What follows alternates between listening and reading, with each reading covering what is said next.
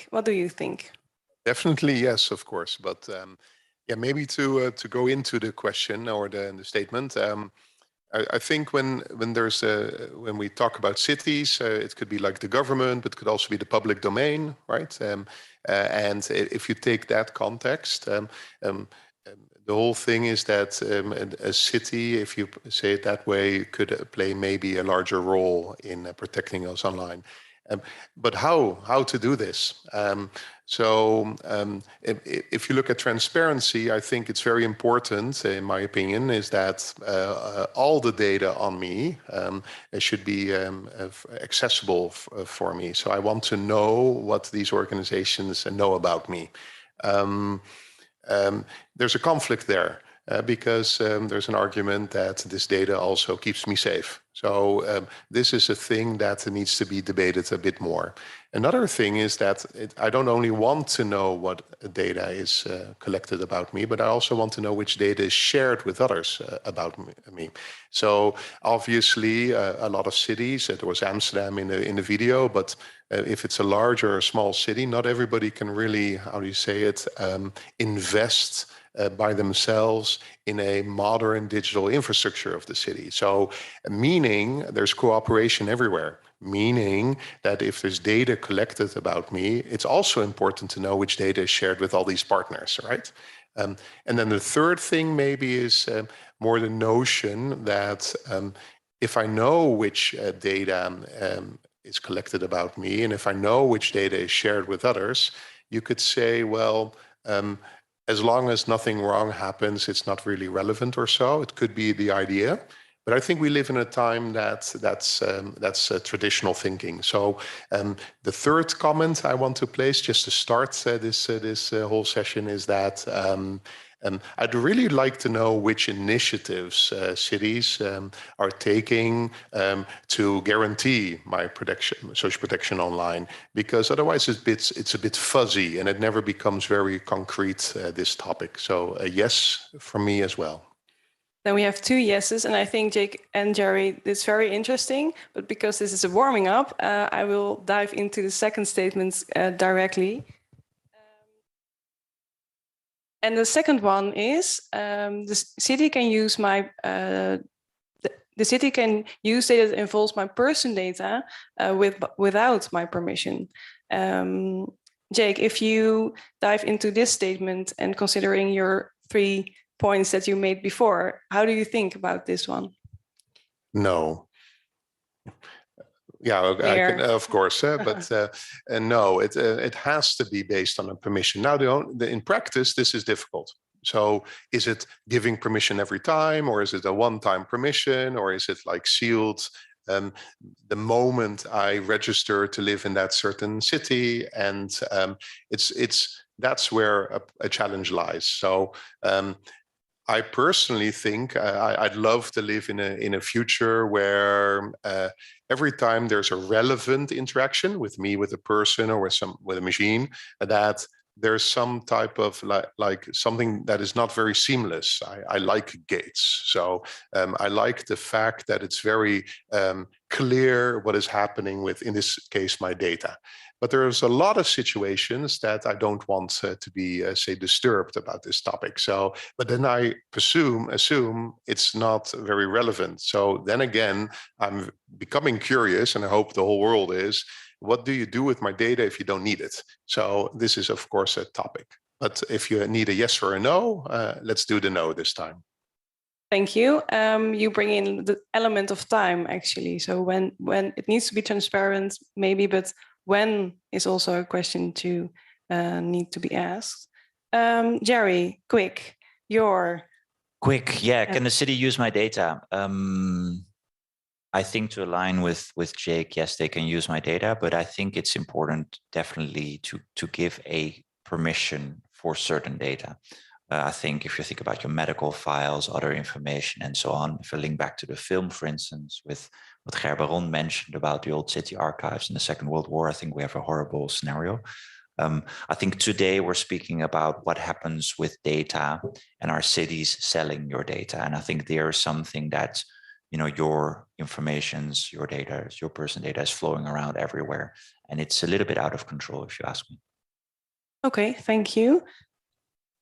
As a closing remark for this warming up topic, we had like 2 yeses and I think 2 nos. Now we will dive into technological ethics, and I really invite you to participate on this one, home or here in the audience. So yeah, let's go to technological ethics.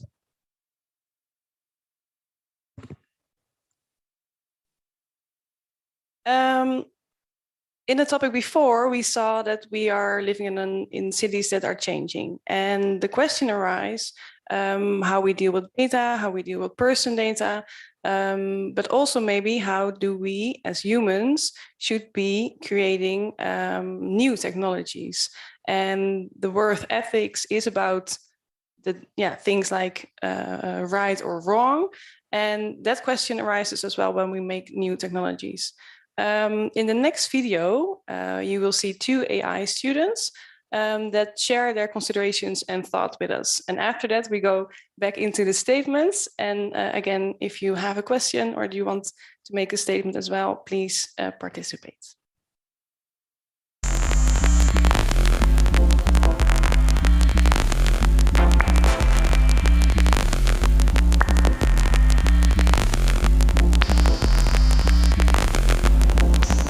Technological ethics.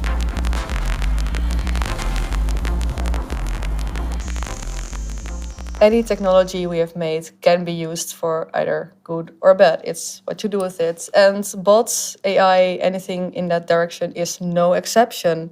It is capable of really great things, but it can also be really bad.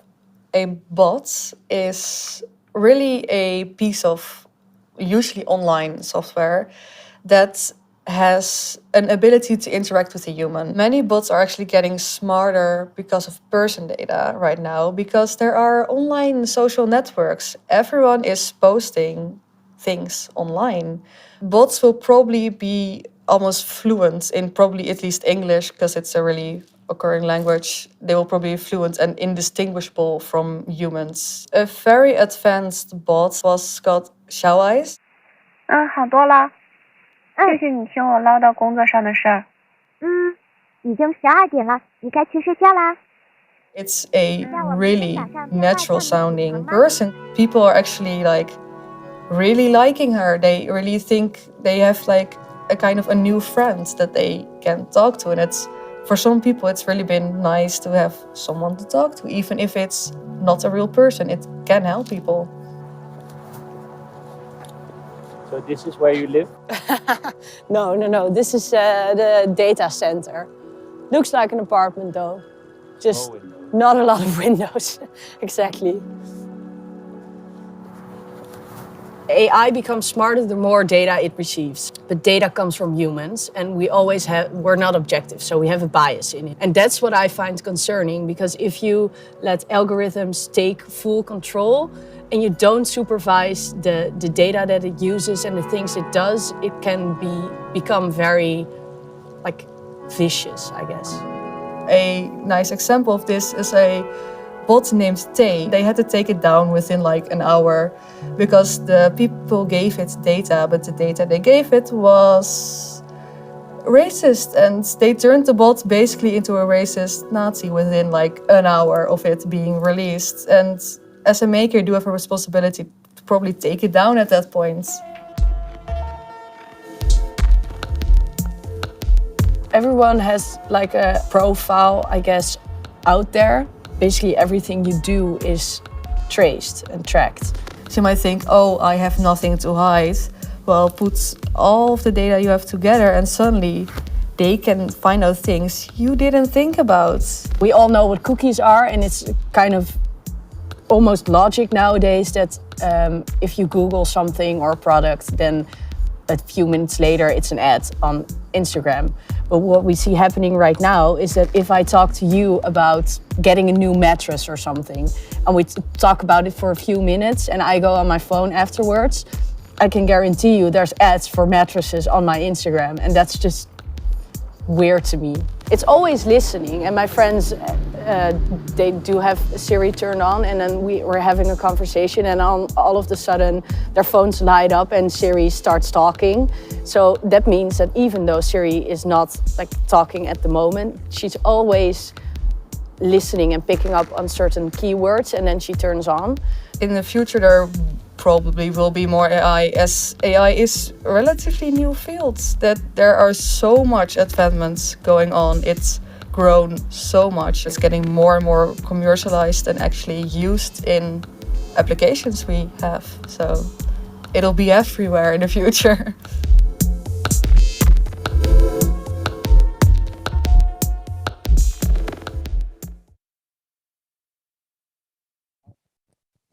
It will be everywhere in the future, and that's an interesting closing remark, I think. We saw a video about AI, bots, and that brings us to a perspective. And Jay, can you maybe share with us today what's your perspective on creating new ethical technologies in the digital world? Well, that's a big one, of course, and compliments, I think, to Maren and Tessel. They spoke very clearly about it. Yeah, so the opportunity here at IGF to share a perspective on, say, this topic is obviously fantastic. Now, personally, when looking at ethics or the way you behave or act, I think my view is the following. It has to start with the first dimension of, say, ethical thinking. Is that for whom are all these developments? So I think you have to state it's us, it's the user, it's the citizen, it's all humans.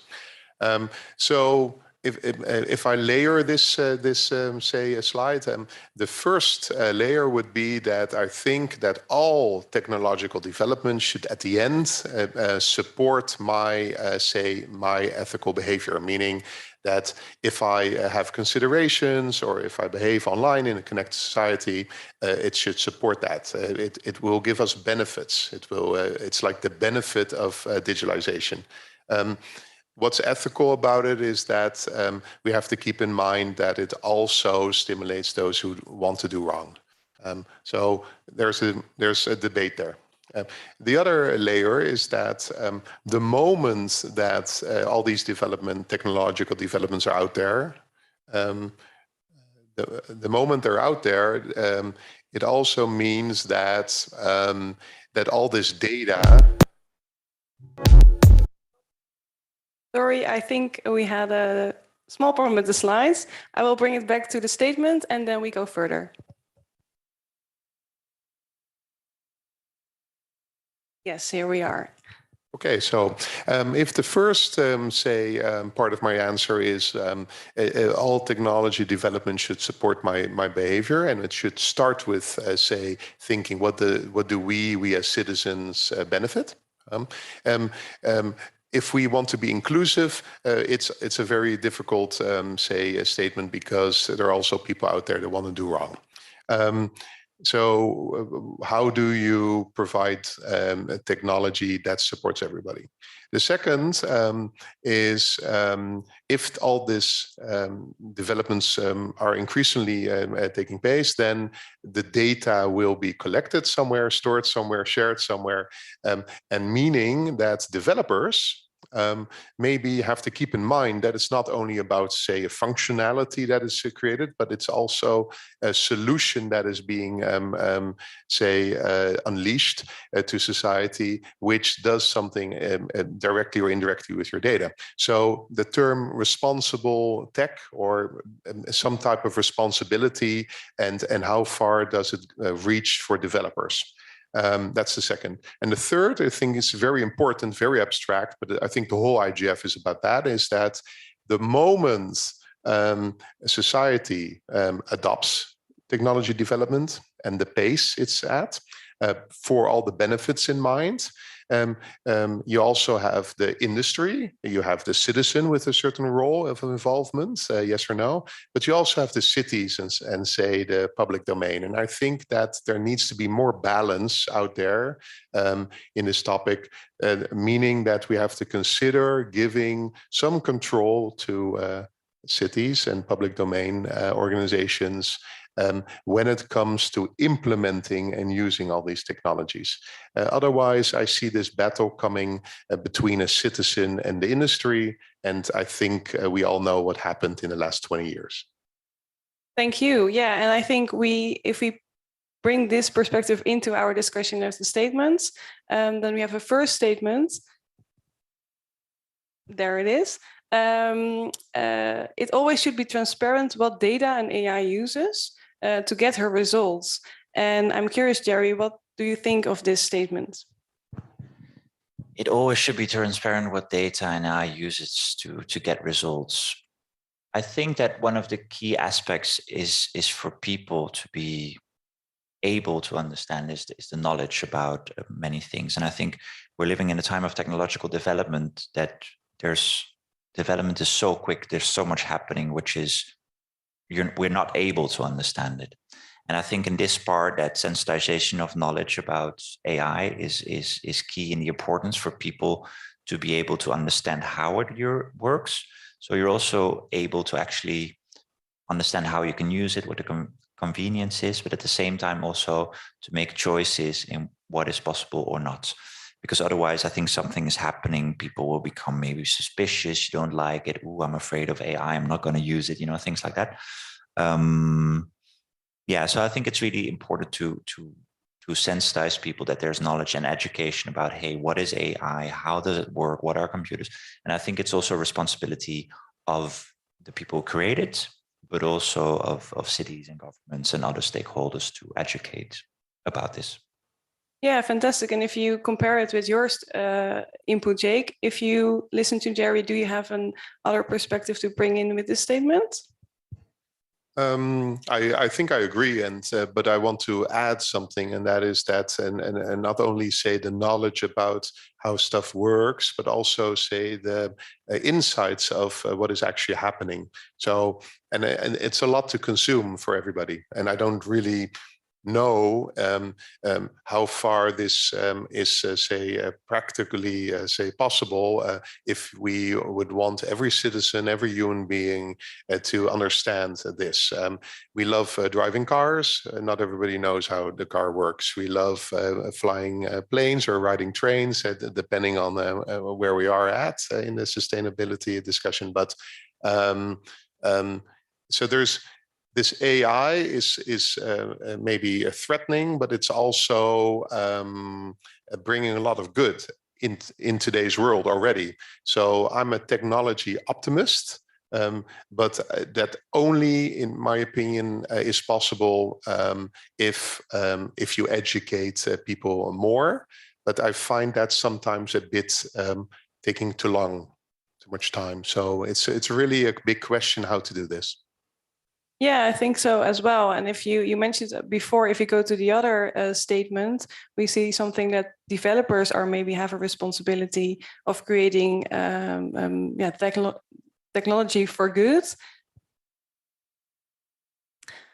And you mentioned before, I think there is also a difference between like creating something and how we are using it in relation to ethics. Jerry, if you look at this statement, what would you input be? Well, I think there's always a responsibility with something you make. I mean, you mentioned the example of cars, for instance. I mean, if you construct cars that something happens on the road, you can be held accountable for it. I think if we come towards AI implementing a self-learning program, of course, we dive into a different topic, and it also makes choices on its own. So I think to stay in the cars paradigm, I think it's interesting because we're also moving forward to self-driving cars, probably also with AI features. So I think in a way,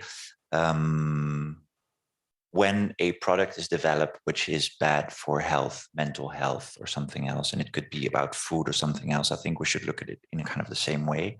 It's of course difficult, but I feel that definitely if something is created which is not doing something good, you should be held accountable for it. Yeah, thank you. And I'm very curious if we have some remarks or questions from the audience here or in online participating.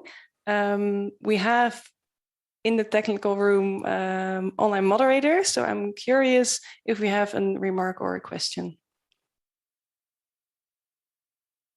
If not, then let's take this conversation further, because I think when you're talking about AI for good or creating something for good, good is a word that's also context sensitive. So what's good for me can also maybe in your context, Jerry or Jake, is not good. And when you look at ethics, it's actually a really difficult discussion. And I can imagine that context sensitive thing about creating something for good, is maybe an element that brings the discussion further.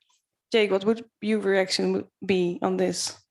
Yeah, the only way to tackle this topic, this statement, is that we include everybody. So just assuming that more men are developers, I would definitely want more, say, women out there as well. And I'm not meaning that it has to be, the gender card, but everybody. So because then you get different perspectives, different values into the whole decision making. It's very important. Not only looking at gender, but also age. I think it's very important that young people, the voice of young people is heard more often, and not only say, oh, we check the box, young people like it, but maybe they have more affinity with the new technology, or are less, say, risk averse in the beginning of, say, developing something. So maybe bolder ideas come up.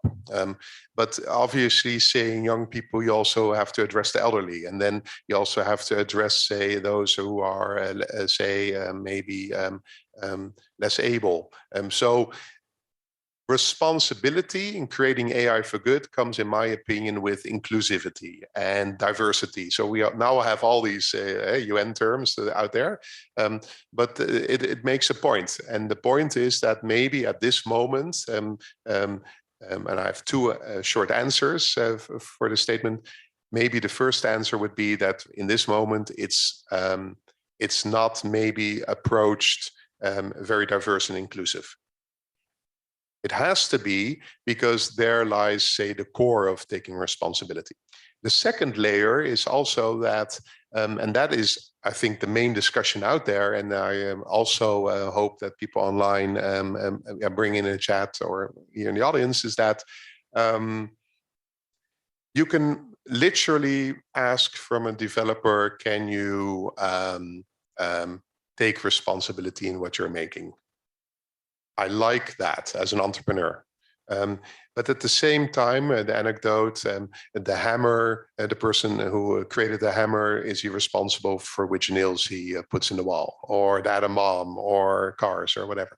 And I think this is the role for the context where the developer is working. Is it, say, at a large company, at a city, as an independent? At the end of the day, the responsibility lies with all us and processes. And I would here say that in intent, I want developers to take responsibility. But in practice, I think all solutions go with, through multiple parties, and the responsibility has to lie there. Yeah. We have one question in the audience. Please come forward. I think there is a microphone. Hi. Can you hear me? I think it's working. Okay, I believe it's working, or you can hear me at least. Yeah. I like your term that you're a technology optimist. I would like to say, don't you think, in a perspective of centuries of evolution, in the whole human history, what happened that we were always deriving laws and laws were always coming in force either on the basis of religion or the basis of ethics or the culture or whatever. And now we are entering into another era of digitization that is also a new religion or whatever you call it. And in that, when we are talking about social responsibility, or we are talking about that developers are responsible, or there should be transparency, but there should also be some kind of law enforcement to protect the people. Everyone cannot drive a car, or everyone don't want to learn to drive a car. So the people who still use the digital medium, but they don't know much or they don't want to learn more that how they can be protected. So I think there comes a state responsibility that to protect them. In this way, how you think like the policymakers should be addressed to safeguard these profiles? Thank you. Thank you. That's a very good question. Jake, do you want to respond on that? Yes, and thank you very much for your contribution. And yeah, this is so true, I think. Apologies if I don't have the direct answer for you, but just to complement the whole statement, what type of society do we want to live in now and in the future? And if you look at social protection, it's not only about yourself, but also others. So I would say involving more and more groups in the decision-making, which technology is implemented in a city, could be a way to do it. I'm not going into the whole, say, how to do that. And some governments are maybe more flexible than others, if you could say it that way. But the whole social protection part should not only lie as a responsibility at the industry or at the cities, but also involving citizens through the whole pyramid. I think that is one way I would love to look at it as a positive note. Thank you. And you want... Thank you for your answer. Yeah, you're right that there is a multi-dimension of responsibility in that way. Thank you so much. I see another question, and I really would love to answer that, but due to the time, we go into human rights, our last topic in this discussion part, and maybe after that we can go dive into your question.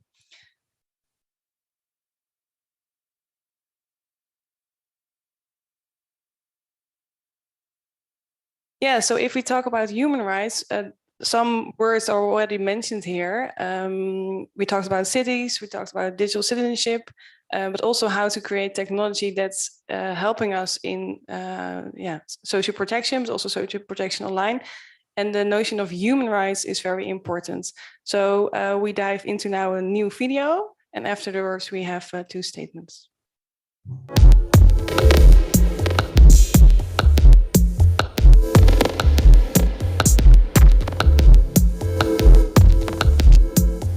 Human rights.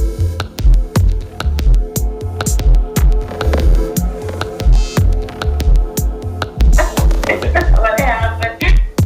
That's fine. Perfect. So I think it's worth mentioning that within the international human rights standards, there is a very strong reference to the right to privacy. It's Article 17 in the International Covenant on Civil and Political Rights. It's that Article 17 refers to the right to privacy. No one shall be subjected to arbitrary interferences of privacy, family, or home. And on that basis, there have been other recommendations and guidelines that have been promulgated. For a law, it is important to keep focused on democracy and the protection of the individual people, with all the other human rights going with them, because human rights are essential things. That is not just a nice paper written in 1948, but it is something all people should know about. I like to quote, but Eleanor Roosevelt said already, if human rights are not happening behind the front doors, it is not worth anything. And the philosophical story says, well, here we are with this rich array of human rights, very diverse, some of them political, some of them social, some of them individual, which are all listed in the Universal Declaration. Is there anything that can give them a single normative foundation? And the claim is on some parts that this is human dignity. If we look, let's say, at person data and losing our control over this, do you feel within this context that our dignity might be under a certain type of threat in the online environment? Yes, of course, there is the sheer fact of having the data in people's hands, but there's also the ethical questions about how it's used. What's most disturbing is that what was once thought to be a protection for the individual, namely anonymizing data, is now so easily reversed that we once thought, well, it's fine, I've given this survey, but they've taken off my name, they don't have my details of address and date of birth, that's going to be okay. It's quite clear that the technology of modern statistics and AI makes nonsense of that.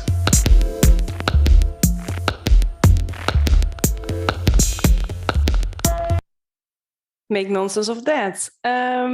Jerry, can you share your perspective on this video, especially on protecting our dignity and privacy in the digital world? Yes, of course. I think it's very interesting what both speakers mentioned in this film, and they also opened up my eyes that in a way, you know, our digital world is becoming part of our real being, let's say. And I think that if we're speaking in law terms, as the gentleman mentioned also, what we should do with legislation, the online world is now also into our homes. So if we conclude that your phone is in your home, then you could definitely say, hey, there's an interruption maybe in your privacy or something else. To keep it short, I think that dignity is the fundament of our digital rights, and also in a digital world. And I think, therefore, it's very important also to protect our privacy. Yeah, thank you. That's interesting. Also for the next discussion point, it's about privacy protection online. And the question is if privacy protection is the key to social protection online in the digital world. Short, Jake, your idea of this, your choice, yes or no? Yes, and short. 75 or so years ago, there was a declaration, Article 1, dignity, freedom, etc. Article 12, privacy. In a digital age, in a more connected society, Article 12, I believe that Article 12 would be part of Article 1, say, this year, if we would write the declaration now. So let me explain. In a connected society, your data is everywhere, meaning that if you do not have a tool to control it somehow, like Michael Rosen said, at that moment, your dignity is under attack. So without tooling for privacy, no dignity in a connected society. And hence, I think it's a key for social protection online. Thank you very much for this statement. We had a question in the audience. Yeah, please come forward and ask. Hello, my question is for Jerry. I'm a content creator and YouTuber. When people hear about AI and privacy and tech and cryptocurrencies, their knowledge is based on fear. They hear about these tech things when they hear about Cambridge Analytica and data breaches. And you talked about the responsibility of cities and creators of tech to inform people about technology and their digital rights.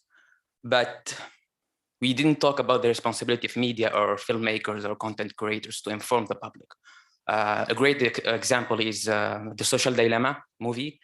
And it's a documentary, but it's not just a documentary like a hard documentary to consume. It has the drama side of it. So it was for the general public. My question is, do you think that the media or filmmakers or content creators are doing enough to inform the public? And what are the next steps to make these notions knowledgeable for the public, not just for experts or people who know the tech?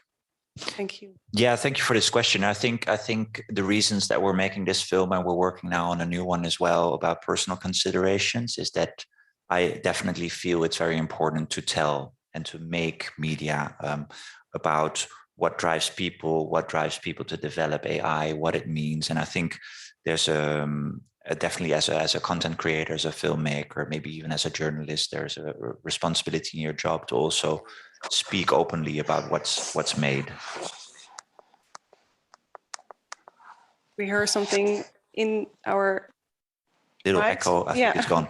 Yeah, but thank you very much. I think it's really important to do so. Yes. Yeah,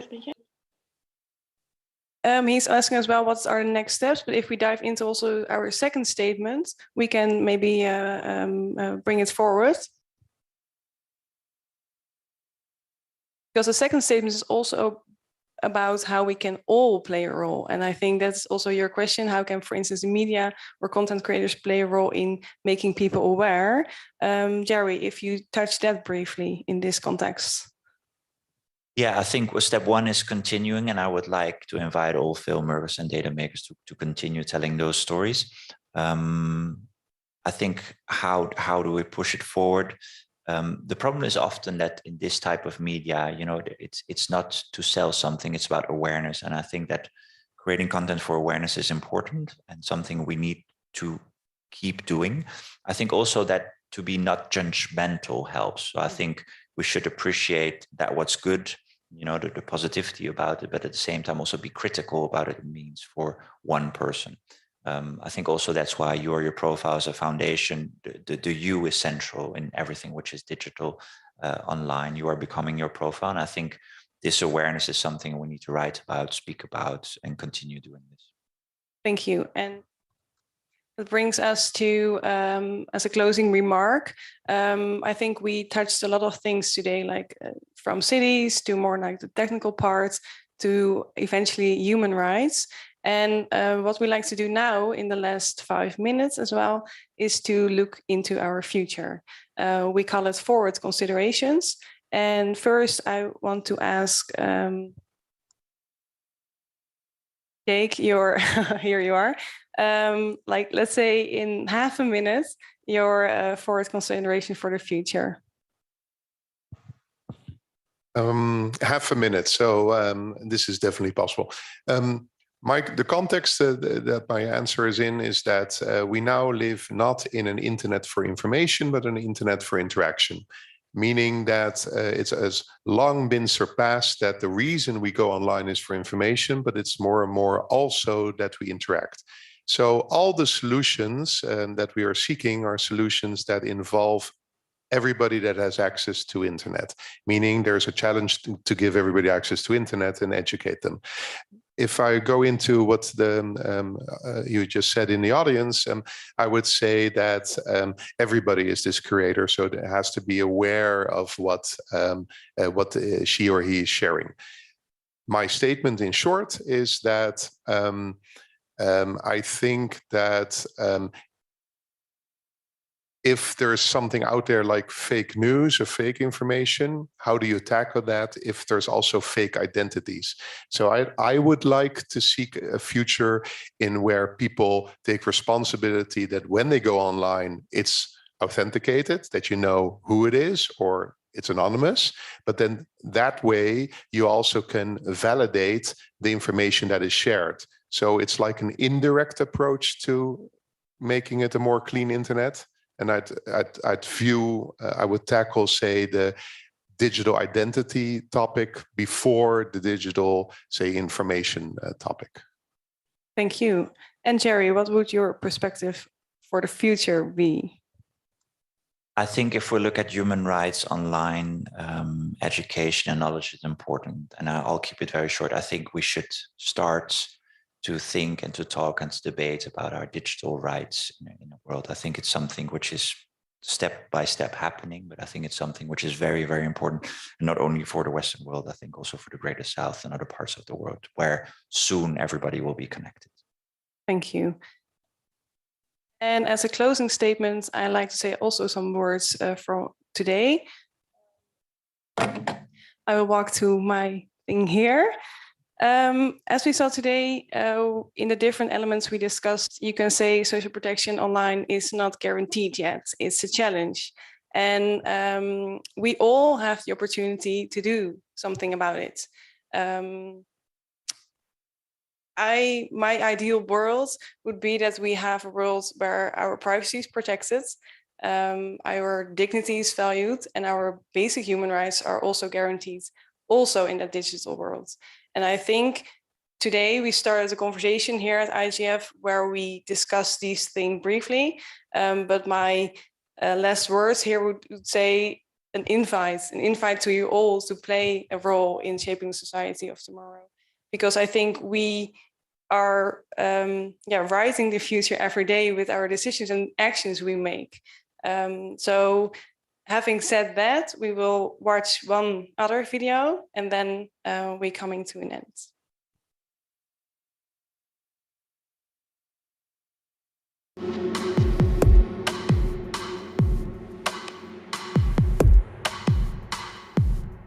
Forward considerations.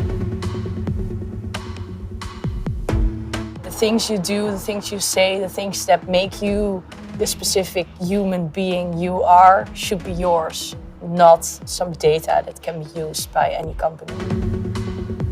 Yes, in the future it would be wonderful if, let's say, you and me would own our own data and that we can decide who are we going to share it with, and if are we going to do it for free, or are we going to charge the company that is willing to buy our data? Human rights standards also need to evolve with new questions about ethics and new prospects for laws to protect and ensure human freedoms. I think internet should have all kind of rules to protect the users.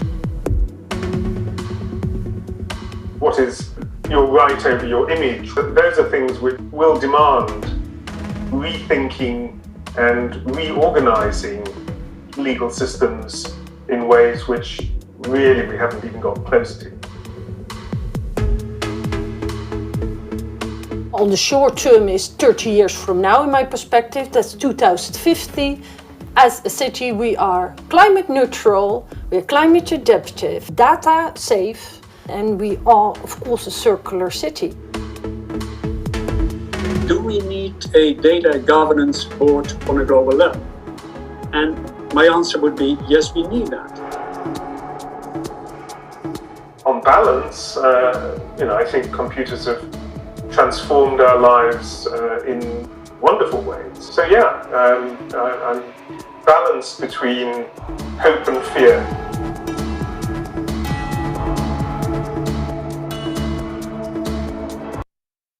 Balance between hope and fear, and I think that we are here now to thank you.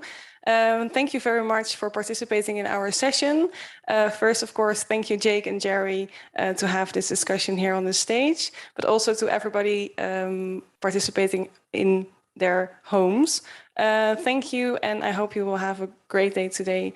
It was an honor to be here on this stage, and I enjoyed it very much, and hope we have a discussion pretty soon. Thank you.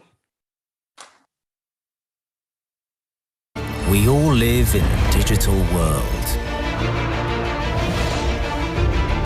We all need it to be open and safe. We all want to trust. And to be trusted. We all despise control. And desire freedom. We are all united.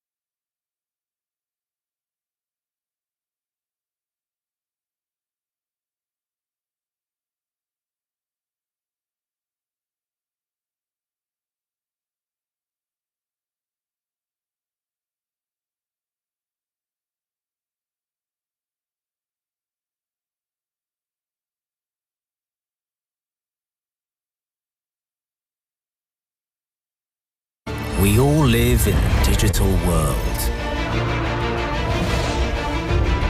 We all need it to be open and safe. We all want to trust. And to be trusted. We all despise control. And desire freedom. We are all united.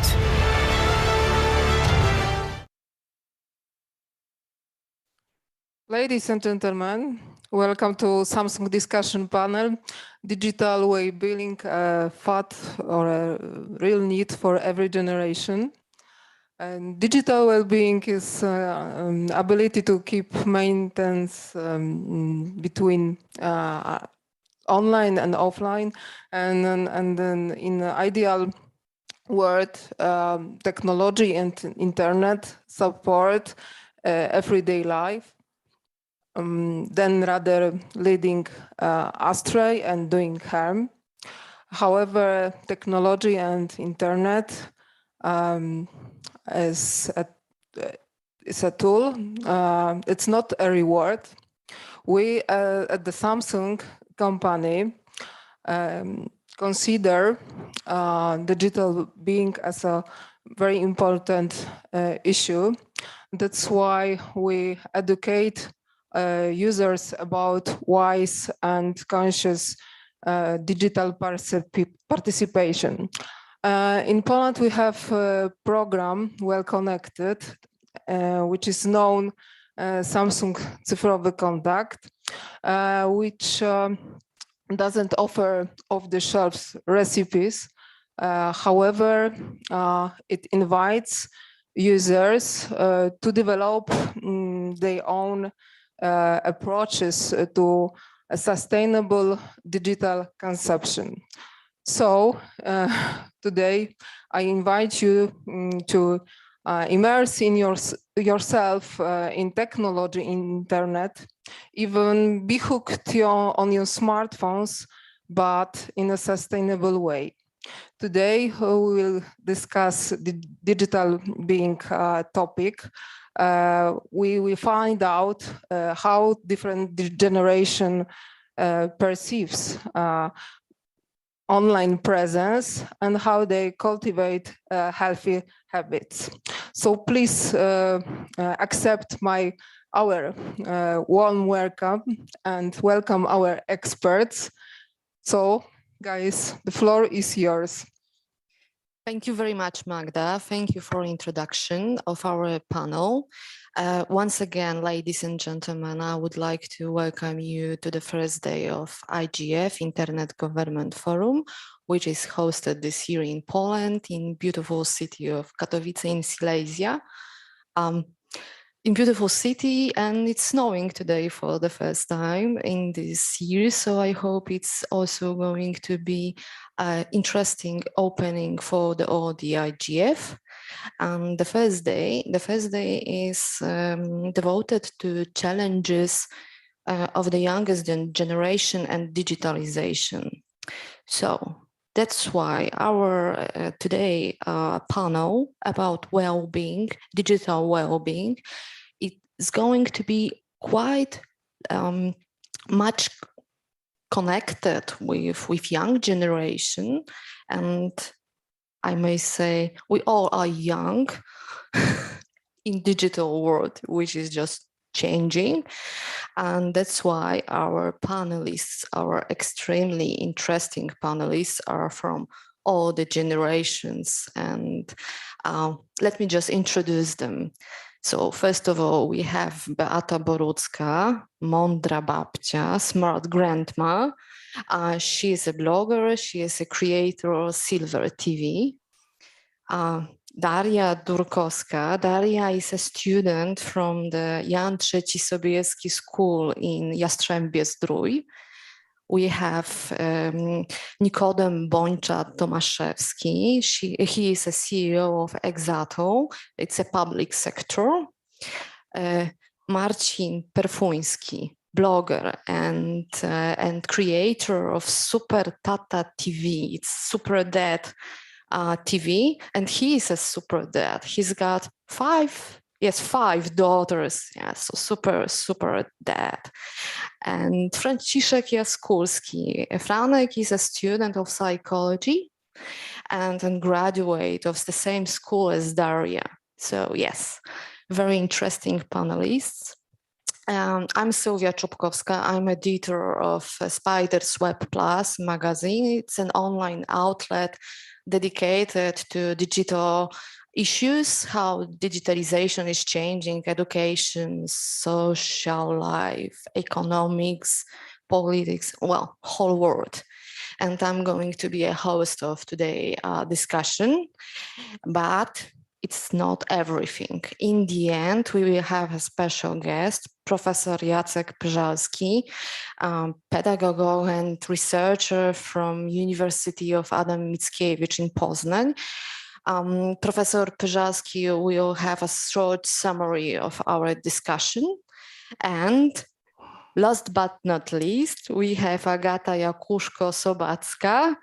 Agata is from Draw the Words, and Agata is going to prepare a map of our thoughts and somehow summary of the discussion. So I'm so eager to see it in the end. And I have one question for all our viewers here in Katowice, but also online. We prepared a small poll, online poll for you guys. You can find this study on the web menti.com. There is a code on this site to use.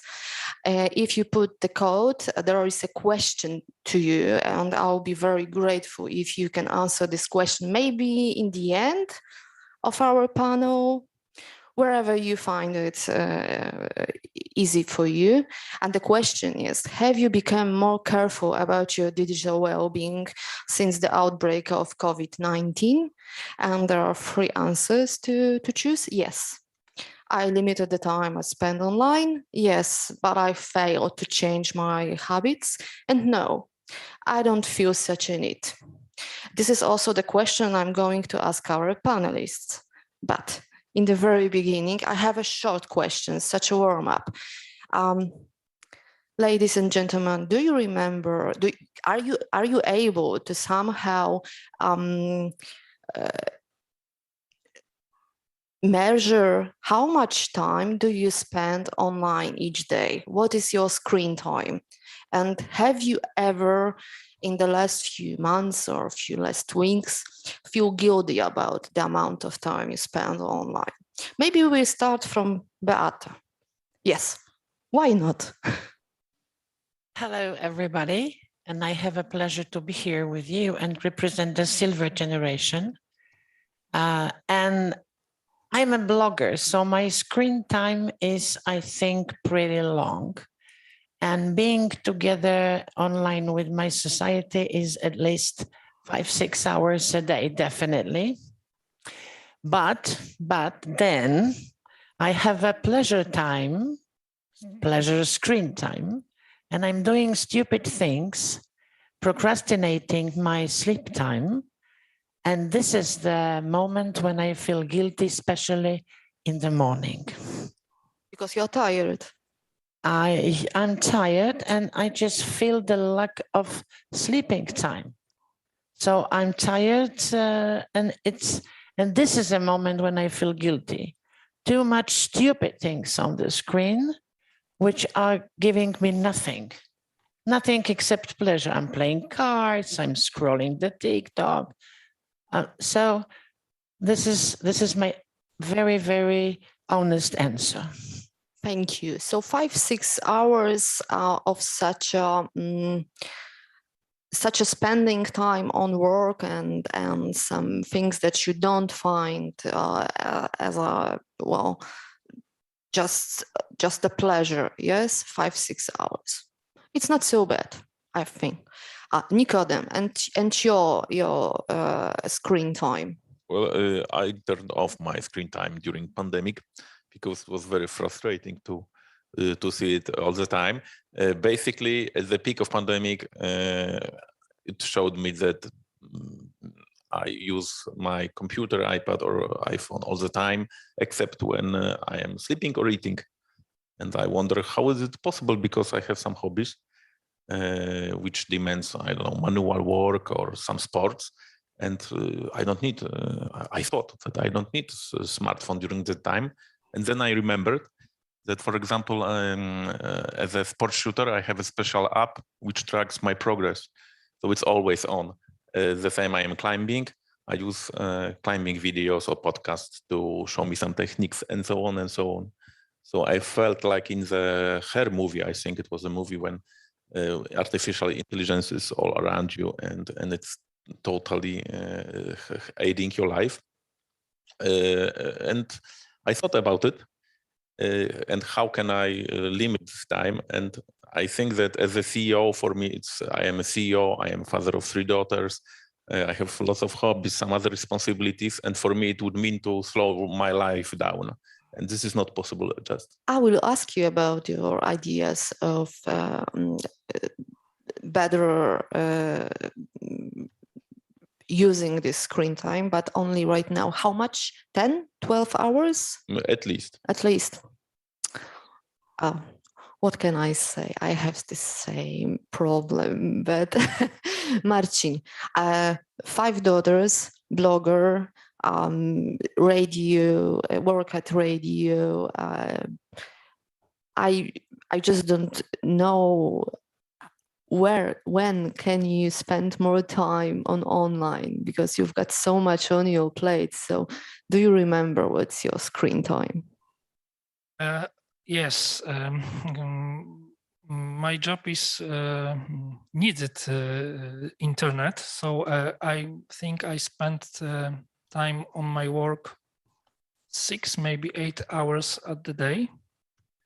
But at night, I'm scrolling social media, so I don't know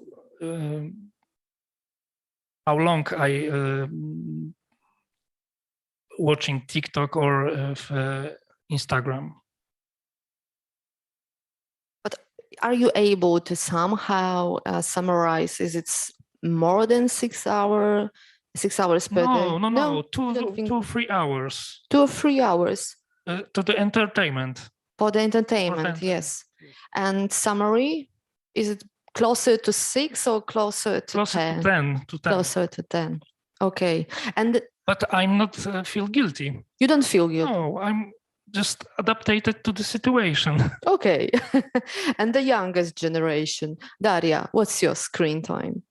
Well, I'm a student. So in recent weeks, last 2 weeks, we had online school, online learning. So school has taken me 6 to 8 hours every day, and another 2 or 3 for my homework, and another maybe 2 for entertainment or studying. So it really adds up to a big number, like 12 hours a day. But however, it is only in weekdays. So my weekends I'm trying to be completely off. Weekends with offline, yes, offline weekends. It's an idea. Franciszek, what's your screen time? So I'm a university student. So I have a learning only on my university. So that's probably about 4 hours, 3 days in a week. And that goes only for university. Then sometimes I have a job to do on the internet. Then it's maybe 1-2 hours a day. And I try really not to entertain myself on my cell phone on my PC. I'm really trying not to use the internet for this. So I really try to be more offline. So my screen time average is maybe 2 to 3 hours a day. It's really not much. I'm really surprised. even though we speak a little bit about our habits online, but still 2 or 3 hours for 22 years guy. Oh my God. But listen, it's your way of managing your online and offline time, and it's really interesting. And that is my next question. And maybe you can start, Franciszek. What are your ideas of managing online life to not feel guilty, to be able to do everything you need online, and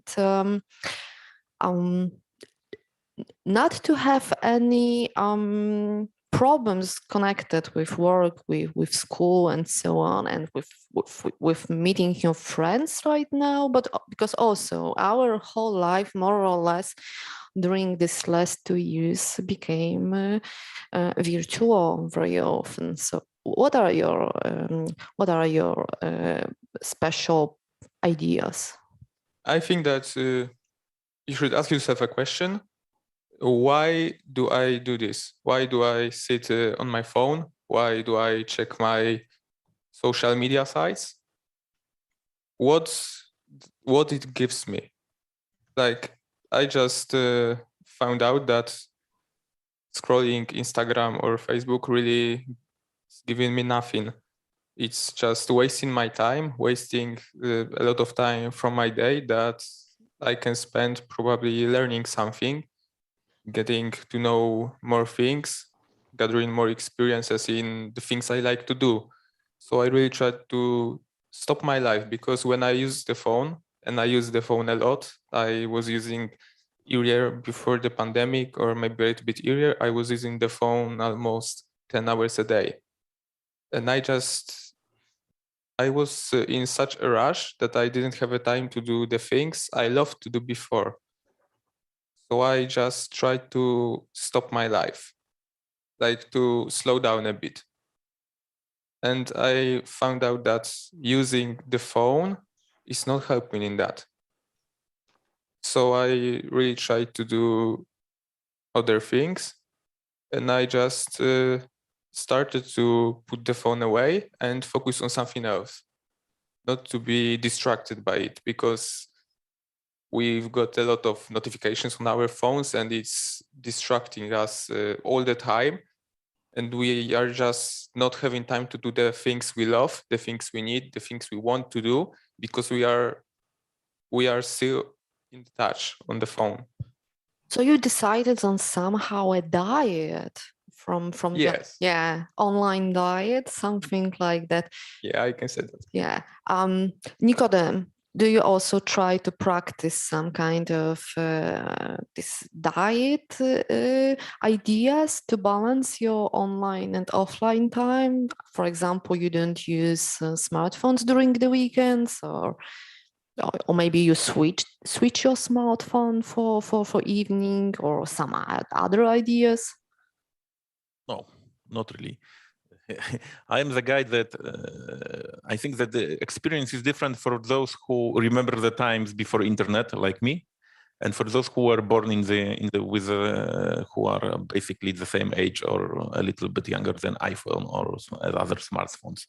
And for me, the experience of how the computers will change the world was like when I downloaded in the 90s the Monopoly version for the computer. And I could play normally it's a game which you celebrate, you play 2-3 hours with your friends. And I played with the computer and it was 10 minutes and the whole session of Monopoly was gone. And I said, wow, I am going to play with computer. I'm going to turn to the computer games only because it's much faster and much more exciting. And I think that, and why I don't fight, because I don't think that the internet or the smartphones or the computers are inherently bad or something that is enslaving us or other in some sort of AI enslavement. It's just a tool like any other.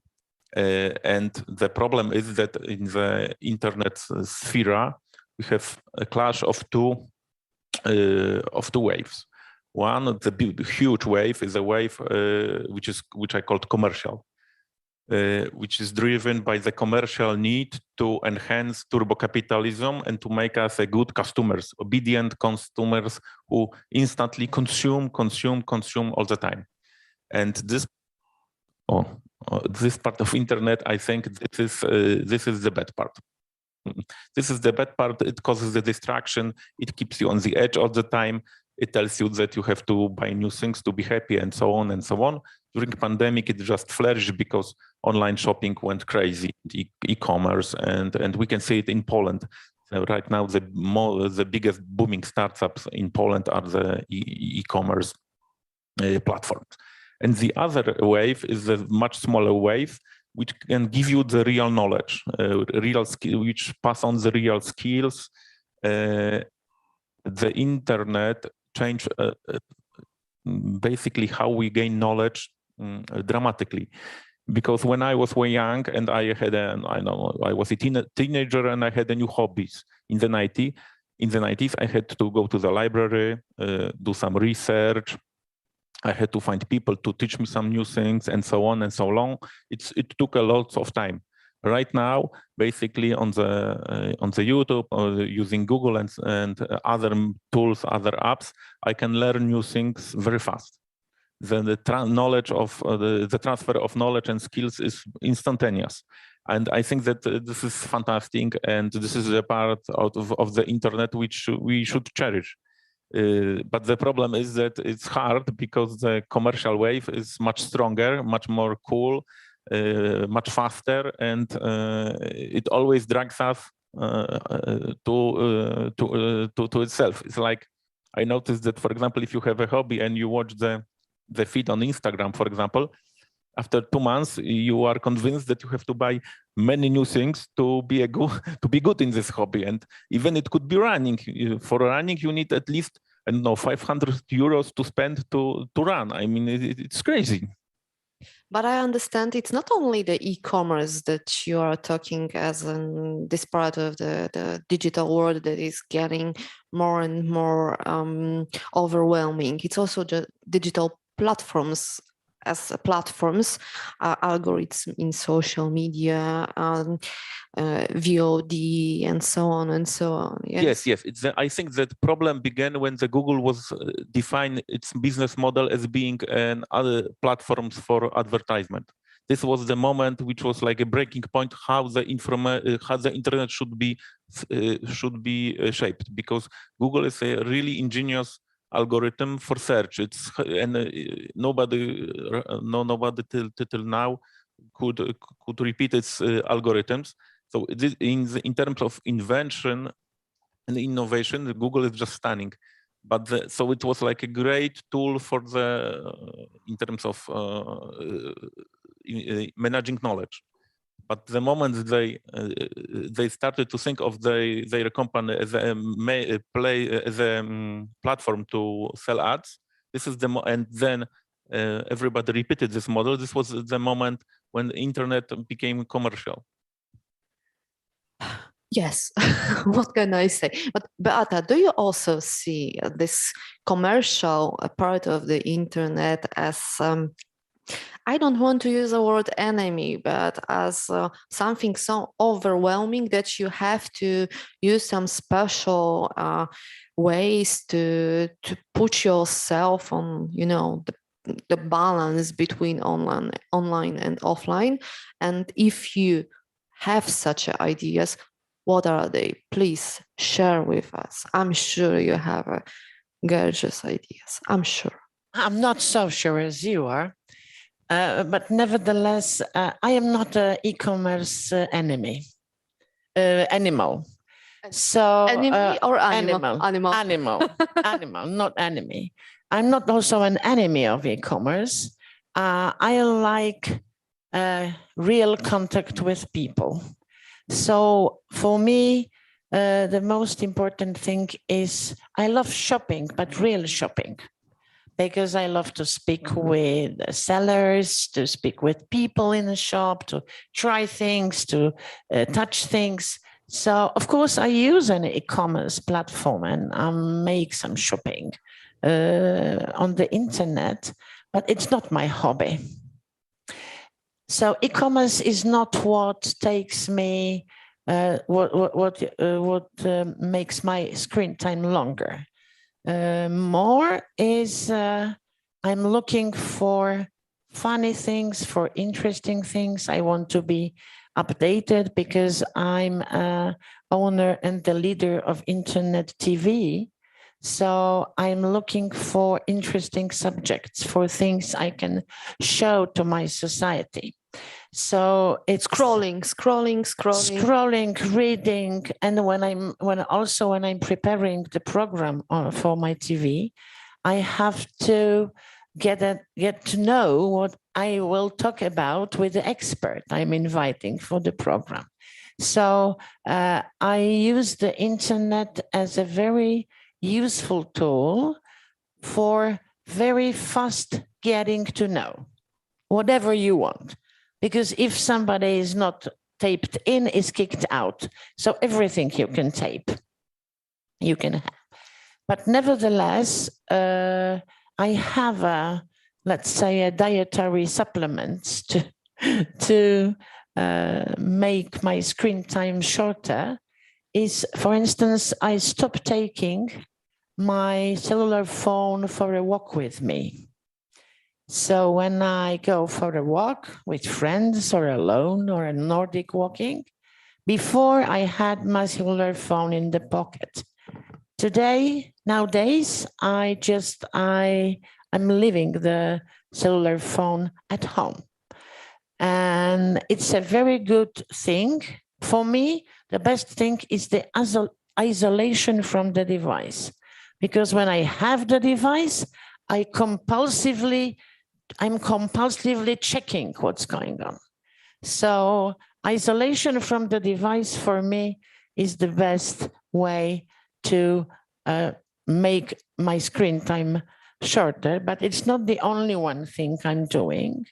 And the next thing is what I agree with Franek is to recap my mind why I'm doing this. And I think that our brain needs impulses because brain is hungry for impulses, different impulses. So I try to meditate a little bit, to calm down, to be much calm. And when I have a life well-being, it includes the digital well-being. So I try to like myself in a real life more than me with a screen, and it helped me. Oh, it's very interesting. And I think we should focus on what you say, that our physical well-being, mental well-being is so connected with online well-being, and right now it's really hard to not to compare them. Yes, it's just obvious. I have just one comment more. That definitely the digital life should be a part of our life with the impact of the word part. Okay. Marcin, do you have any your own solutions for this digital well-being? I have 2 or 3 moments at the day when I'm offline. It's morning, evening, and in the middle of the day. Morning. Siesta during the day, online siesta. I'm walking to the forest. What morning? I'm wake up, make coffee, drink kefir. It's for me very important. Talking to my wife, greeting my children, eating breakfast, and then I'm turn on internet. 1 hour, 2 hours. And downloading emails and start working. At evening, I turn off internet and reading a book. At night, I turn on internet and entertainment. watching movies and scrolling social media. But in the middle of the day, I'm turn off internet, and I'm offline. I'm walking to the forest with my 2 dogs. I'm listening, singing birds, feeling wind in my hair. This is my solution for my well-being. Nature and is analog life. Analog life. Okay. Daria, you spend a lot of time, just as you said, on your e-school. Probably there are lots of Zooms and other video calls. Do you have any solutions how to manage this time? Because it can be overwhelming. Yes. Well, even if I tried, I cannot limit my hours because school is mandatory and I need to be present during my lessons, and I need to do my homework because, well, I don't want to have bad grades. But after school, when I want to learn something, spend some time on my projects or other after-school activities, well, I try to have breaks, to like get up from a computer, talk with my parents, or go for a short walk, go skating, and do other things that aren't connected with the internet. And during weekends, I try to turn off my phone completely, which sometimes my teachers gets mad because I'm not answering any emails. And I only answer emails from Monday to Friday. And after that, I really try to not turn on my laptop and spend time studying or social media, because when it comes to social media, it's really easy to get down the hole and spend like hours and hours scrolling. Exactly like this is exactly like algorithm wants us to act in the social media. We all sometimes even say about, especially YouTube algorithm, that it's a rabbit hole. It's so easy to get inside and focus on another movie, another video. Yes, just as this said. So you are making some small breaks during the day, and you well, weekends are for you, not for work, not for school. This is your idea. I must tell you that I should listen to all our panelists and take to my heart what you are saying, because I have a huge problem. I'm a journalist. I spend, I don't know, I'm stopped trying to count how much time, because sometimes it's 14, sometimes it's 16 hours per day online. It's awful. And I know it's too much. But I also have my small ideas, and I will share with you my one way that I'm using for more than a year and a half, and it's working. It's connected with social media. I spent too much time on social media before the COVID, and it was really overwhelming for me. So I decided to use social media as a task, as a part of my job, as a part of my my everyday. So I use them in slots. I have 3 slots during the day for Twitter, Facebook, Instagram. And during these 3 slots, I don't do anything else. This is the time for social media, and that's all. And after the slot, I'm not going to. Of course, there are some moments when it's happening so much, because it's journalist life. But normally, three times a day for 30 minutes and enough. Time's up. Normal time for any sophisticated, intelligent thing to write on Twitter. It's enough. And it's working for me. This one thing is really working for me. So I think it's helpful if we find something small, even something small in our lives, and try to use it every day. But we speak today about digital insomnia. We speak about FOMO, well, this fear of missing out. We all have this, more or less. We mention a little bit Zoom fatigue and the meaning of being overwhelmed by video calls. And we speak a lot about all this issue during the last 2 years. But all you, my dear panelists, mentioned that the online life is bringing you so much good. It's not only problems, it's not only overwhelming and feeling guilty about the screen time. So please, maybe Daria, what are the best things that really help, that really this online life are bringing to you? Why do you use this internet so much? Well, internet is really powerful source for knowledge for me. When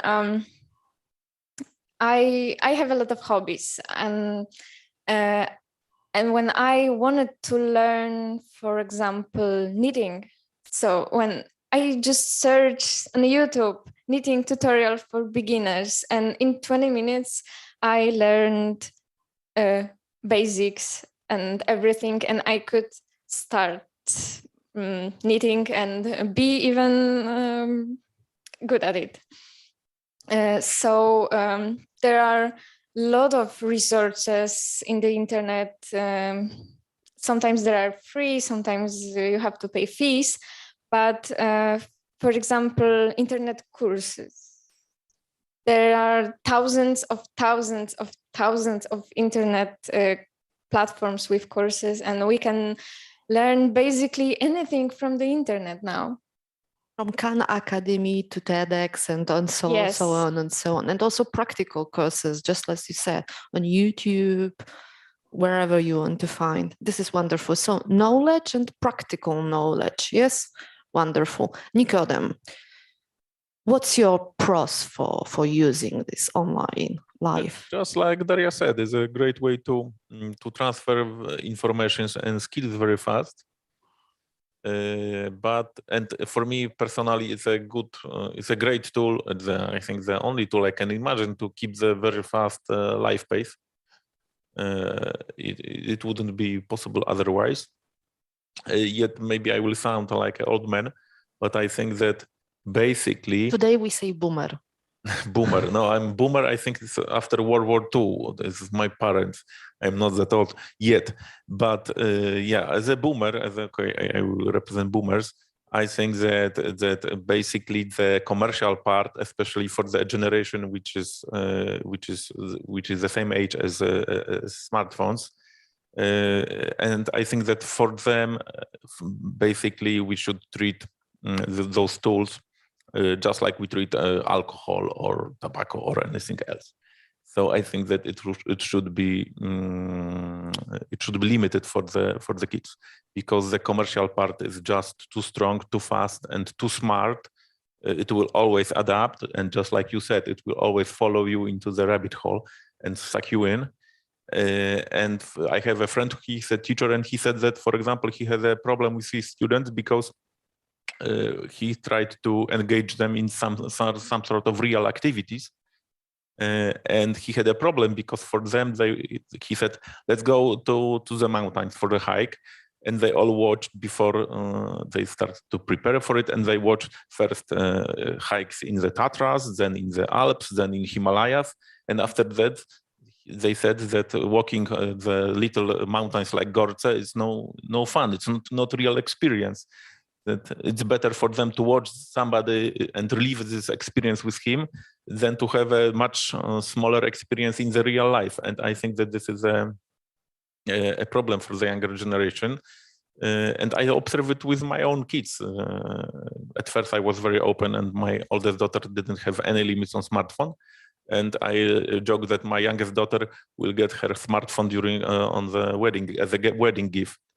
So maybe this is two extremes, but I think that should be it should be limited, and because otherwise we will not cope with it. At least at the stage, the internet and the whole e-commerce machine and the social platforms as a constructed as a way to sell more products, which basically they are. This is not something that we are going to have any control of, and this will lead us absolutely nowhere. Okay, but still, what you say, skills and the platform to connecting, what I understand, between different people, but also with different skills. Yes, this is important, but limiting this especially towards children, kids, and adolescents. Okay, what's your idea? What are the yes, of course, grandma. Grandma. Sounds terrible. Yeah, no, it doesn't sound terrible. What are the best things that bring you on my life? What I can say is that upon the first pandemic wave, I can say that I have a 300,000 society of women 50 plus. And in the first hit on a pandemic wave, internet lets us to survive together because we were obliged to stay at home. And from everywhere, there was the information, stay at home, don't leave home, don't go, and so on. So we were like in the prison. So having 300,000 people, I said to myself that it's not enough to say stay at home. So how we can survive at home being cut off from everything. So I started to make activities on the screen for my society. The first I have implemented with one of the big bank, the program how to use the finance mobile applications, because the My Society was not able to make an e-commerce shopping because they didn't have skills. So first I digitalized my society. Second, we were cut off from the physical activities. So I turn on, and every day at 9 o'clock, the fitness, have 30 minutes of fitness. Then what I noticed that is a difficult access to health help. So I organized with one of the medical, my colleague, I have a medical background. We prepared the first aid tutorial, 12 parts of first aid tutorial, what to do at home when somebody is not feeling good. So for me and for my society, the most important is for my society, because I'm for them, is to educate, is to activate, and is to show to the big society that we exist and we are still active. So I enhance my society in self-confidence, being 50 plus, activate them. And I also nobilitate the seniors in the families, that we are important. So for me, internet is the something what, let's say, fulfill my real mission I felt 2 years ago. Wonderful. So building the community and the practical ways of using online services, online technologies to make your life just better. It sounds like from those, startups like 10 years ago, we just want to make the world a better place, yeah. But sometimes it's really working. And what I can say, and I am very proud of, My society is the biggest in Poland in the internet, society of people 50 plus. And I have a 20% of my followers all over the world. Wonderful. So I have a lot of people, maybe from your countries, sitting here. So the Mądra Babcia is the project, not only Polish project, but definitely it becomes an international project. Wonderful. Franciszek, what can you say about those good things that came to you because of the technologies and online life? Yeah, for me, internet is the tool. I use it for things I want to do. I'm IT guy, so when I am repairing something, the internet is a huge knowledge base about computers, phones, or other things I'm repairing. And yeah, it's just a great base of knowledge for everything. Like I just got into analog photography, and I just started to gather the knowledge from the internet because it's so easy right now. You don't have to ask many people in your town how to do this. You can just sit down in front of your PC or in front of your phone and just start to search for the things. But I think that it's because of the ease of ways of getting things, it's dangerous too, especially for kids, like Nikodem said, and I totally agree with him that it could be dangerous for kids. And but from my point of view, I don't think that we should give our children hard limits on time they use on the internet. I think that we should spend more on educating them, because when you give them hard limits, they will want to break the limits. Like, yeah, we just want to break the rules, break the limits. We are humans. So I think that we should educate them from the youngest ages, just to give them knowledge about how they can use internet, about the dangers of the internet, and just to make them feel safe too in the internet. Wonderful. This is very important part that you say. It is a part about building relations, yes, also toward technologies and the strong relations in families, with children, with parents, because we are very often also, well, tutors for our parents or grandparents, yes, how to manage in this digital life are crucial. And Marcin, I would like to ask you those, and well, double question, I may say. First of all, yes, about your best practices connected with digital life, what you gain thanks to online life, but also how do you try to build those relations, those online relations with your 5 daughters? Once again, 5 daughters. It's like super dad, really.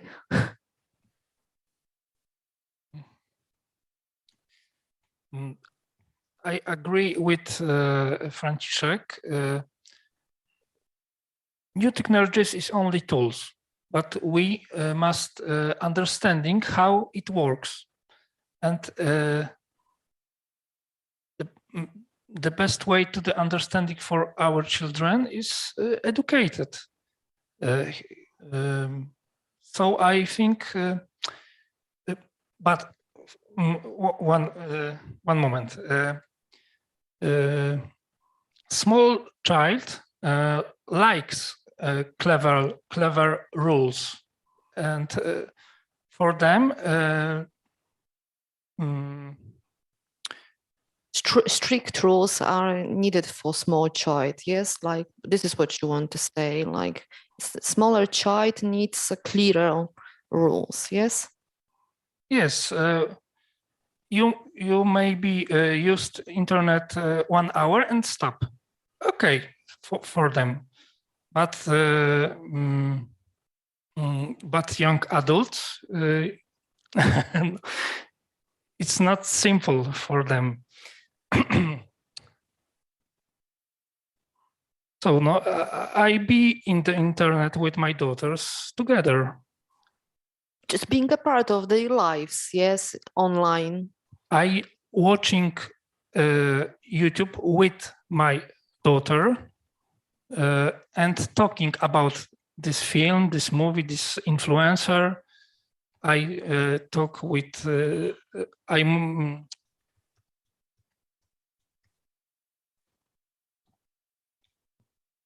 You are just a part of their lives online and offline, yes, what I understand. This is one part of this world, you know. And what internet gave you? What do you see as the best invention in your life? What's changed your life? First, I moved my work to home. And this is, and I working and spending time with my family.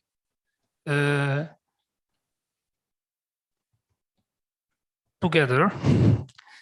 It's not possible before pandemic. And this is possible now. Because of the technologies. Yes. And that's true. I'm working online and recording auditions online. And this is, for me, great. Secondly, this is the window to the world. Few clicks and I'm in Bali. I'm watching sunset. Next few clicks, I'm in Paris in museum. Next few clicks and I'm in University of America. And watching astrophysics. It's beautiful. And it's just the beginning because, wow, in a few years, probably we will see Web 3.0, metaversum, and this is going to be a huge change.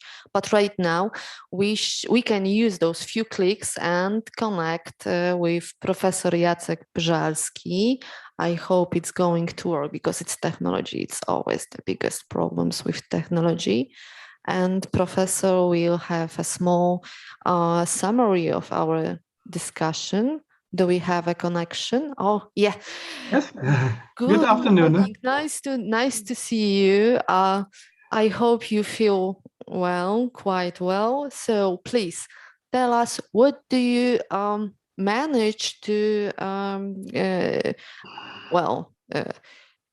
compare of your knowledge with our discussion about this digital well-being?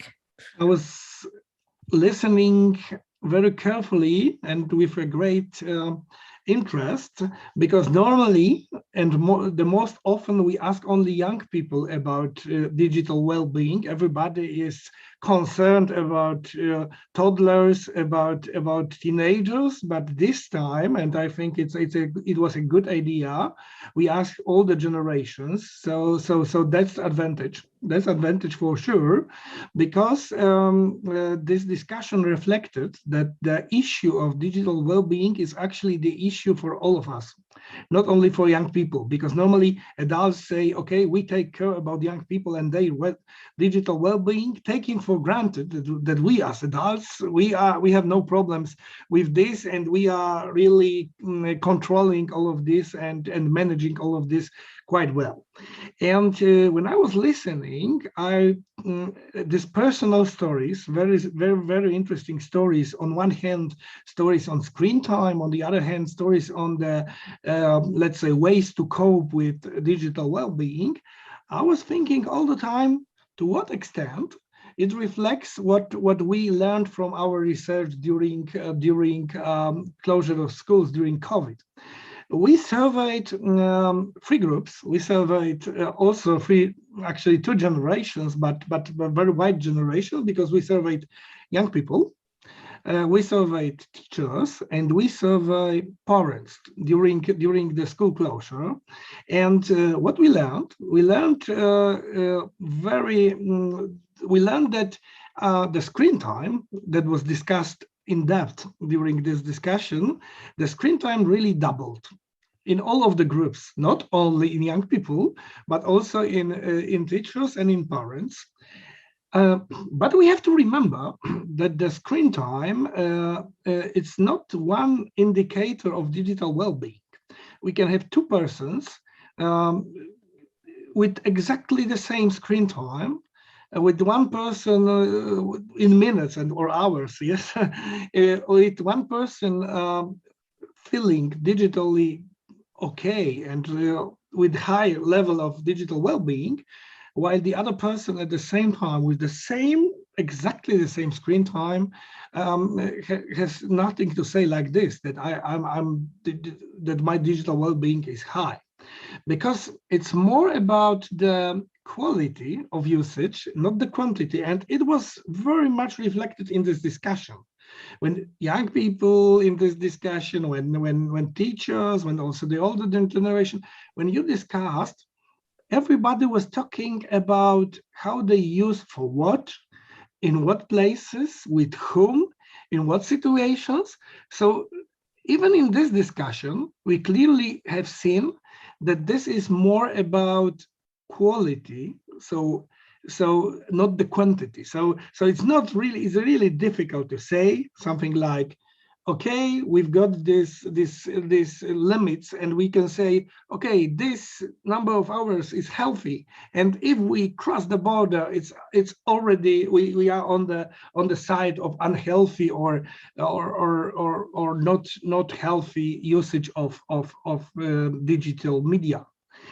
I would say more, and even I would say more, that now we even say more about time online, not screen time, because in many situations we use technologies, so it's time with technologies, but it's not screen time. So the screen, so we put aside our mobile instrument, but we listen to a podcast, for example, or we just run in the forest just with our headphones. So we are online because we are listening to some lectures, or we are learning language.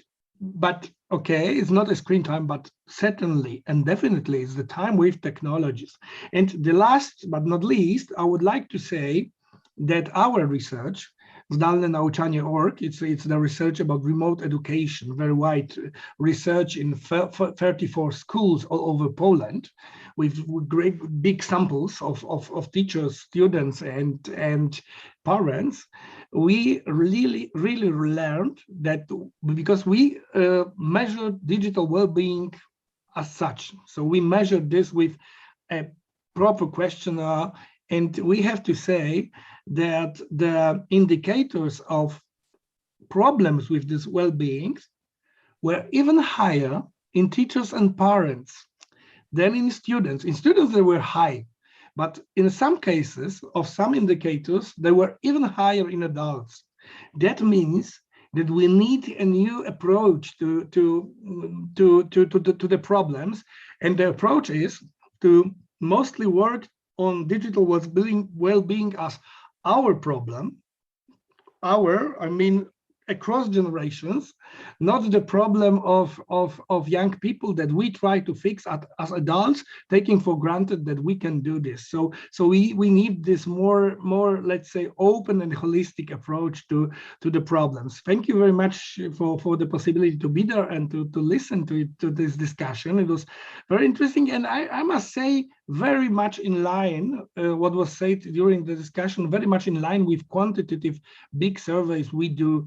So I think from my perspective, it reflects the true situation, how it really looks like. Thank you very much, Professor. It was really interesting, your summarize. We will have to end our discussion soon, but before ending, there are two more things. I have one comment, may I? Quickly. Very quickly. Thank you very much, Professor, to underline that the older generation also needs the well-being, digital well-being, because the trap is we have more time being pensioners. So if we increase our skills, digital skills, what is good, we, let's say, overdo this. because we have time. And we become lazy, and we stop stop being active. So please, all projects, please include the silver generation to protect us from over being digital. What can I say? Yes. Thank you. Yes. Thank you in advance. And we can see right now the map of thoughts, wonderful, prepared by Agata. It's gorgeous. I just have to have some pictures of this.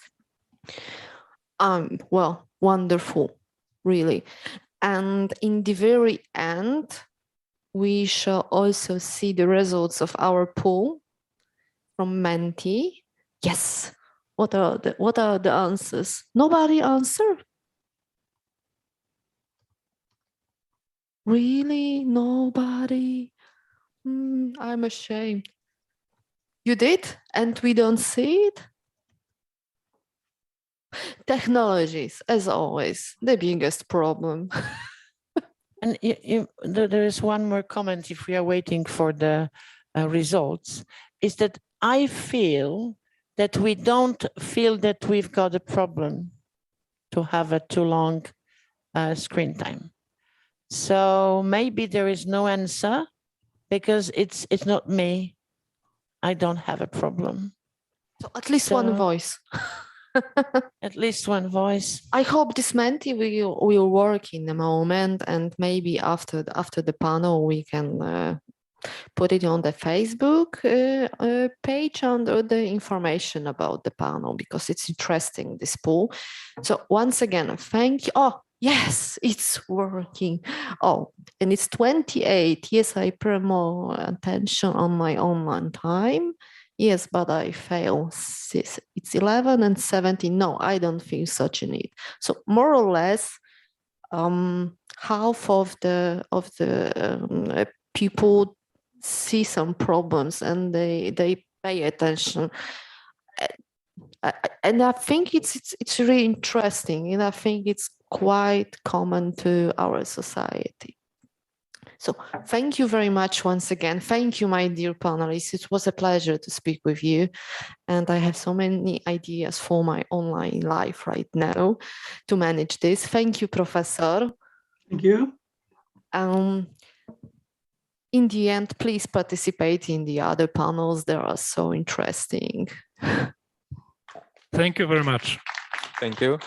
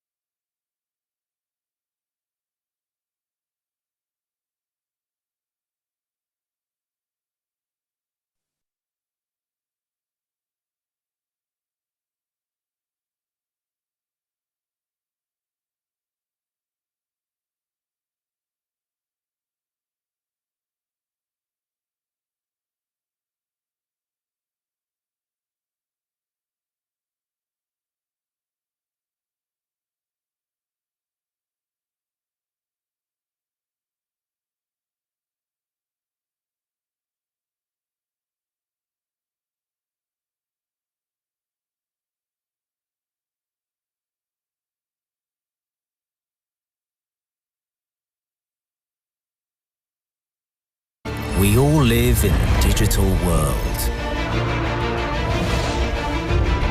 We all need it to be open and safe. We all want to trust. And to be trusted. We all despise control. And desire freedom. We are all united. Okay, 1, 2, 3. Can you hear us? Yes, I Can you suppose hear yes. us? That's Okay. great then. So we would like to start slowly. We can see that we are still gathering on our auditorium.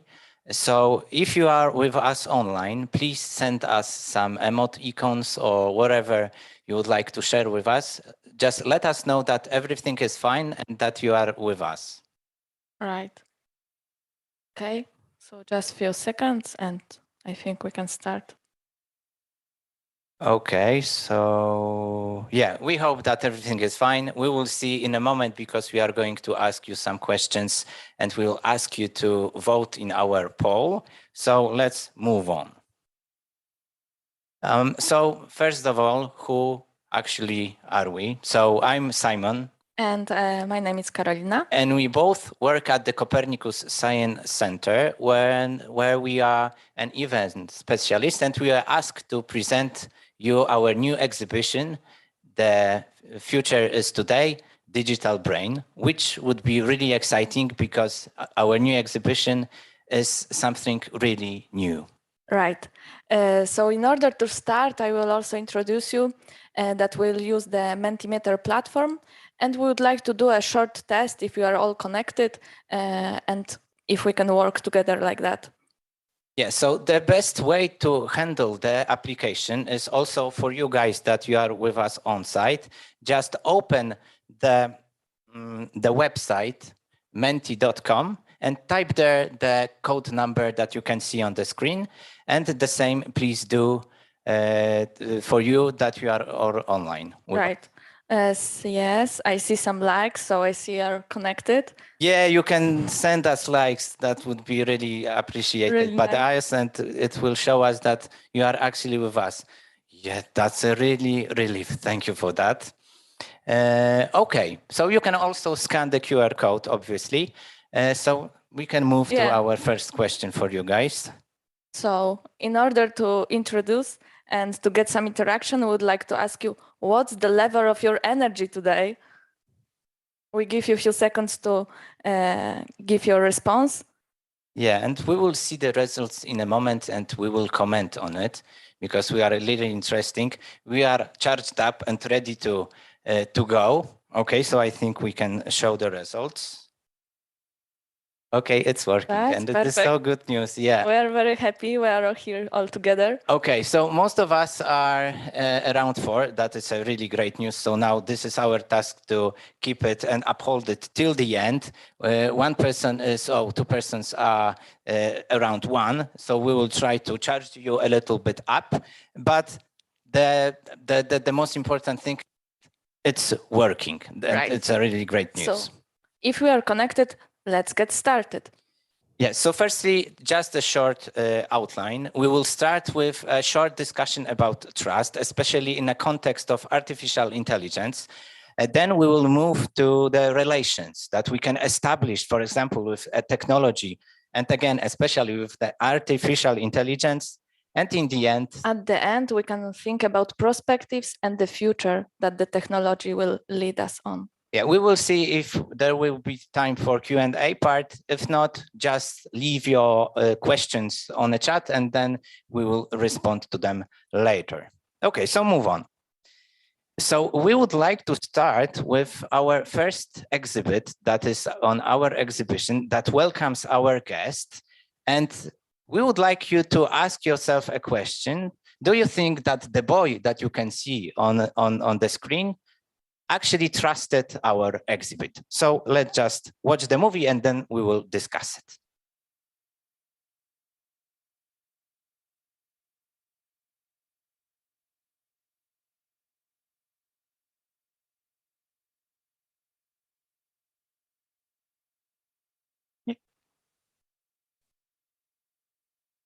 there should be also a sound, but Yeah, for there's- some reason there isn't, but it's not that important. The important is the image. Yeah, let's follow the video.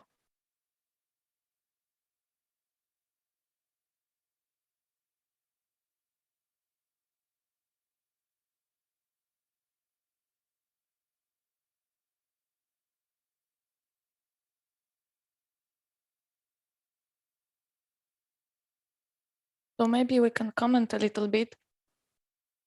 Yes, so this was our first exhibit. It's called Trustobot.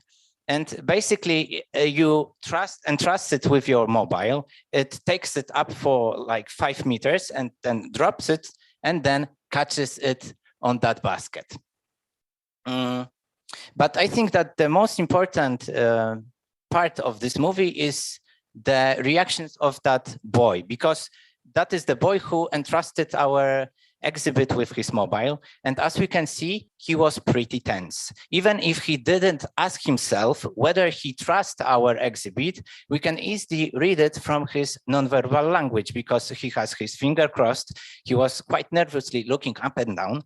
And after all, we were able to see a big relief in that little boy. So now we would like to ask you second question. If you would trust our exhibit as you saw before with your own mobile phone. And just in a moment, we will see the results. Yeah, just a few seconds for you to give us the response. And let's see it together. Okay, so I will press to show results. Oh, yeah. That's a very interesting result. Yeah, I didn't expect that. It's equally divided into two groups. That's interesting. But we will come back to this later, because in about 2 minutes, we will ask you one more question. But now let's just move to the trust itself, because for now, we would like to concentrate on a trust in a context of social interactions, because we think, and in my opinion, right now, the trust is always connected, or almost every time is connected with other people. Because we can imagine that it would be really difficult to live without the basic level of trust. For example, every time when we leave our home, for example, we are scared that the elevator may stop between floors. Or for example, at the crossing zebra, we would be stressed that, for example, a car would hit us. Or in the afternoon, during our break, ordering our favorite tea, we would be a little bit scared that, for example, it would be poisonous. And the truth is that we must give a little bit of our trust and give up a little bit of control over it to other humans and believe in their good intentions. Right. So trust is really important because it's basically reduced the complexity of our life and it make it more predictable. And I think that is the most important part here. So now we would like to ask you, so if we rather tend to trust other people, how you would answer our second question in that part? Yeah, that's it. So the second question is, if you would trust the human with the similar task that we asked for a exhibit to relieve the phone from the 5-meter high and let someone to catch it from down. Yeah, I'm really interested in the results. Me We too. will see them in a moment. Okay, I think that's the time. Oh, yeah. Yeah, as we Exactly. thought so. So that also might give us some hints that we might right now trust more technology in some fields in our life, which is for me quite optimistic. Yeah, the In a case of new technologies and the future, because we are living in a verge of a big AI revolution. But before we dive into it, we would like to stop for a bit and think about it, what the artificial intelligence really is. Right. So in order to move forward with our presentation, I think we need some definition that we can base on, and then we are all together on the same page. So the first important question is how we can define the artificial intelligence, and then we need a definition that everyone could agree that it's in fact a very difficult question. And while the adjective artificial in this context, it's kind intuitively understood that we can exchange it, for example, for computer intelligence or just something that it's not nature-based, then the intelligence itself, it's kind of difficult question to put to get an answer that everyone could agree. So now I would like to just propose you one of the definition of the intelligence, that it's a definition of concept of the intelligence, not necessarily the human intelligence. And such a definition followed by Wang from 2019, that it's a researcher on the machine learning and artificial intelligence sector. Okay, so let me read it out loud. So intelligence is the capacity of an information processing system to adapt to its environment while operating with insufficient knowledge and resource. Right. So I will leave you this open, this question as open for you if you think that you like this definition or not.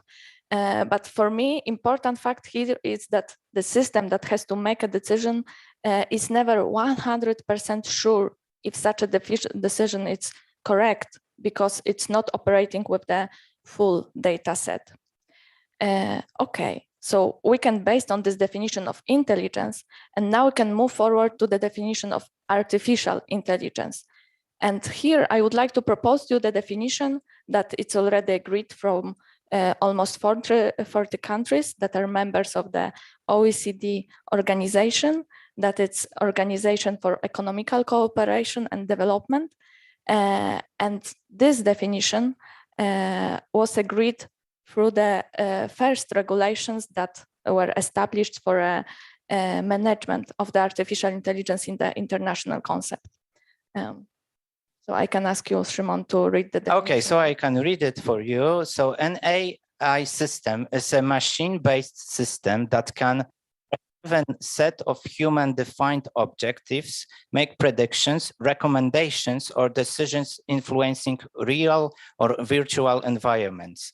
AI systems are designed to operate with varying level. Right. So we can stay with this definition as a working definition for today, for our purpose. And here I would like to just point out that such an artificial intelligence system can make a decision that influenced our environments. And whether we are aware of this or not, there is already a lot of artificial intelligence applications that are influencing our decision, that are changing our screens, everything that we watch every day, and they are processing our data. So usually we are actually not aware that such a systems already are influenced us. Okay, so we set a common definition. Caroline said some few words where we can meet with such technology. And now we would like to ask you another question, whether you would trust an NI on those 4 fields that you can see in our question. And we will see the results in a moment, and we will shortly discuss them because the answers might be obvious, but not all of them. Exactly. So if you could consciously decide whether you trust an artificial intelligence suggestion or not, what would be your response? Okay, so we can show the results now. Oh, yeah. Okay, so it's a little bit like we predicted. Okay, so yeah, it's not that strange that we trust, for example, an NI to find for us the fastest route, because basically we are using it every time, even every day, Right. almost. For example, during using Google Maps.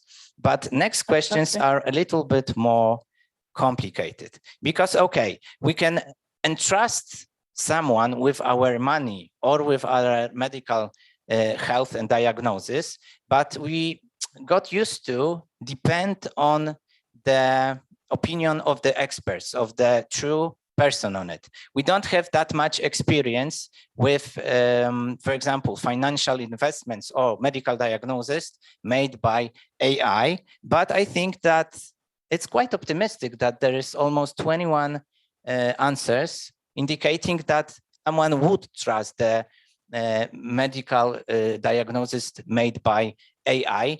It's a really good sign. And as we thought that it would show it like this, that the most controversial part is whether we trust the AI with the choice of our heart.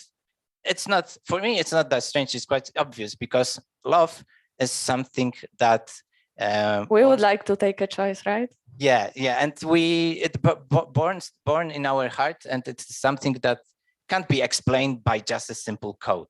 But maybe not simple, but just the code. Okay, so move on. Not at all. So as we see, we trust more and more in the technology, also in the suggestion of the artificial intelligence. So in order to move the next section of our presentation, let me ask you, if there is anyone who really wouldn't like to meet a perfect partner, I would leave this question open and keep it for you to find your answer. And in the meantime, let's see together the next exhibit that we have in our exhibition, that it's a Gatebox. Let's see it together.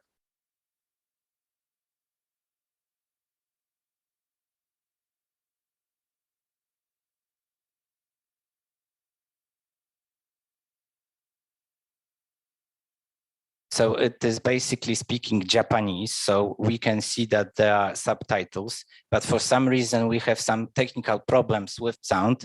Yep. And for you guys that you are on site, we are really sorry about this. I hope that our on-site participants have an opportunity to, for example, watch it. From direct link, so then they hear the all music as well. You just have the subtitles, so you also can figure out what she said. Right, our moderator try to work on it.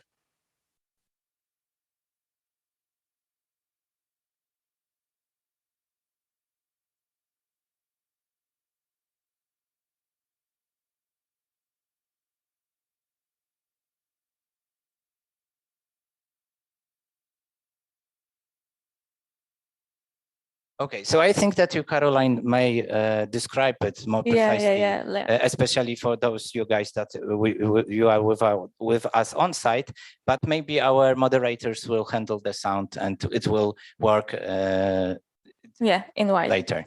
That's it. So she's cute, isn't it? Just what you could see, it's a Azuma, it's a hologram, it's hologramic girl, it's anime character, and it's artificial intelligence too. So the user can interact with her, can speak, she recognizes the face and the voice. Actually, she can be also connected with the smart houses and manage the house while the user is in office, for example. So it's meant to be a companion, maybe the partner. For now, she's just in the Japanese market, but probably this will be spread all around the world. So it's the first actually proposition to have the artificial intelligence partner. So the new way of interact with technology in the very deepest level of our human side. Mm. And here arise a question, and let me ask you, do you think that we can have really authentic and meaningful relation with the program, with something that now we consider as a program? So I'm very curious about your response. Yeah, just a few seconds. Shall I show the results? Show it. Oh yes, yeah. For us, as a people from this generation, it's still very difficult to imagine to have a real, something that we consider as real relation with the program, with the artificial intelligence assistant. But who knows, maybe in future it will be much more intuitive for people. Yeah, but still there are a lot of fears, and we are very concerned how it should be and also how it should work. For example, I could think that if I share such a lot of private data, maybe it could be some leakage that I wouldn't like to have. Maybe this assistant could be hacked by some people and I could be manipulated. So let me ask you again, what could be your also main concerns? I propose some of examples here, and I again give you a few seconds to give us the response if you feel it like that.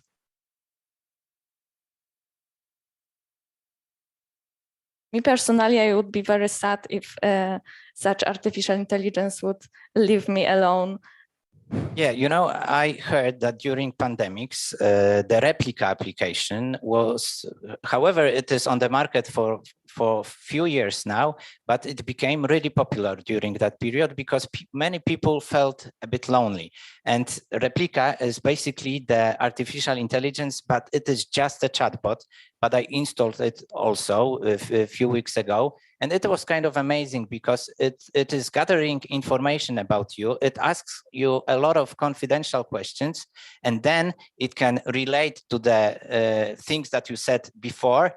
And it's starting to look like a real relationship. And I saw on many forums that many people really built a kind of a relationship with their replicas. There was even a possibility to change her clothes and so on, to customize it as you want. So yeah. Exactly. So it's a very sensitive question, and how we in future we interact, it's still, I think, undetermined. So let's see the responses together. Oh yes. So yeah, we all feel a little bit concerned about leakage of the personal data. It's understandable. And yeah, I think it's quite uniform that we also are afraid of the loss of the sense of authenticity and also the changes that can be seen in the society. Okay, could you just develop a little bit that being fooled by AI? What does it mean? Yeah, for me, I'm afraid that if I would fall in love in such artificial intelligence, okay, and for some reason it will break down, break up with me, I would be fooled by such program. Okay, I wouldn't be happy to in that have context, such. Okay, now I fully get it. So let's move on then. Yeah, but I hope that artificial intelligence in general should support us as a society, as a humanity. So I hope that there could be some positive aspects of maybe such relations. So I ask you to think together. Maybe there could be some contributes that would give us some positive aspects. Could you move to the next question? So now I can give you about 1 minute, and let's think together which kind of profits we could find out from such relations. Do you think about some profits, Shimon? From the relation with the NI? Not at all. You know, I'm quite how to say this? Confused? Not confused, but conservative. About it. Yeah. Yeah, it's very difficult for us to imagine how it should be really in the future. But yeah, let's see maybe result together. Maybe our audience has some it will ideas. Inspire us a bit. Okay. All-time availability. Yeah, that's true. Okay, so there is a 0 also. So someone like me, rather without a trust. But of course, I'm just saying like this, but there are many fields that I would like invite the AI with a pleasure. For example, self-driving That would be amazing, just reading books during trips, for example, to mountains or something. Okay, we are slowly gathering the answers. Yeah, being free, It's going, maybe. It's going some to be new bigger knowledge. and bigger. Yeah. So as we can see, almost perfect. That one is interesting. What's the perfect then? Yeah, I think that here we need to define it exactly, but that word almost. Yeah, I think that it is impossible to be perfect, even for the AI that is based only on the calculations. Right. So as we can see, there are a lot of pros and cons about the relation that we can establish with the artificial intelligence assistants. And now I would just to point out one thing, that while we think about relations, maybe emotional relations with the such assistants, we all time think about the characters or robots that are human-like, that are humanoidal. And we think that it's very intuitive for us to interact with such humanoidal robots or holograms as Azuma is. But is that really easy as we would like to be? Yeah, I would like to just relate to one that there is no drama. Yeah. No drama. I think the relationship without the drama, that would be also nice. But I think that it shows us also that we feel as a society a bit lonely, because there is some answers that it help us with the loneliness, which is really symptomatic and quite sad. I think we need to rethink the whole culture, how it works, but that's the different topic. So, okay, we can move on. Maybe that's it. Maybe that's why we do the humanoidal robots that could be perfect and could support us. Yeah, because we are seek for a true friend or love, because it's much easier to trust an AI that is always for us, not other humans. Yeah, okay, so just move on. Yeah, so as I pointed out, it's a very interesting question for me, whether the interaction with humanoidal robot, it's such intuitive. What do you think, Szymon? We will discuss it in a moment, because first we would like to show you, we would ask you a question. Do you know what is uncanny valley? Because it might be a new term for you, but we will dive into it in a moment. And it is really connected with one of our exhibits on our new exhibition, one which is my favorite, I must admit. But okay, let's see the answers. No. Okay. Some people know what does it mean. So we will ask you later also to share your opinion while we already introduced this statement. But most of them not. Okay, so we will show you in a moment our next movie with our exhibit called Baby Clone. I hope that there will be sound, but if not, there will be subtitles. So that would be enough. The important thing is the reactions of people. So please concentrate on them, and in a moment we will discuss it further. Yeah.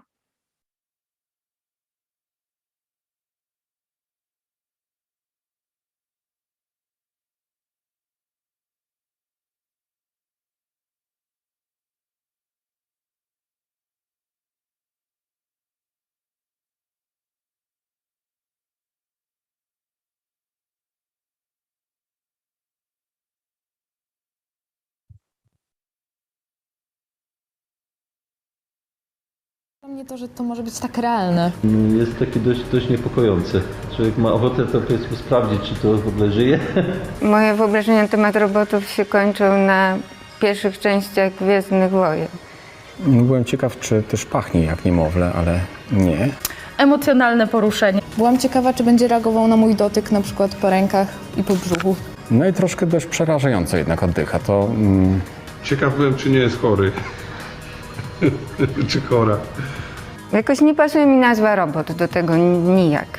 To jest mimo wszystko dziecko. Dziecko jest tutaj bardziej adekwatnym pojęciem. Nawet jeśli to jest dziecko-robot.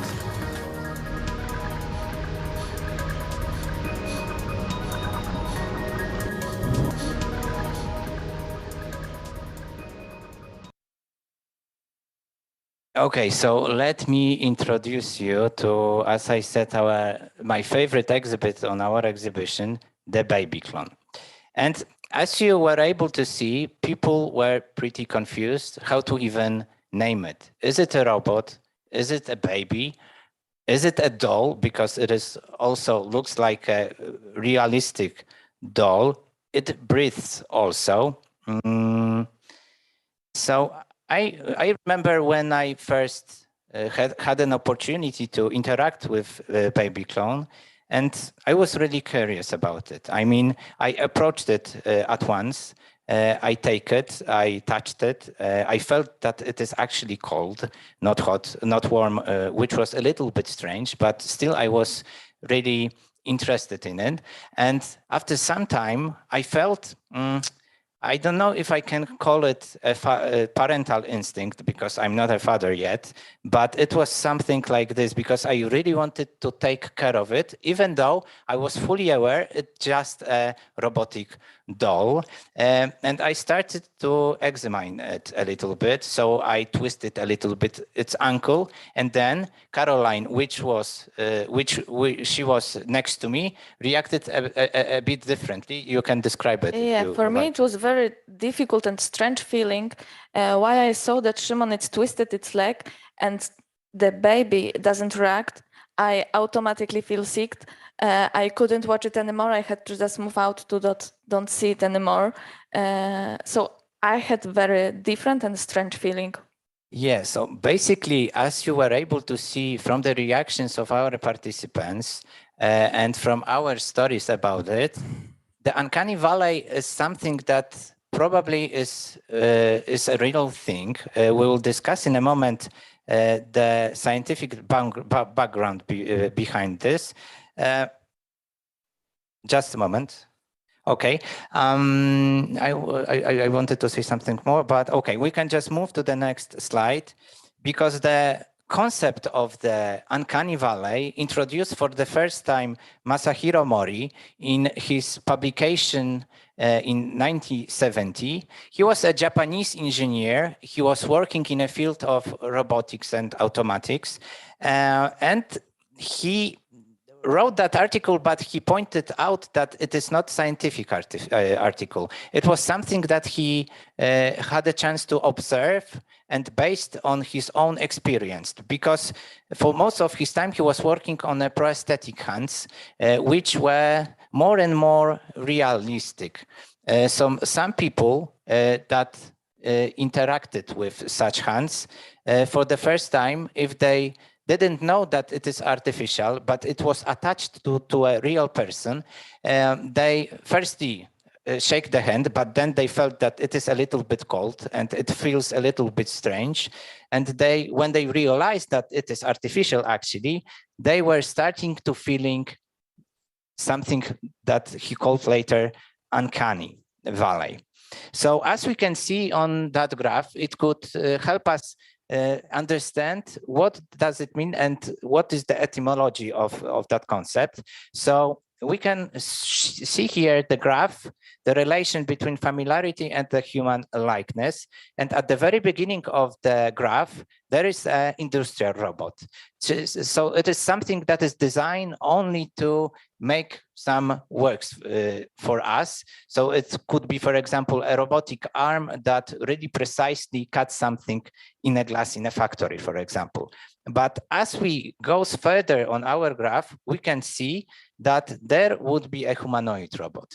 But it is a really wide category because humanoid robot could be something that has head, torso, legs, and for example, arms, but it is still looks like a robot. And now we would like to show you our last short movie for today. It's a robot from our laboratory lab in Copernicus Science Center. Yeah, right. Let's see it together.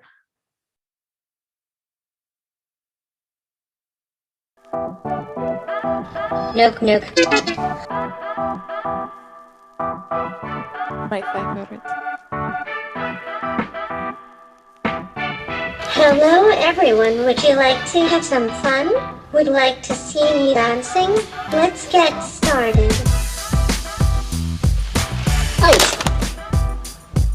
Oh, what am I doing on the floor?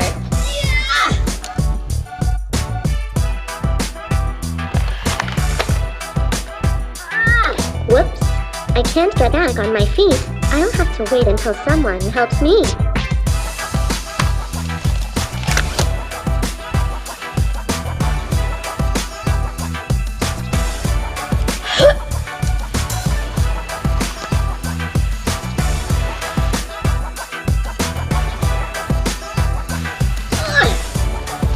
And that's it.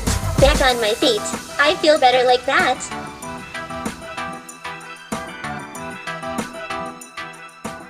So yes, I think that this robot is kind of sweet. We obviously pre-programmed it with his text that he said that, would you like to see me dancing? And he made some moves, but then something strange happened because he fell. And it wasn't planned. And then we wasn't sure what to do. So we decided to leave it and see what's going to happen. And we realized that some automatic algorithm started to work. And he was talking to himself that he even need help from someone, but then he handled it to stand it on his own. And by the accident, that piece of material wrapped around his arm, and the whole movie ended just for us. So beautiful for me. It's very touched. Right, but it's a robot that it's meant to be entertain us. Right. Yeah, and such robots aren't scary. I know that there are some robots on the market that you can buy that they have a screen on their torso, and you can use them to make party started and a little bit dance with them. But as I said, we don't scary such robots. But when we move further on our graph, there is a kind of a threshold after which the graph drastically drops. And it's really hard to establish where that point is, because the weight of robots that we might interact nowadays is, as I said, really wide, but the gap between the last humanoid robot that doesn't induce in us uncanny valley and the real person on the other peak is called an uncanny valley. You can see from the shape of a chart that there's a kind of a valley. Right. And some scientists think that the whole phenomena comes from the basic predisposition of our brain, because we are seeking for the interaction with other people. So we are looking for faces. And for example, sometimes we have a cognitive bias when we look at clouds, or for example, stains, or cup of cappuccino, and we see faces in it. But we fully aware that it was just a mistake.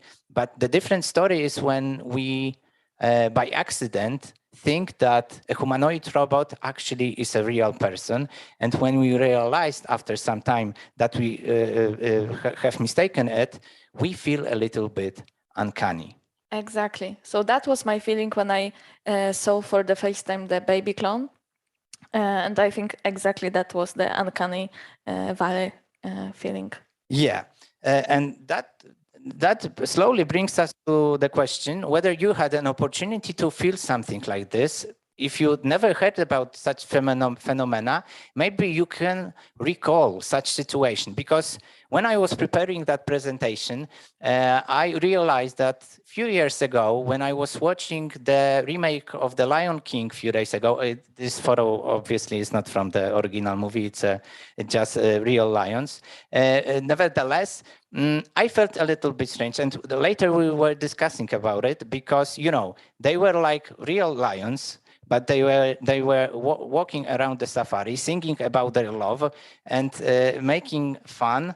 And on the other hand, they were just like real lions. So I felt that it was a little bit unnatural. And a few weeks ago, I realized that was exactly it, that it was the uncanny valley phenomena. Okay, so now I would like to ask you, have you ever experienced such thing? Yeah, so just a few seconds for you. Now, as you know, what does that term actually mean?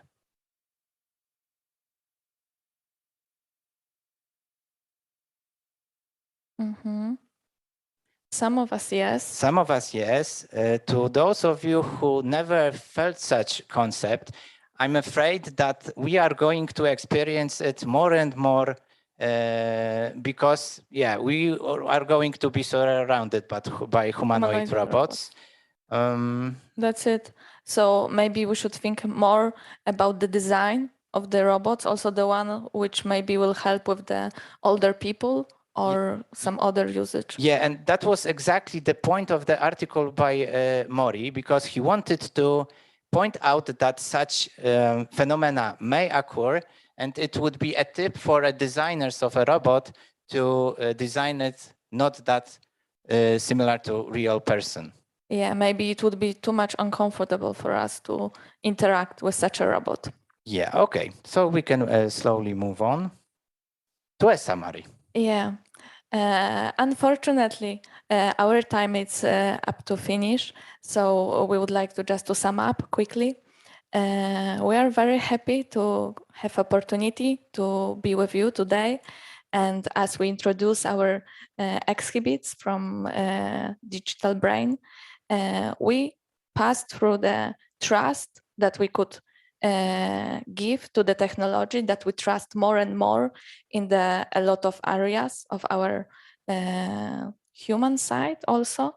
We also think about the relations in the much deeper level that we could establish with the technology, and maybe in future it will be much more intuitive, who knows.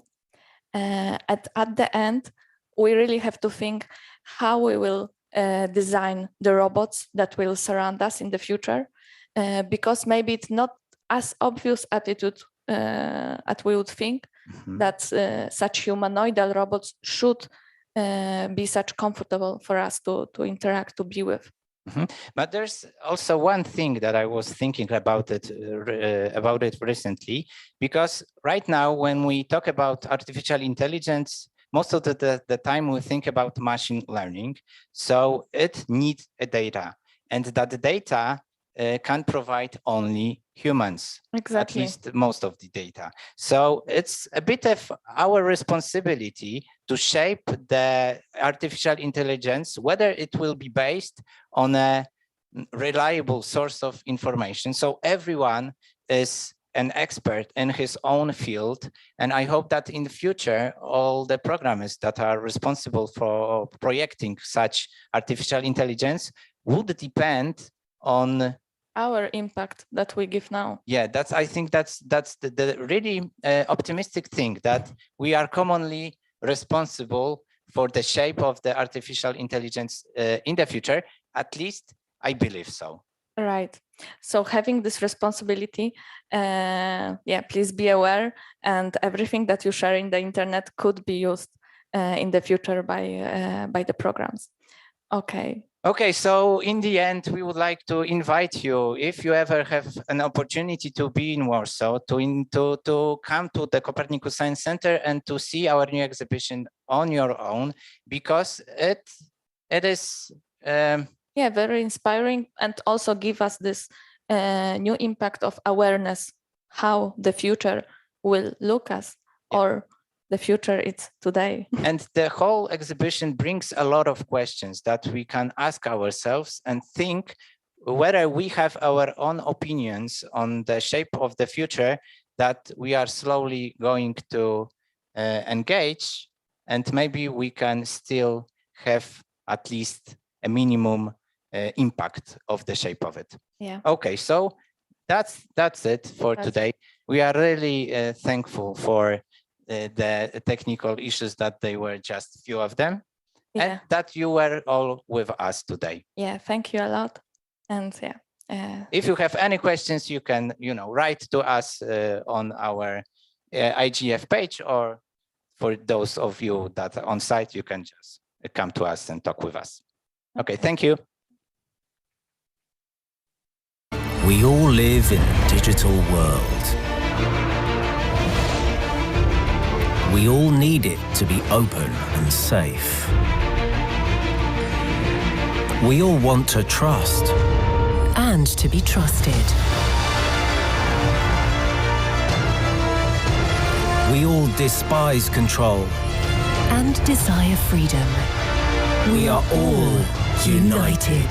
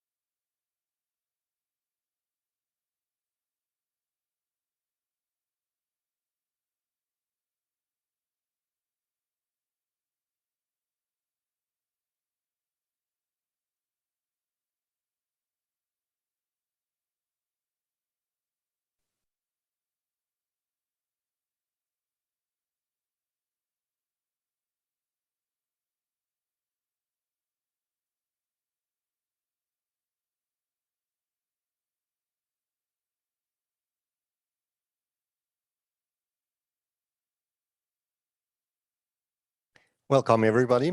Welcome the few present here in the hall. Welcome to the world community of internet viewers who are attending this session on Are We All E-Wasted? We are here at the Internet Governance Forum in Katowice, Poland, and this is a production together with our host, our Polish hosts, and the Museum of Communication in Bern, capital of Switzerland. Are we all e-wasted is today's topic, and the issue is that while as digitalization bears many advantages, it also has a couple of nicks, and one of those nicks is the increasing amount of e-waste that we produce through digitalizing our lives. And we will have a panel discussion under the head of the Swiss delegation at this international conference, Mr. Bernhard Meissen, who is the Director General of the Federal Office for Communication. But before, we will look at what the Museum of Communication in Bern, Switzerland has to offer. And we will now look at this at their movie and their show, and I handing over to Christian Rohner in Switzerland. Christian, are you there? Hello, Switzerland.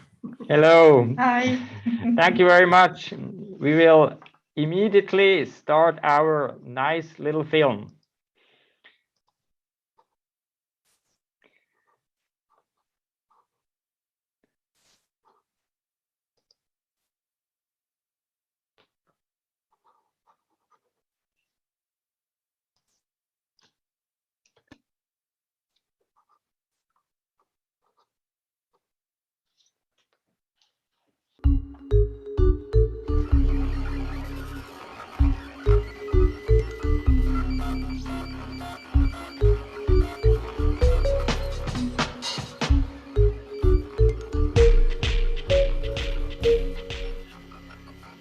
Hi, good afternoon, and welcome to Bern, the capital of Switzerland. My name is Veronica, and I am a communicator, the name we give to cultural mediators here at the Museum für Kommunikation. As your host today, and on behalf of my team, Alexandra, Christian, Yuri, and Thomas, I would like to welcome you to this e-visit. The fact that we can be here with you today is only possible because of the great information and technology revolution we are living in. However, this same revolution has caused an exponential increase in new technology and therefore an increased volume in obsolete products. And so we are right in the topic, e-waste.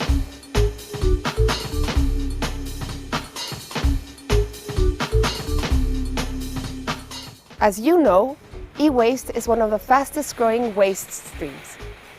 50 million tons of e-waste are produced worldwide in 1 year. We absolutely must address this worldwide problem. And we believe real dialogue is the key to beginning this change, just as you do now at the Internet Governance Forum.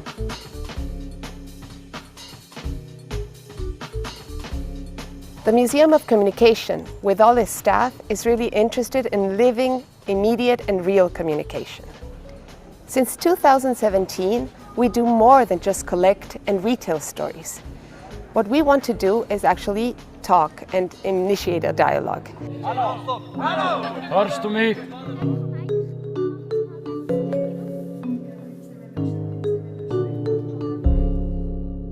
But why don't we just begin this e-visit and show you? Thomas, my fellow communicator, is already waiting for you inside. Thomas, can you hear me? Yes, thank you, Veronica. I can hear you. Thanks for the introduction.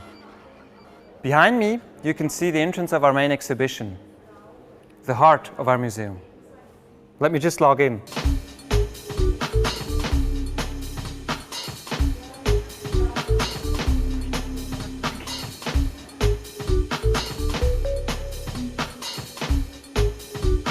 Here at the museum, we take a look at all sorts of communication, whether it's sending a message through the pneumatic tube,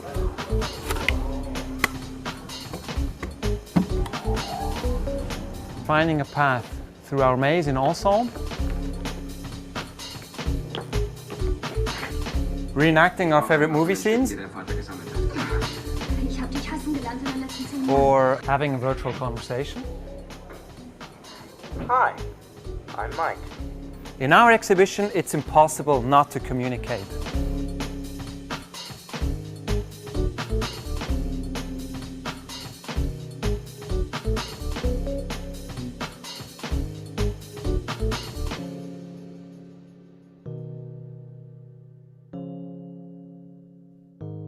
Communication has always connected people. But why do we communicate, and with whom? What does it take to really understand each other?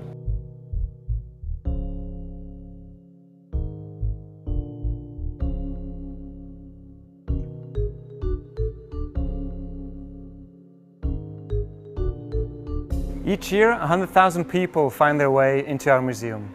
A lot of families, children, and young people. And we, the communicators, personally take care of these guests. We initiate dialogues, we make suggestions, we talk to them, and if necessary, we show them how they use the equipment. Wenn Kopf oben ist, dann erzähle ich euch eine Geschichte zu einem Objekt im Museum. Und wenn die Zahl oben ist, dürftet ihr euch ein Objekt aussuchen und mir eine Geschichte erzählen.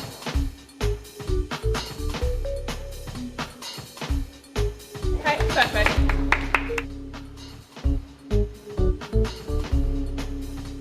Vor 80 Jahren ist das gefahren und das war sehr langsam.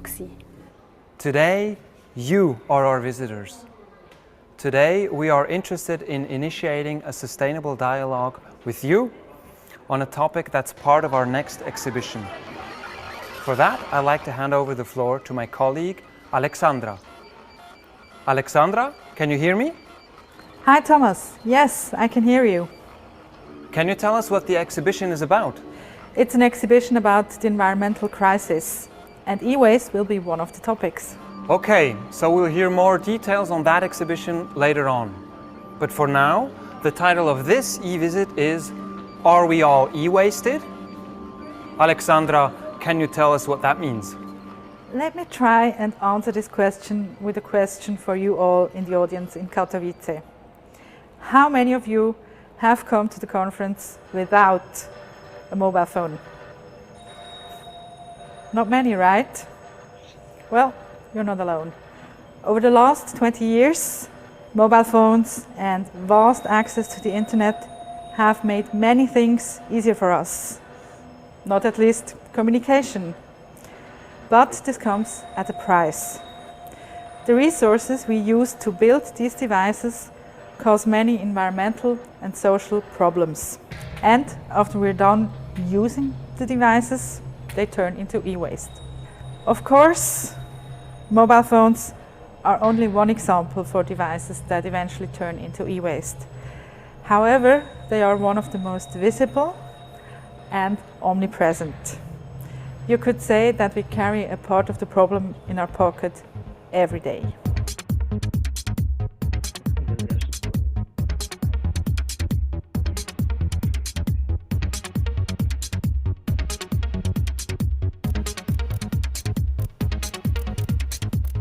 So Thomas, could you tell us some facts about this problem?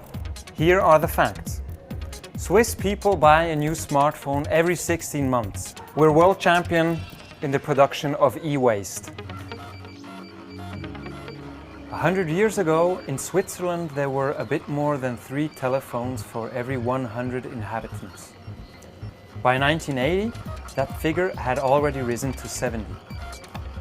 Today, there are now 126 mobile phones for every 100 Swiss inhabitants. Surveys suggest that today, at the age of 10, half the children have a smartphone. By the age of 12, almost everybody is online. Alexandra, can you imagine? I only know one single person that doesn't own a mobile phone, my grandma. She says she's too old to waste her time with the internet. But she's always very happy to see family photos on my phone when I visit. Thomas, how many people are using a phone right now?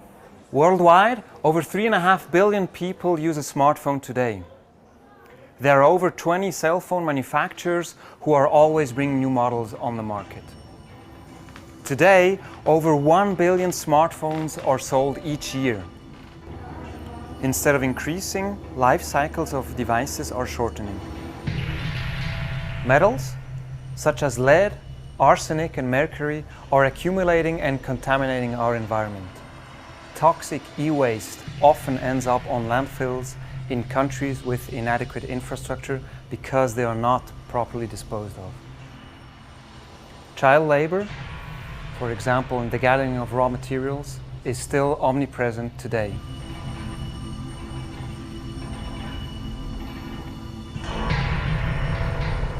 Thanks for the facts, Thomas. I just hear that Veronica has something to say on the subject. I mean, I don't know how it is for you, but for me, the sheer number and facts are just so overwhelming that sometimes it just seems too abstract. That's why I like to hear personal stories from our visitors.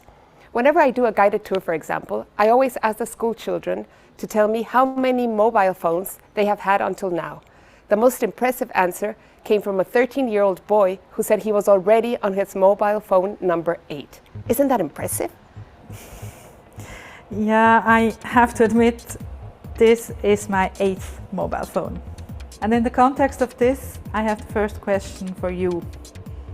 How many mobile phones have you owned until today? Think about it. I give you 1 minute.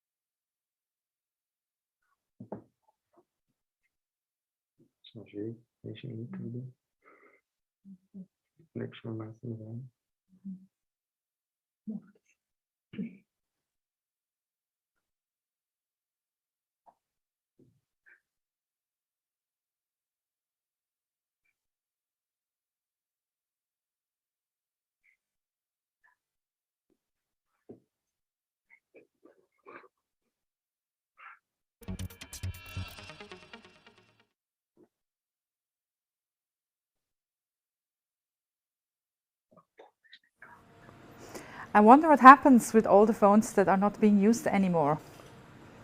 I'm going to ask someone who certainly knows about one option.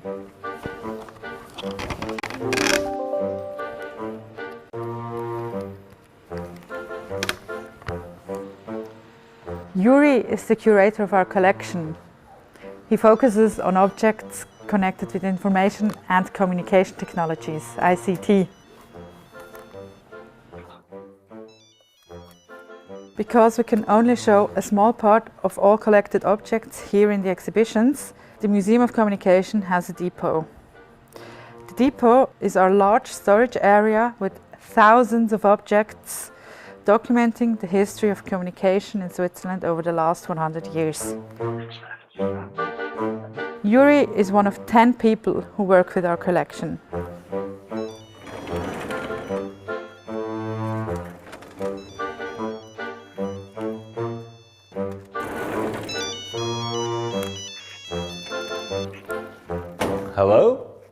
Hello? Hi Alexandria. Hey Yuri, question for you. How many different telephones do we have in the museum collection? Here in the collection we have over 2,000 telephones. The oldest dates from the late 19th century and this one here is from the late 90s.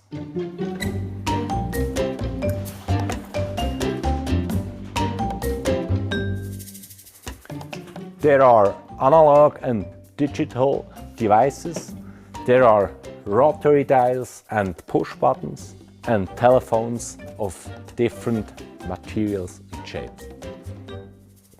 This one, for example,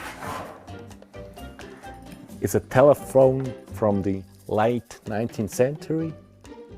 It's probably made of local wood from near Bern and the microphone is imported. This is the classic Swiss telephone from the post-war period. It was used in some cases for over 50 years. And this one here is the first Swiss mobile phone. It was launched in 1978 and it was very expensive. We are talking about 10,000 Swiss francs. And Yuri, how did all these phones end up in a museum collection? The base is the collection of the former state-owned Swiss Postal, Telegraph and Telephone Agency. However, we receive weekly offers of objects from private individuals. It's therefore important to make a wise selection and to document the objects well. A museum needs only one device of each model. And let's be honest, it is probably the most unusual way for a used device to end up in a museum collection. And Yuri, what other ways are there to address this problem? You can keep the phone as long as possible. For example, let me tell you a story. This cell phone was used by a person from 1998 until the shutdown of the Swisscom GSM network in February 2021. One cell phone in 23 years. This phone still works perfectly, but the required mobile phone standard no longer exists in Switzerland. However, this phone is an exception. Supply and demand regulate this differently. Smartphones technology is more complex. Repairs of smartphones are often hardly worthwhile. The battery loses its performance or a new operating system is no longer compatible with the device, which compromises data security. And advertising promises a new happy experience with every new smartphone. Thanks, Yuri, and best regards to Schwarzenburg. There are many different reasons why people buy a new mobile phone. And that leads us to two more questions for you, dear audience. The first one is, why did you replace your old mobile with a new one?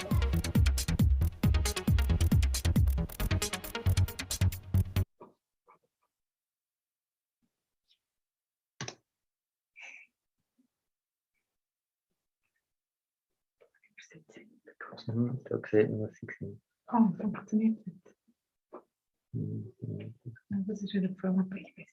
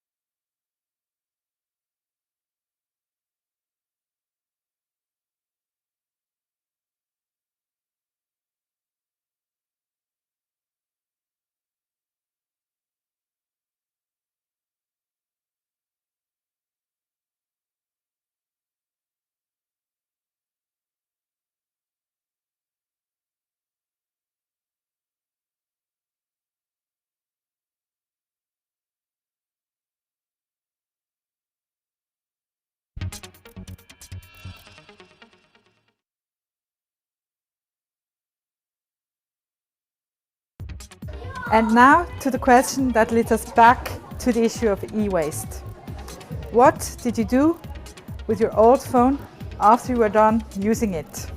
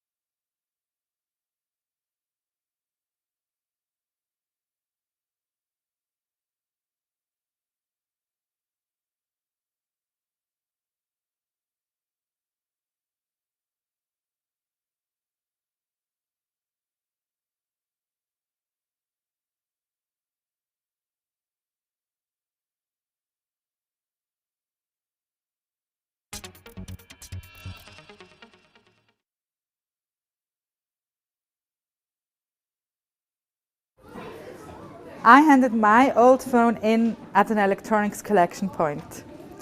If reuse no longer makes sense, phones can be recycled. Christian, the question is almost programmatic. Could you have prevented the waste? Yes or no? Well, Christian, could you? Actually, as a part of the solution, when we talk about waste, here at the museum we try to create awareness. And with this little irritation, we create awareness. Could you have prevented this waste?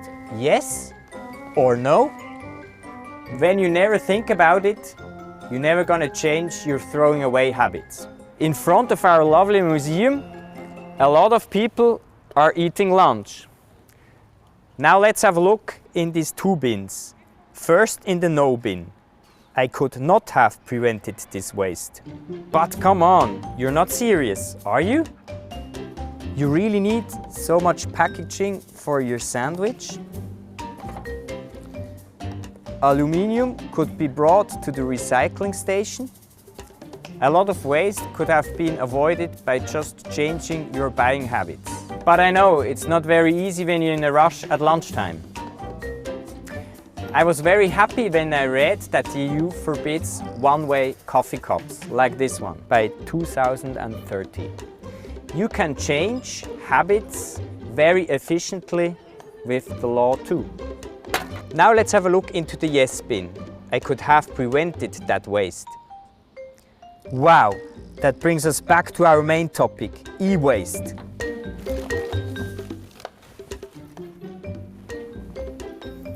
If you don't use your electronic devices anymore, you have different kinds of possibilities. If it still works, you offer your mobile phone on an online marketplace. If you are not familiar with this kind of websites, there are companies that follow the reuse business model. They collect mobile phones to make them functional again. You see? Hello? Hi Christian, it's Alexandra. And what can we do with phones that are beyond repair? When mobile phones can no longer be made functional, it is essential to recycle them. In Switzerland, when you buy a mobile phone, the cost of disposal is mostly already included in the price. Swico and Sense Recycling are non-profit systems for taking back old electronic and electrical equipment. Let me give you an example. This is the bill of the fridge I recently bought. On the bottom, you can see the fee of recycling. You only have to bring it to any electronic dealer in Switzerland. And they have to recycle it because you already paid for it. Sweetco and Sense started their business in the 90s as a vision, and today they are internationally respected role models for take-back systems. We need exactly these kinds of success stories to make progress on e-waste. Alexandra will tell you now more about our next exhibition in the Museum of Communication. Alexandra, can you hear me? Here, next year's exhibition will take place. What you see now is our current exhibition, Super.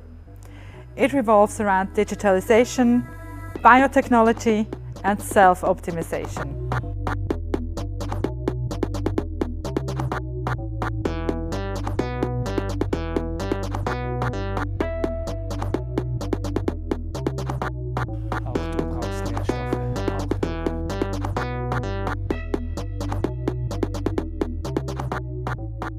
A lot of the technology that we show here, for example, this e-girlfriend, will eventually turn into e-waste.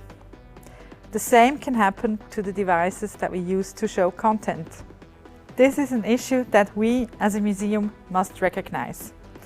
The Museum of Communication is on a path to become more sustainable. And as we work to raise the public's awareness for sustainability, we will become more aware ourselves. All the material and devices used here will be reused and recycled for next year's exhibition. Environmental concerns will be as important as aesthetic concerns in the design of our next exhibition. Planetopia will be about environmental crises like climate change and the potential biodiversity collapse. The most important question we deal with is with what we as a society can do to stop them.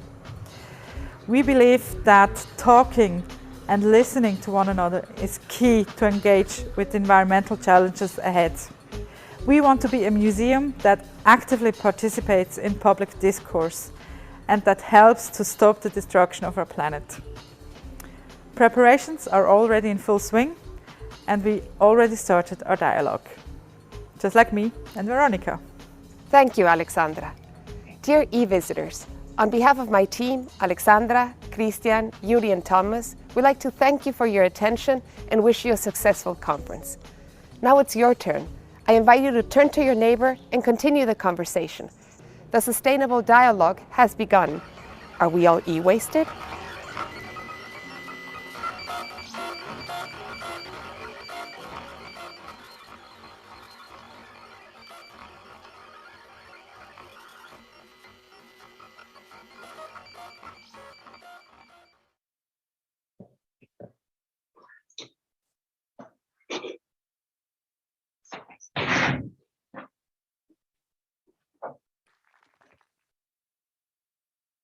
Let's see if this works. Christian and the whole team, can you hear me in Bern? Yes, we can hear you. Thank you, Pablo. Excellent. Well, I can't see you. Maybe our friends can bring you on the screen. Let's see if that works. There you are. Nice to see you. Thank you so much for the tour. That was wonderful. You're welcome. It's a pity that the polls apparently didn't work, but we'll maybe get to that later on. First of all, thank you very much. That was very impressive.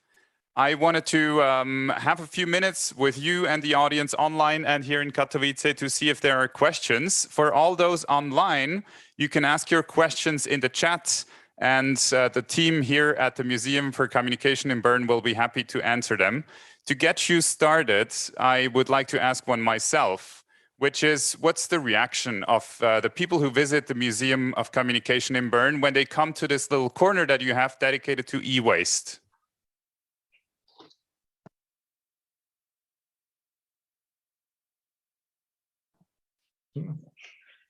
Veronica will answer the question.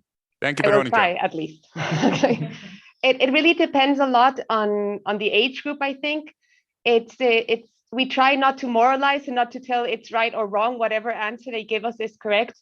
And what we try to say is that it takes awareness mostly to have a little bit of intuition and to see, are we doing all that we can? And most people are very, very impressed with when they start looking at the number they themselves have of mobile telephones. Sometimes they don't even know that they can recycle them. And we also touched the issue about emotional attachment to their telephones or old machinery. Sometimes they stay at home and we don't recycle them because we have a certain emotional attachment to them. So that's something that we also have to take into consideration. I can think of a few old mobile phones that are still in my home. I don't know if I'm emotionally attached, but they are still sticking around, that's for sure. You mentioned this upfront recycling system, this upfront recycling fee that we have in Switzerland, where when you buy the device, you already pay a fee for the later recycling of this same device. Are people that come to the exhibition usually aware that they can bring back all their electronics at the sales point or at any sales point for recycling, and that they already paid for that themselves?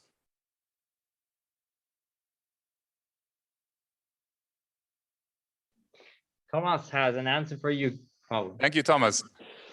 I'm not sure. I don't think so. Well, when I ask, some people are astonished that this is a possibility. So some people know, some don't. As you saw, it's not a very old system. It's not established everywhere. Maybe the fee is so low that you just don't realize when you buy an electronic device that it's already included. But there's definitely more work to be done so that people realize that this is a possibility and they already paid for. Thank you. Let's see if we have some questions in the chat. For those of you participating online, feel free to put your questions in the chat. In the meantime, I want to know more about your t-shirts. We saw some of them in the video. I know that, Christian, you're telling the truth, right? Can you tell us a bit about those t-shirts?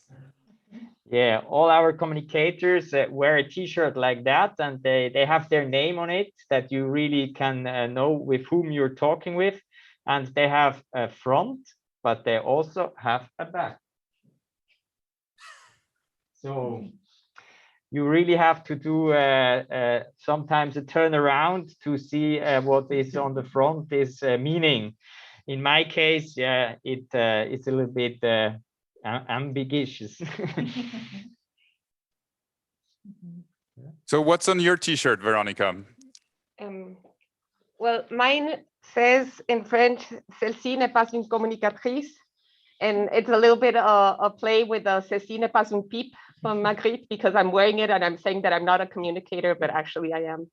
And I don't really know what's on my back. I've got your back. After all, I am here for you after all. Excellent. What about the other two? Can you show us? Yeah. Mine says in German, in reality, reality is different. It doesn't work well in English because we don't have two different words for that. But I chose this sentence because I'm a curator and I want to see that people can look at our world with different perspectives, and I work to that. And I'm afraid my back is in English and it's a little bit rude. Your favorite word is fudge. Thank you very much. You wanted to know, Paulo. I did. So last t-shirt, as you know, translated, that would mean something like, well, if you're not around, it's your own fault. And on my back, I actually don't know. Maybe you can tell me. My friends live in my computer. I think that's a bit close to home for all of us now during the pandemic. And I guess that the Churchill quote for your t-shirt would have been, "If you're not at the table, you're on the menu," right? Wow, yeah, exactly. Thanks. I've got one of those for every occasion, mind you. Anyway, so we don't have a question in the chat right now, but maybe one from the audience here in Katowice.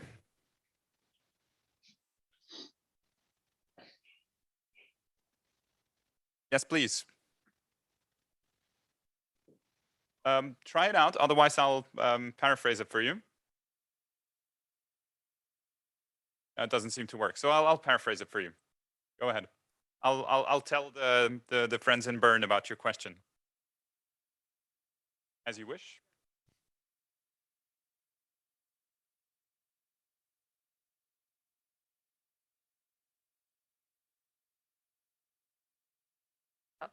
Hello. Hi. I just want to say what you're doing is really good, and I hope a lot of countries will do what you're doing. My name is Ave, and I'm from the Philippines. And the thing is, I never heard something like this before. And it's very interesting in what you're doing to know if are there other groups or countries that does this in Asia. So that yes, the recycling fee. Or if not, do you know anyone where, because I live very far, Philippines is very far, and is there a way where we can donate even our old phones to someone who can use it, especially in the pandemic? Not a lot of children has access to cell phones for them to be able to study. Do you know anyone that is near the Philippines, or not just there, but who does these things?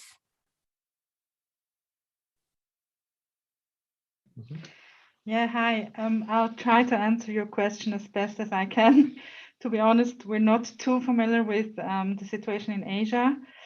There is a European initiative to establish systems of prepaid recycling fees in other European countries. For example, in Ireland, they have something very different. But as far as I'm aware, they are quite in early stages still.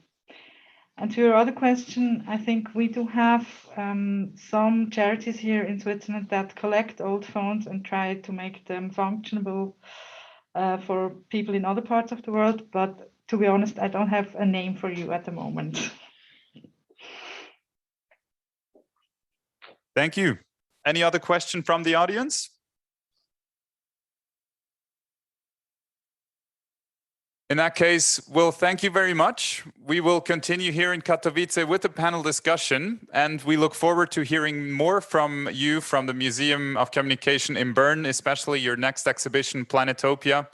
Really looking forward to that. And this video that you produced, especially for the Internet Governance Forum, will also be available on YouTube. Is that right? That's right. Yeah, it will be on the YouTube channel of the Museum of Communication, and I think it will be also available on other channels. Fantastic. So we can follow you, and we'll have your video.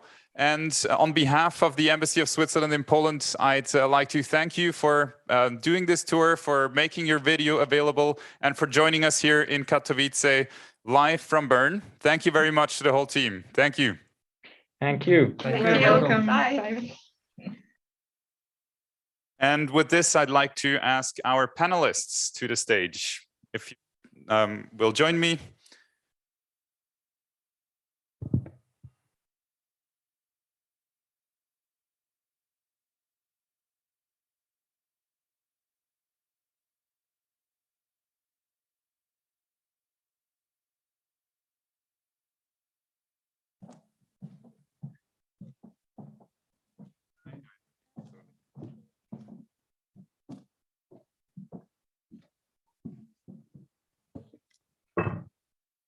Thank you very much for joining us.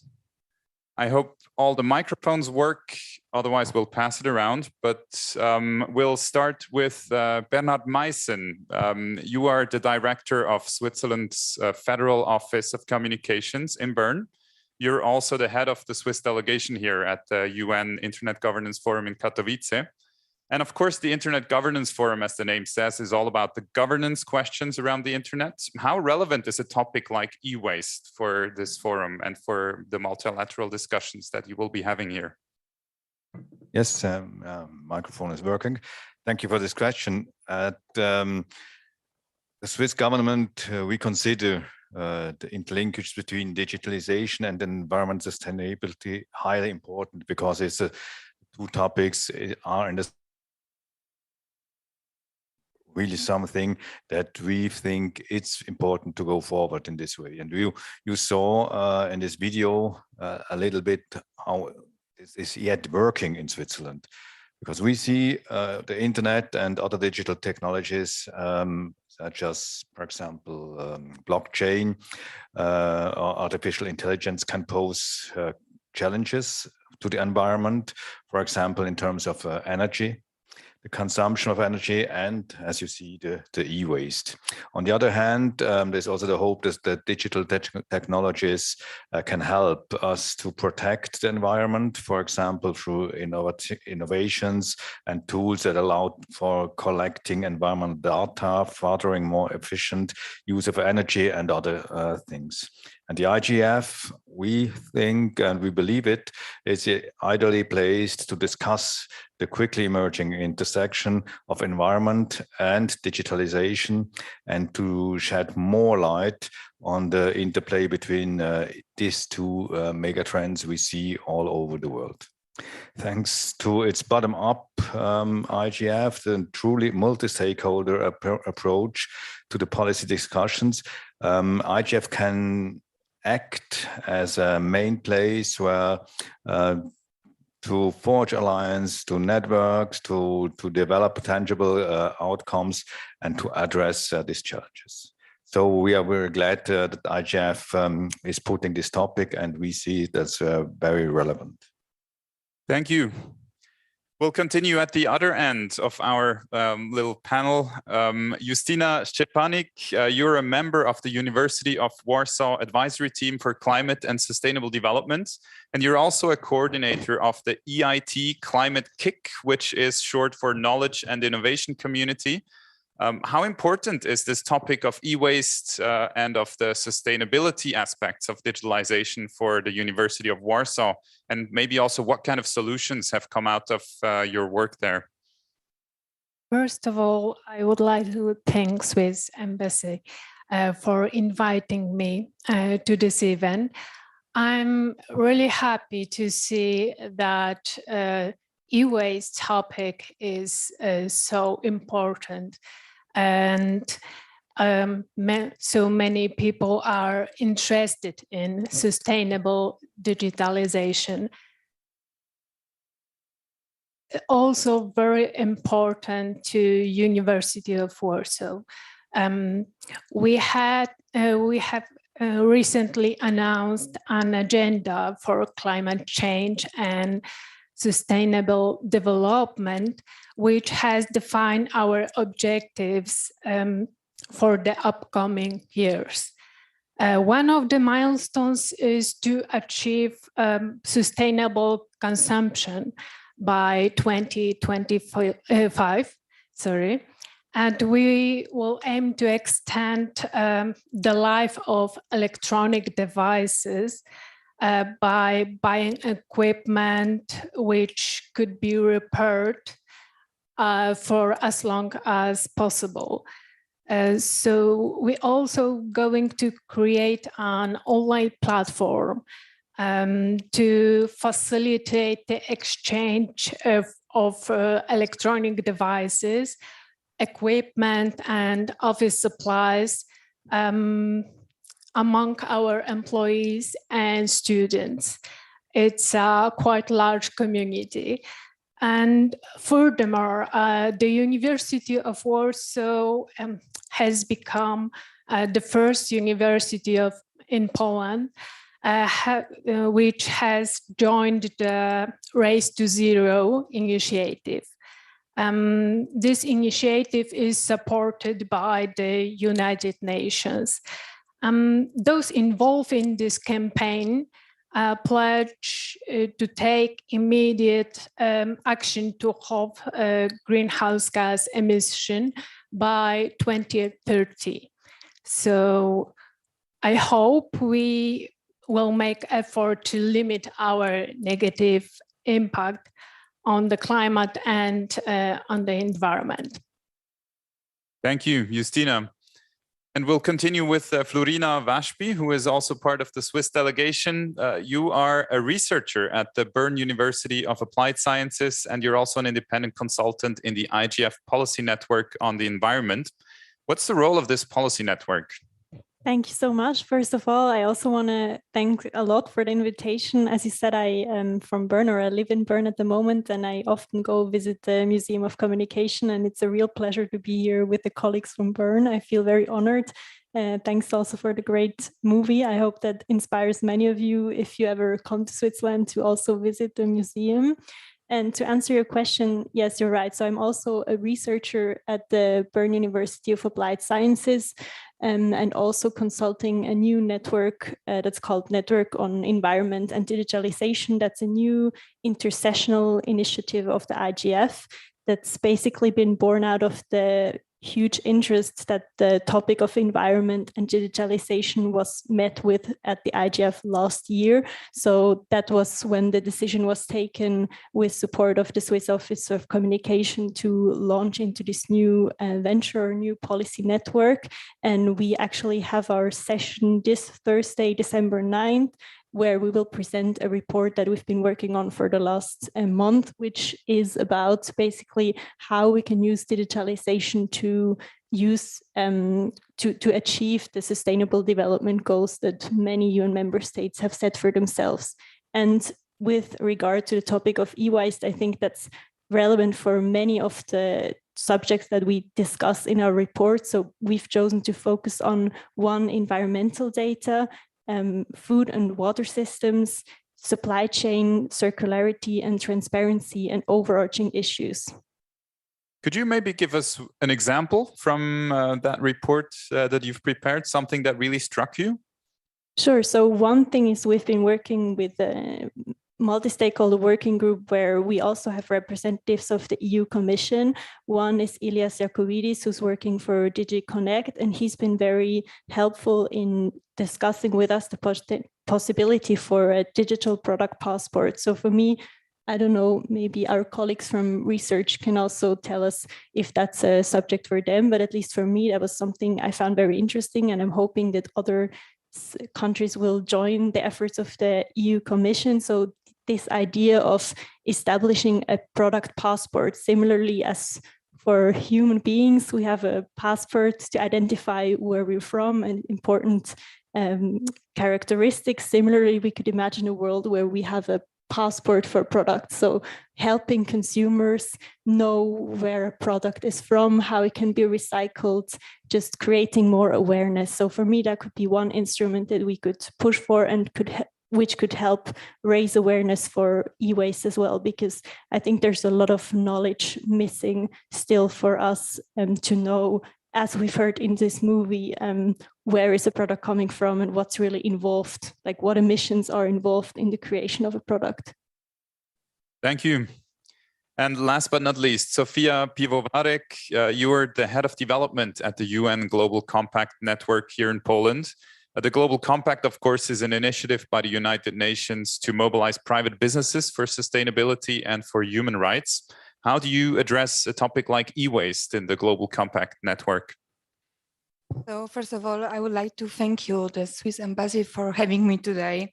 And I also need to mention that UN Global Compact, like the whole UN system, we believe that topic e-waste topic is very important and is still skipped in the discussion. And also I need to mention that in the UN system, we love the numbers and statistics. So that is why I will prepare for you today some, during my speech, some science-based UN reports and statistics they contain. So when I will be over time, just let me know, because in UN system we talk a lot. So please let me know. So global consumption of electrical and electronic equipment is on the rise. In recent years, the United Nations has committed itself progressively to addressing the problem of e-waste as essential to the 2030 Development Sustainable Agenda.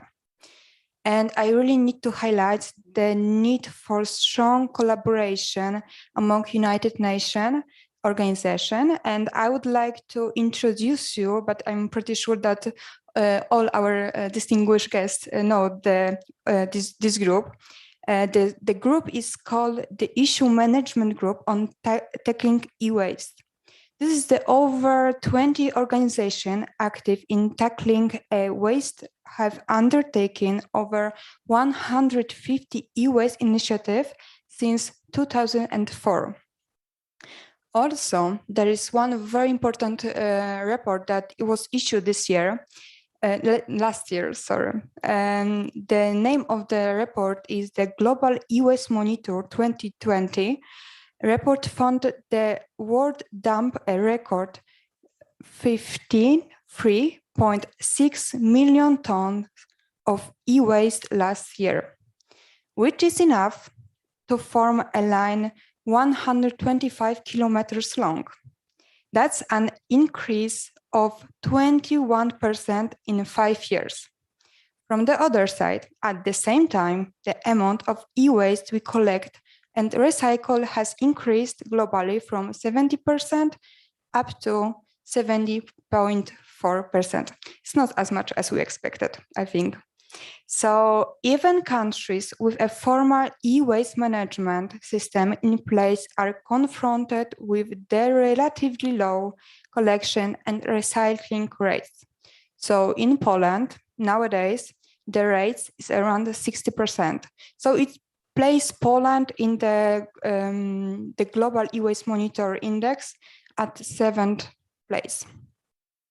How it looks e-waste management system and how many we produced. So in China, according to the report, of course, in China with 10.1 million tons was the biggest contributor to e-waste, and the United States was second with 6.9 million tons.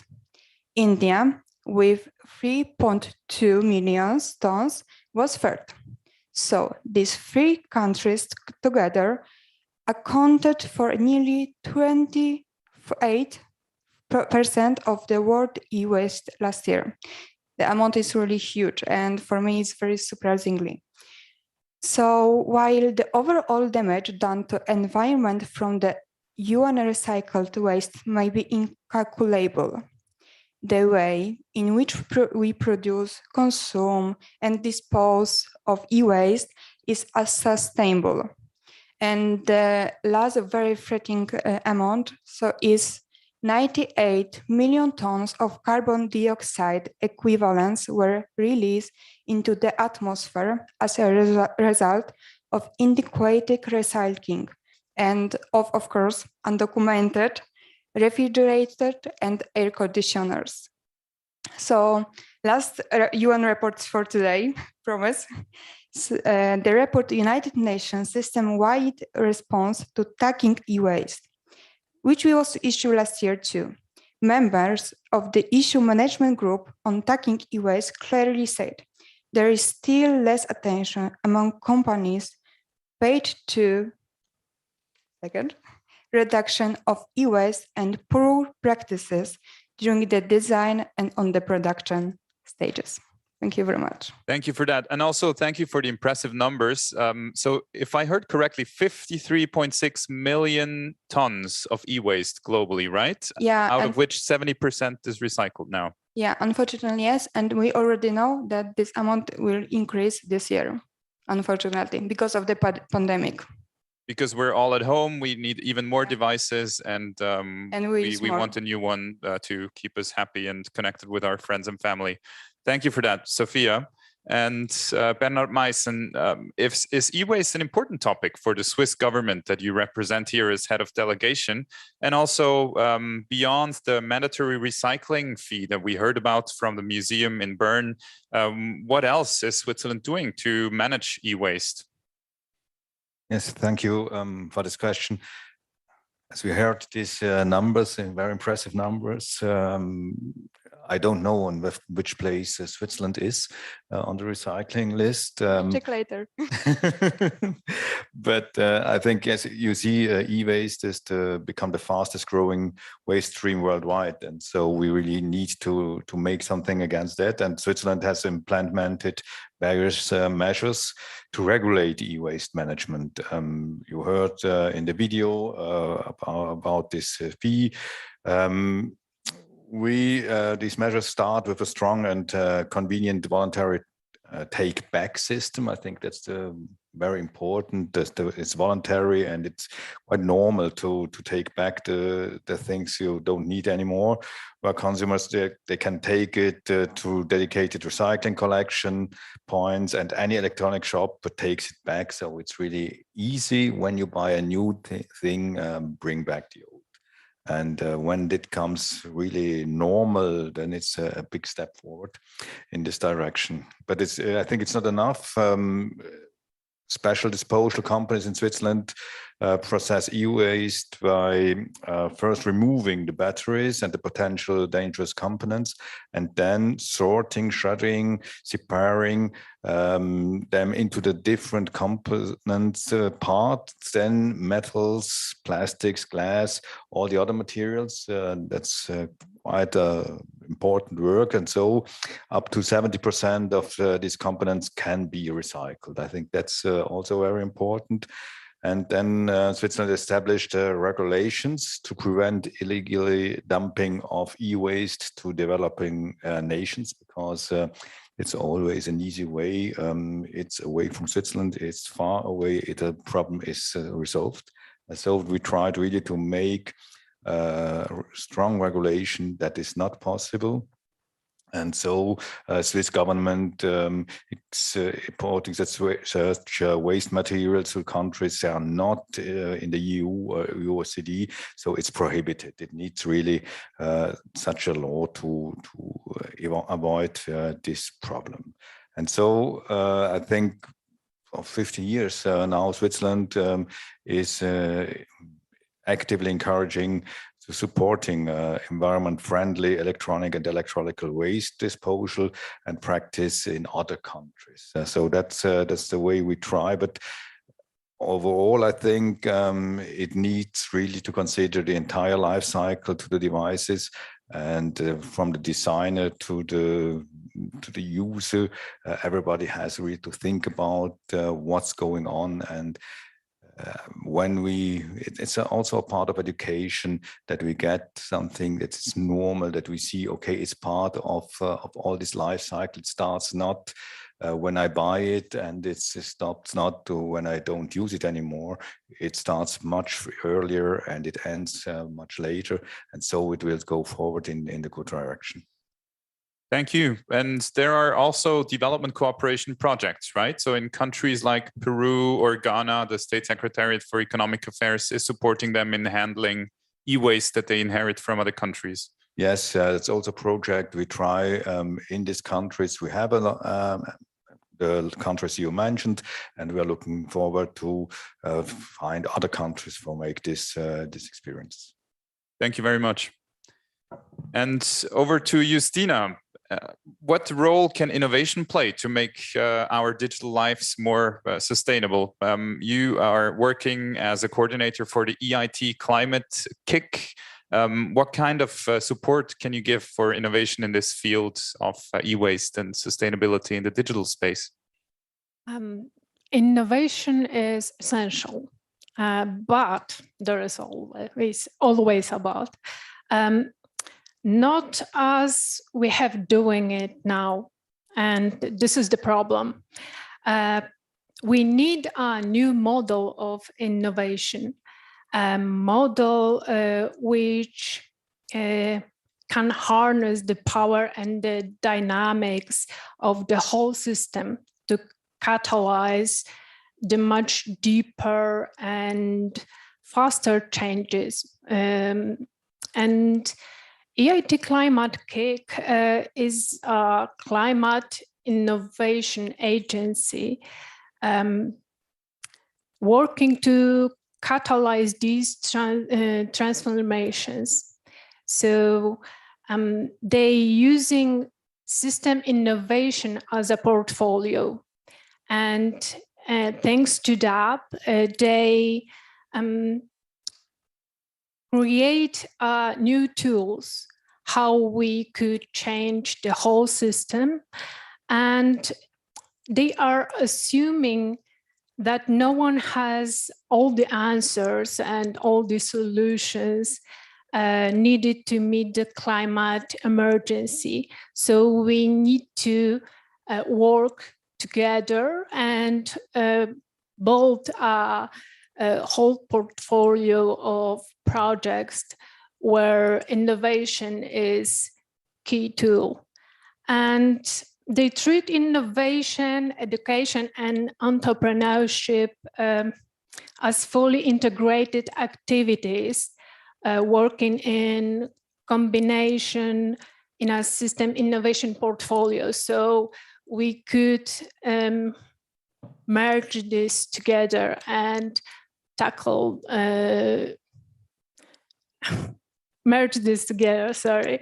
EIT Climate Kick is, in other words, the EIT Climate Kick is mapping the system to identify where and how the innovation could play a role in catalyzing change dynamics.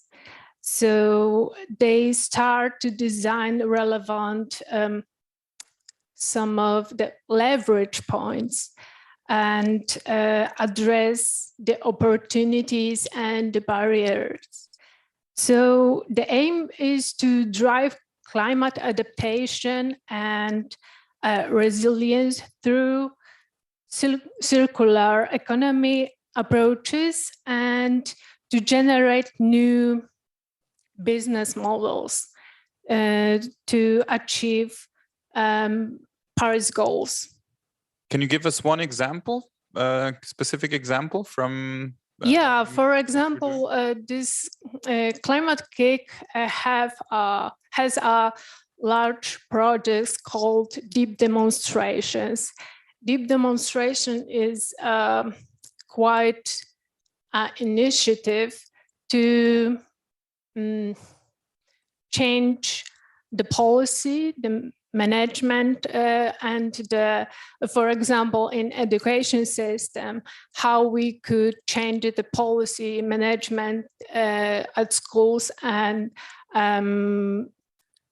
how we could grow awareness about e-waste, about circular economy. If we could build the trust of society and young generations and give some examples how we could change the law, we could merge this to be more sustainable. This digitalization should be finished by 2030 if we want to achieve the climate goals. So deep demonstrations are quite difficult projects, but they, if they achieve the goal, we could use them as a really key to be more sustainable. Thank you. And Sofia Pivovarek, you're working with companies as part of the mission of the UN Global Compact. What are the most promising initiatives by Polish companies to manage e-waste? Since you told us that the recycling rate here is still quite low at around 60% compared to a global average of 70%, what kind of initiatives are sticking out here? Thank you very much that you highlight that UN Global Compact was created in 2010 by Kofi Annan, UN Secretary General, to cooperate business. And nowadays we help business to meet the development goals too. So on our daily discussion, we have heard from the business, from the electronic industry, companies from the electronic companies from the electronic industry, that they understand the e-waste management system problems. They knew that they need to do something with it, but they have no perfect solution. And I think that there is no perfect solution for it, and we need to really find it. And also the representative of the electronic industry prepared this year report. The report indicates, sorry, I told you that there will be a lot of numbers. So the report indicates that 440,000 tons of new household appliances were in Poland in 2020. Producers were obliged to collect and recycle around 230,000 tons of waste equipment. It is according to your regulation, so all the panelists know the issue. And it is more than half of the mass of all electro waste collection in Poland. So the number is quite good. But nowadays, in our home in Poland, we have up to 13 million devices. So the potential for the recovery is huge. And also in UN Global Compact, we connect business with academia. So also we think that the cooperation between academia and business is very important in e-waste topic. Sometimes the result of the collaboration might be surprising. Martian vehicle made of electro waste. Do you heard about it? Students of the Kielce University of Technology faced such a challenge.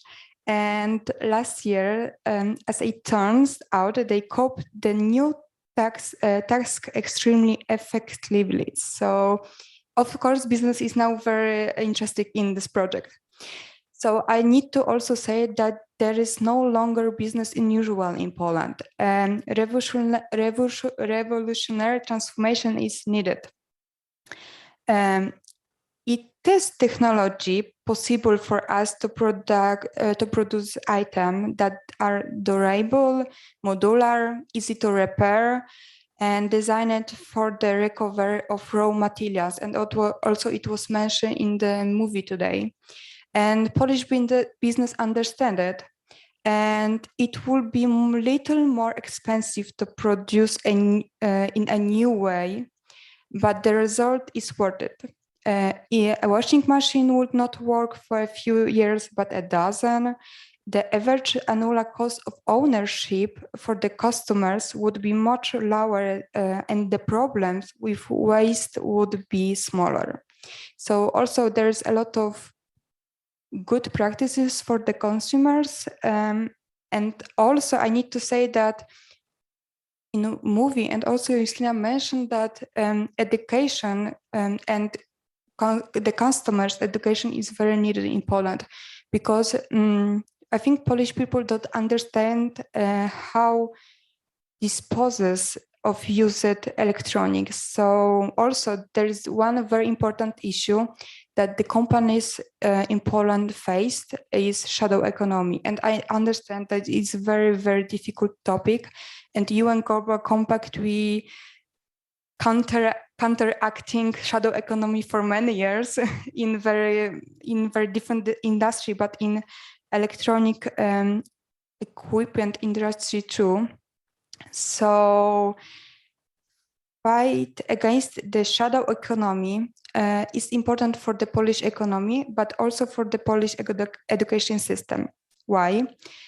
Every fifth Poles disposes of used electronic and household appliances illegally. Instead of in special containers of electro waste, they usually end up in garbage cans. And this is extremely harmful to the environment. We'll already know it, and it's very good. It's first step, I think. So used equipment contains many poison substances and metals. There is still no systematic supervision of how much and what type of procedures electronic equipment is reintegrated in the market, and whether it meets any safety standards. And we know that the Polish government is also interested in counteracting the shadow economy in Poland. Of course, and we already know that the main reason is significant damage to the environment, but it also means to return over 750 million zlotys to the Polish budget every year. So thank you very much for having me. Thank you. Well, we'll be curious also to see how this decision of Apple on the right to repair will play out in the industry and also on the Polish market, of course. Now, finally, to Florina Waszpi again. E-waste, of course, is a global problem, and you're also trying to work on global solutions. How will you be able to shape such solutions in the framework of the IGF? Thank you. Yeah, so a couple of points. I wanted to add to what my colleague has said on that we need a new model of innovation. And I think you're very right. And I would like to suggest to add to that we also need a new way of thinking about responsibility, because I think e-waste, or the problem of e-waste, has a lot to do with how the global responsibility is assumed, or rather not assumed. So I think, or I would very much, in the context of the report and also in the context of just in general the problems we are facing today, suggest or hope that we can in the future shape a new paradigm of how we think about who is responsible for waste, because as of now, still a lot of the responsibility is always placed or shifted towards the consumers, so us who buy these technologies. And of course, we are responsible, but in a way, I think we should evolve towards a model where the responsibility for waste really is with the consumers of these products as well.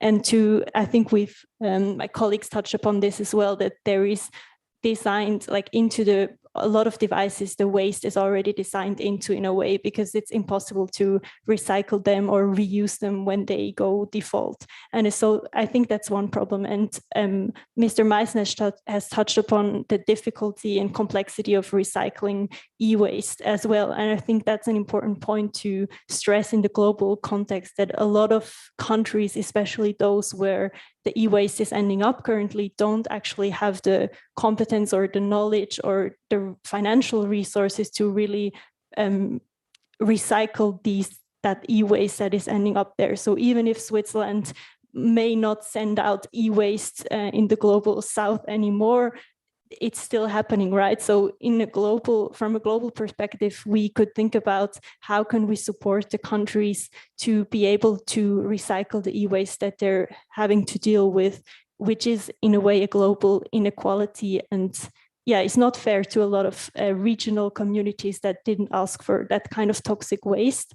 But at the same time, I think that's just a symptom, right, of the underlying problems that we're facing or that are responsible for e-waste in a way, which is overconsumption and overproduction. So both of these issues we should also talk about and address, and not stay on the question of how do we recycle e-waste, but rather ask ourselves, as we did in the film, how can we address the problem of us consuming so much and generating so much electronic waste? Thank you very much. So the moral of the story, of course, is reduce, reuse, and recycle. And I'm already on a positive note here because we're recycling 70%. I hope that you will contribute to us getting to the 99 or 100%. I wish you best of luck in your ventures. Thank you very much on behalf of the Embassy of Switzerland in Poland for joining us here today. Bernard Meissen, Florina Waszpi, Sofia Piwowarek, and Justyna Szczepanik. I'm sorry, my pronunciation is still very bad. I'll get there. Thank you very much. It's really good. Trying hard. Thank you and all the best.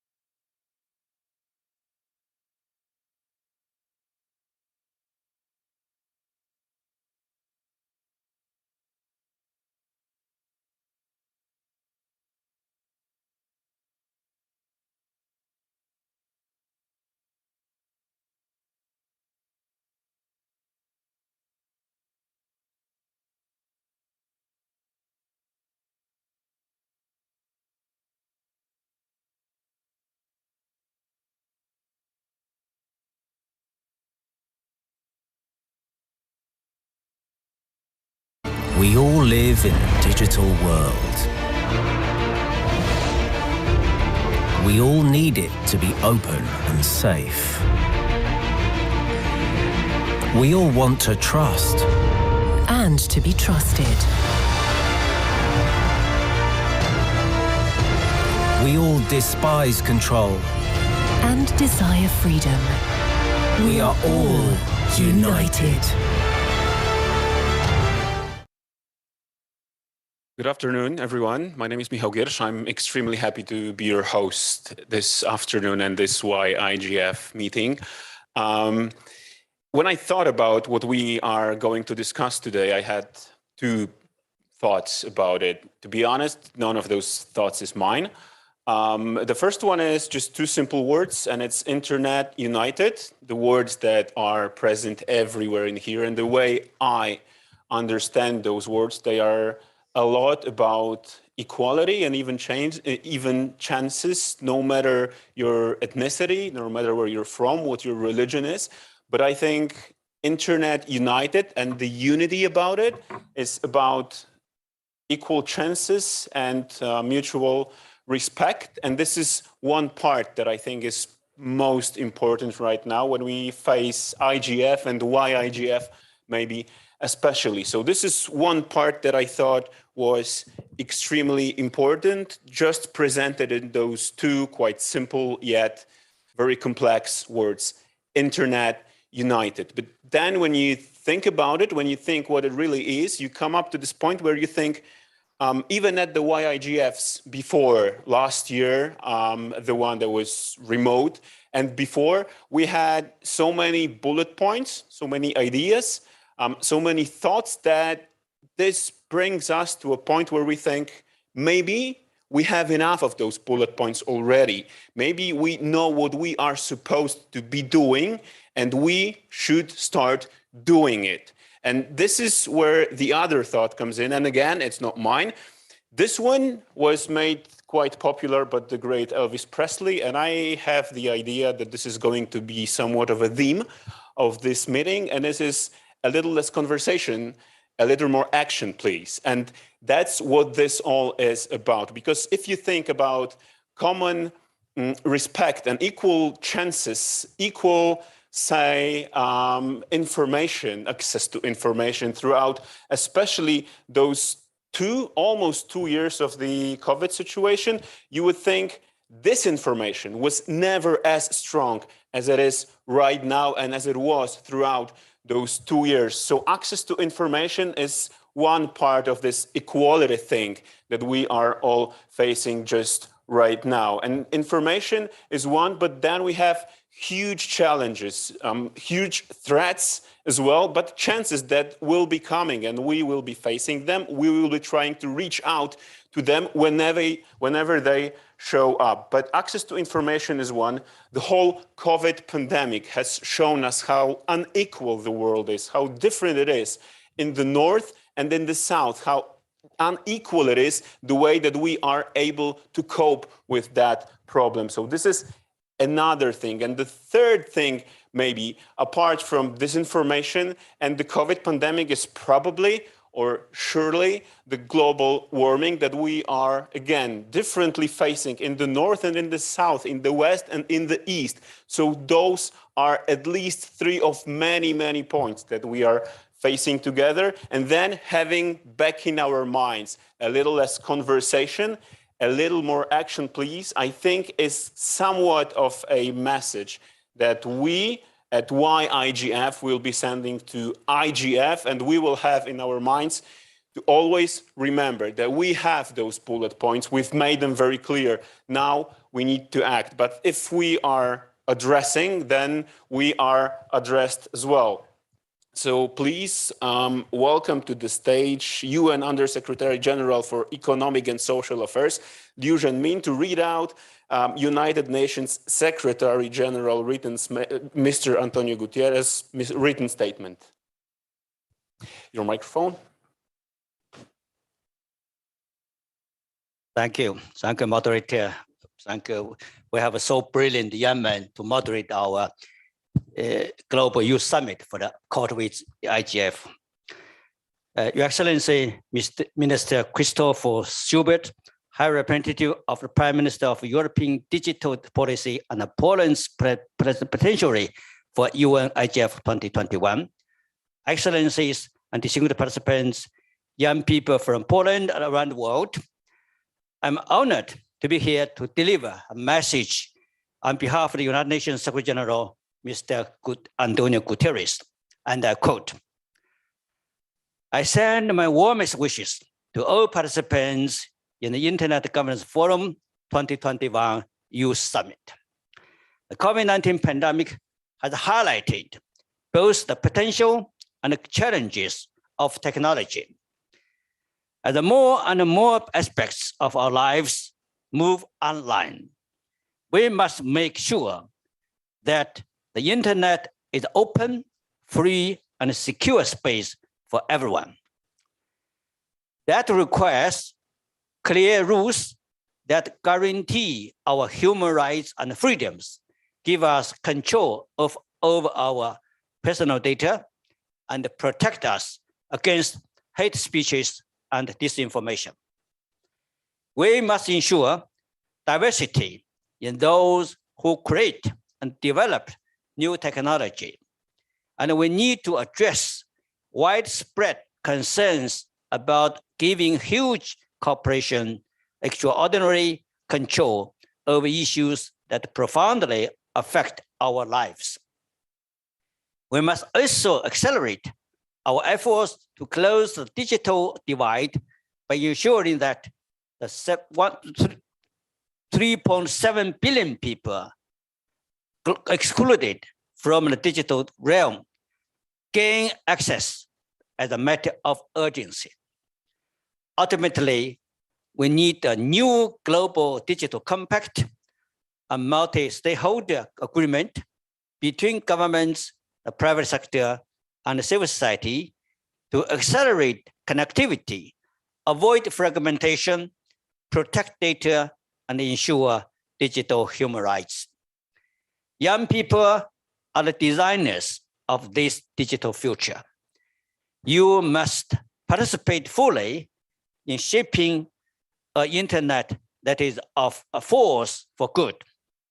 Thank you for standing up for open, free, and fair digital future. The United Nations stands with you every step of the way. That's the end of the quote. I wish you a lively, engaging event. I thank you.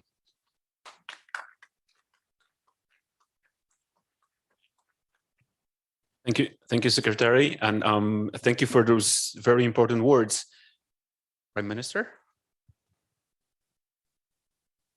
As we are, yes. The video. Yes, so this is what I was addressing. Let's just watch the video message addressed by the Prime Minister of Poland, Mateusz Morawiecki.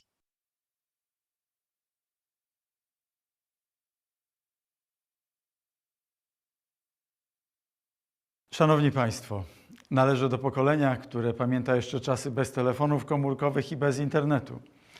Ale nawet mi ten czas bez dzisiejszych zdobyczy technologicznych wydaje się nierealny. Rewolucja cyfrowa dokonała się niemal niepostrzeżenie. Jeszcze na koniec XX wieku trudno było sobie wyobrazić, by internet miał zdominować nasze życie. Dziś trudno wyobrazić sobie życie bez internetu. Tempo rozwoju technologii informatycznych nie spada, ale z roku na rok staje się coraz szybsze. Ludzie urodzeni w latach 90. są pierwszym pokoleniem, dla którego internet stał się środowiskiem naturalnym. Dziś dzieci szybciej uczą się obsługi smartfona niż pisania i czytania. A kolejne badania pokazują, że nowe technologie nie tylko są narzędziami do obsługi świata, ale zmieniają sam sposób postrzegania rzeczywistości, kształtują zupełnie nowy typ myślenia. Dlatego wiem, że to młode pokolenia mają największe kompetencje, by kierować procesem rozwoju technologii cyfrowych. Polska śmiało wkracza w świat nowych technologii.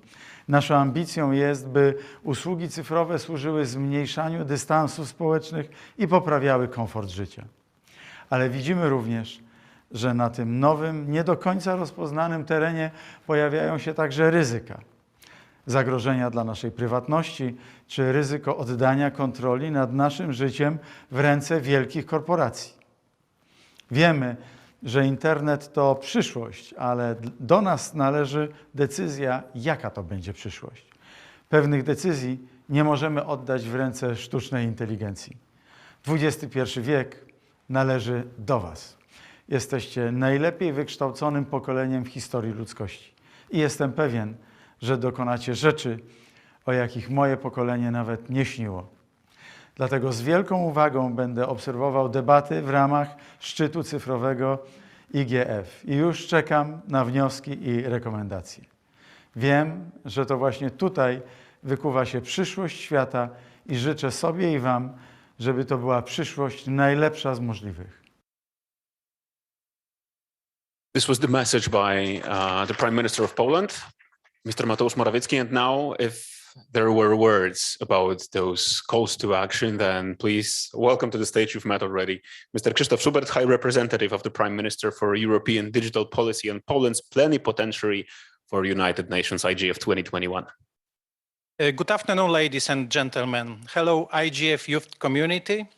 As the Polish government plenipotentiary for United Nations Internet Governance Forum IGF 2021, I warmly welcome you in Katowice.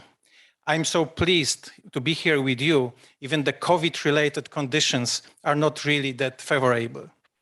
I have a honor, as was mentioned, of being the High Representative of the Prime Minister for European Digital Policy.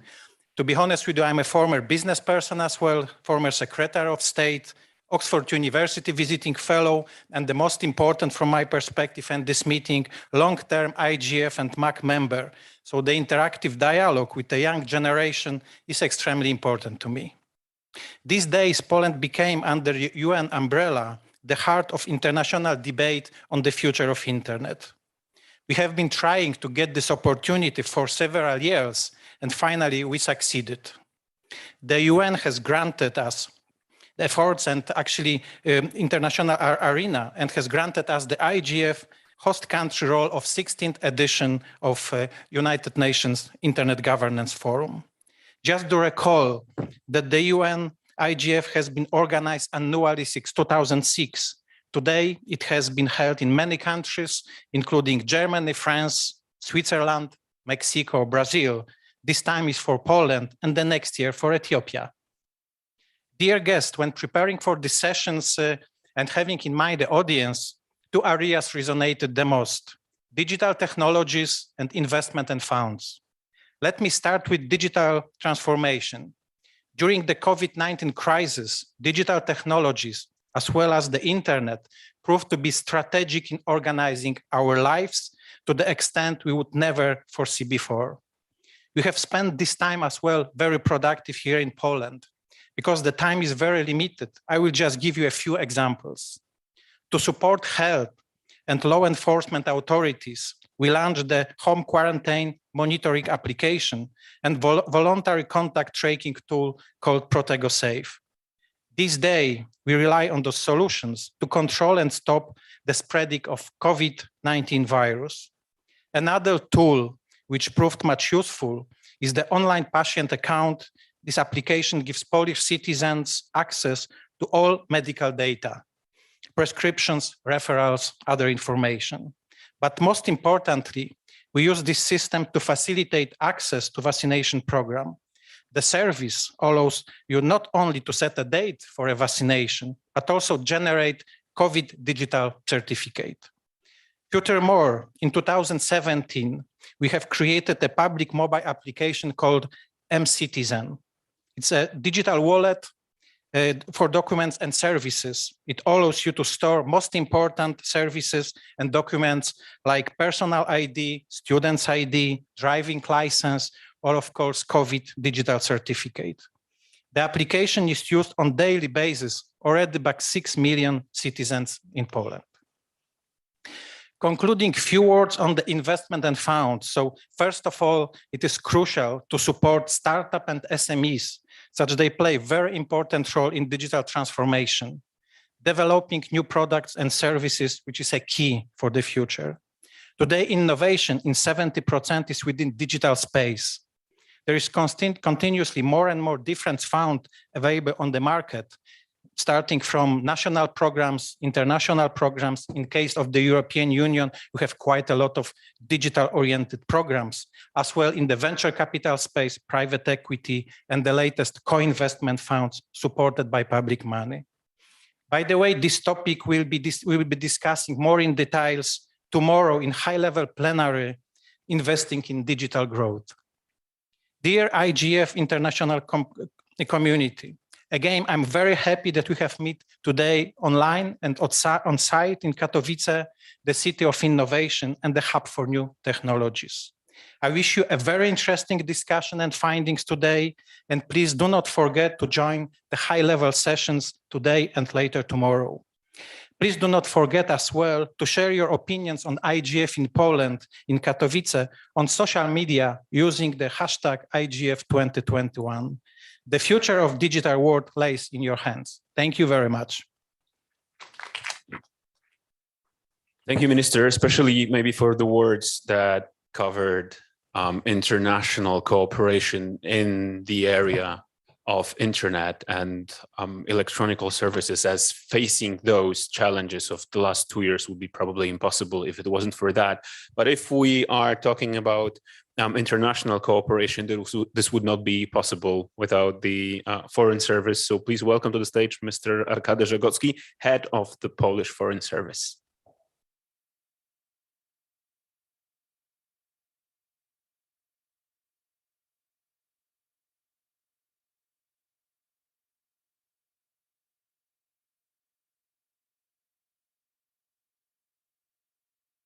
Excellencies, Minister, distinguished guests, but first of all, you, dear youth, the most important young participants of this summit. It's my great pleasure to see you all gathered here today in Katowice in Poland to discuss the challenges you observe in different areas of internet governance. Therefore, I would like to highlight some areas where the role of young people in digital policy making is crucial. New technologies have an increasing impact on our daily life, including national security, which can be both positive and negative. Worryingly, they make it possible to launch effective attacks on, among other things, critical state infrastructure and spread disinformation, all at a relatively low cost. Recent years have seen an escalation of disinformation activities, especially in cyberspace. Even though young people are considered digital natives, recent developments in technology, easy access to the infosphere, and social media's increasing use as the first source of information all give rise to a wide array of challenges. Disinformation is one of them. Many studies show that disinformation spreads 6 times faster than genuine news, and that is disseminated primarily on social media.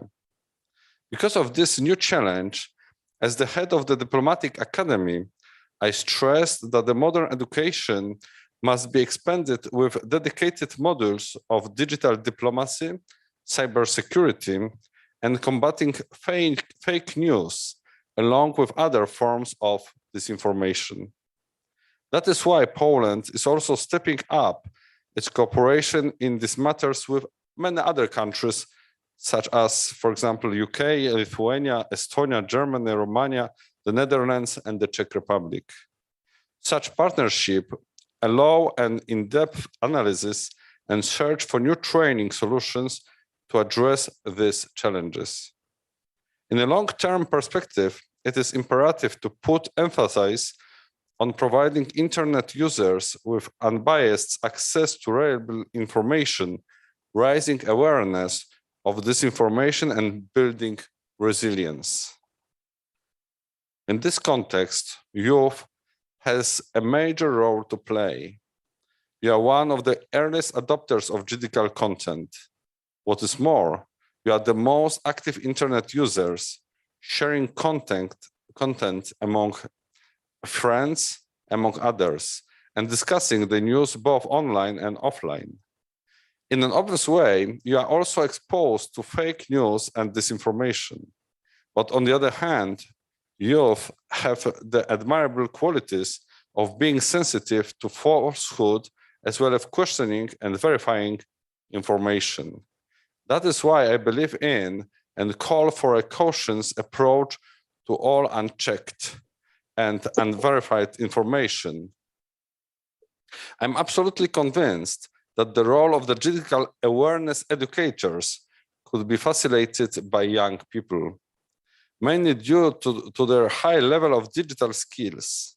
In the face of unprecedented challenges related to disinformation, joint efforts are crucial to enhance media literacy and social resilience against false narratives, for example, through educational materials for local communities, including schools, neighborhoods, universities, associations, and local fact-checkers.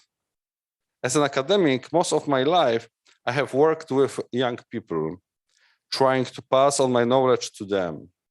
Today, I learn a lot from you, how to find yourself in the digital reality, how to communicate, how to promote Poland and the region of Central and Eastern Europe, while at the same time fighting disinformation and cyber attacks.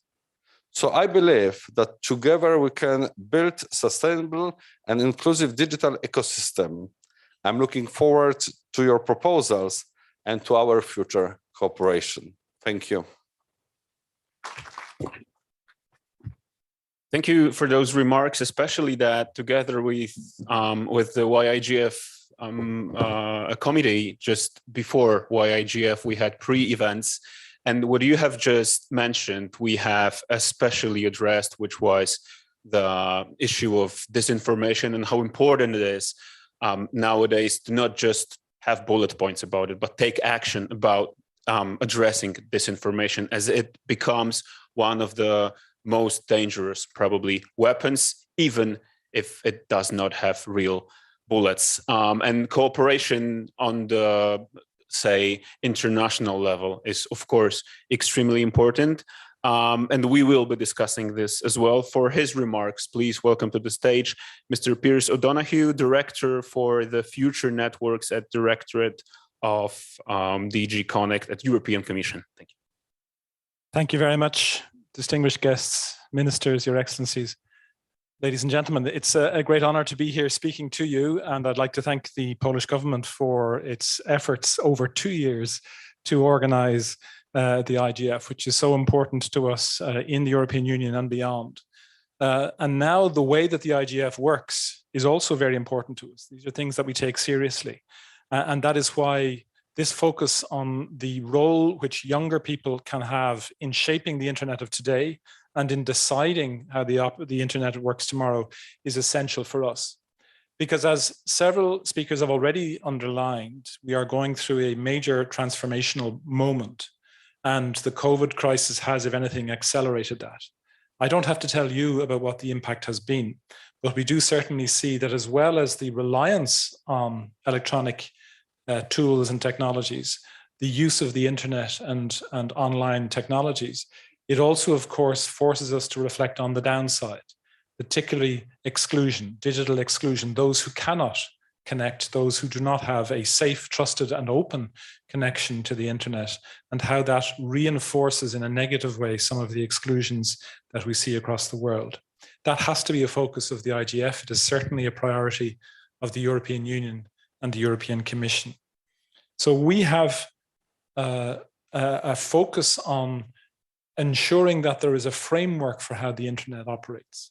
Those rules are not intended to control the internet, and they are not intended to stifle innovation and to stop the technology from developing. For that, we need a very strong input from our stakeholders, the non-governmental actors, to ensure that we do not overstep our obligations, that we do not either limit or control the internet or allow others to do so, using regulation as an excuse, but also that we have a forward-looking, innovative, and imaginative approach to how the internet can develop. We have to ensure that the internet is a force for good. So we have to tackle the realities of the problems. The fact that power in the internet is in a small number of economic players. We have cyber security incidents which threaten security, but also the data of individuals. We have disinformation, as has been said. We have illegal and harmful content. Now, all of those come with all of the good things that the internet can bring us. It's just the case that here in this discussion, to a certain extent, we have to focus on the negative elements because that's where our focus should be, while we allow the internet community, the non-regulators, you, the innovators, to actually develop and decide what that positive evolution is. The European Union, we are trying to combine the vision of regulation and freedom. That may, in some people's minds, be an entire contradiction. And those voices we need to continue to hear as they are our consciences, as it were, as we do this work. We have to create an environment where innovation is allowed and supported, but where actions which limit or attack the freedoms of others are stamped out. We have also to share the benefits to ensure that everyone has access, to remove this serious issue of exclusion, digital exclusion as we see it. And that is why the European Union, for example, has just launched the Global Gateway Initiative, which is a project that aims to bring the internet, the open internet, to all parts of the planet and aims to empower a bottom-up approach to the different regions, to the different questions that have to be tackled in internet governance, in the running of the internet now and in the future. We have a few red lines, of course. Most importantly, we insist that the internet of the future is completely respectful of fundamental rights, that we need to have a framework of digital principles, which may need to be adapted according to local traditions, religions, and of course, culture. But at the same time, there are guiding principles at a human level, which we must all work for to have a human-centric internet. Secondly, we have to ensure that the ecosystem is entirely inclusive. And that is something which we're doing with other international organizations and governments through the IGF, through the United Nations, and of course, in supporting economic actors and NGOs who work with the same principles in mind across the entire globe. But this model, which is multi-stakeholder based, shouldn't be taken for granted in the sense that it can be under threat. We must not be shy of calling out behaviors which, by being perhaps extremely liberal, end up being harmful to the internet. We need also to ensure that governments, starting with our own governments, are very careful about the actions we take. We heard in another session already today how about taking down of websites in one region may not be appropriate in another region because of dangers to free speech. That is something which means that we have to pause for reflection.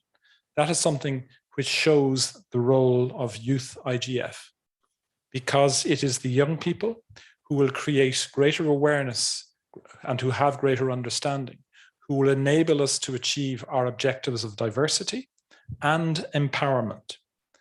And I think the best way for me to close is to say, you've just heard several middle-aged men talk to you about these important principles. Happily, that's going to change in a moment. But it is actually our sincere belief that the generational change must come quickly, and we must have a more diverse, inclusive, and open face to the global internet. Thank you very much. If I may just add one sentence to that. All of those men come from whatever we want to call it, the global, well-developed North that has its perspective, but it's, I would say, kind of conservative, or at least it misses probably a lot of progress that's and perspective there's ahead of us. And Ethiopia is, of course, one of those countries, especially that you will be hosting IGF next year. So please welcome to the stage Ms. Huria Ali Mahdi, State Minister of Innovation and Technology of Ethiopia.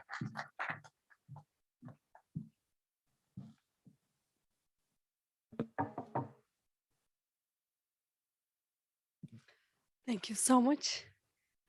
Good afternoon. Excellencies, ministries, distinguished guests, youth representatives here and those across the globe. Good morning, good afternoon, good evening, wherever in the world you are hearing this message. I was very pleased when I received this kind invitation extended to my country, Ethiopia, so that I join you to address this summit. I was pleased because it was an honor and a privilege to represent not just Ethiopia, but our continent, Africa, which is a young continent with an energetic, innovative, and inspiring generation. One of the huge potential of our continent, Africa, is its young population. Recent data shows 60% of African population is under the age of 25, which makes Africa the world's youngest continent. For instance, Ethiopia, the country I am proud to represent here today, has a population of more than 112 million. Among this, the youth population between 15 to 29 is at around 25 million.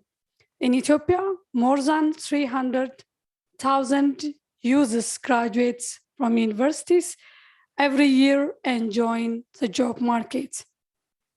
There are more than mere figures. For us, those figures are indicators and drivers of economic and social development we wish to bring to our people. To this end, Ethiopia introduced its first ever digital strategy, Digital Ethiopia 2025.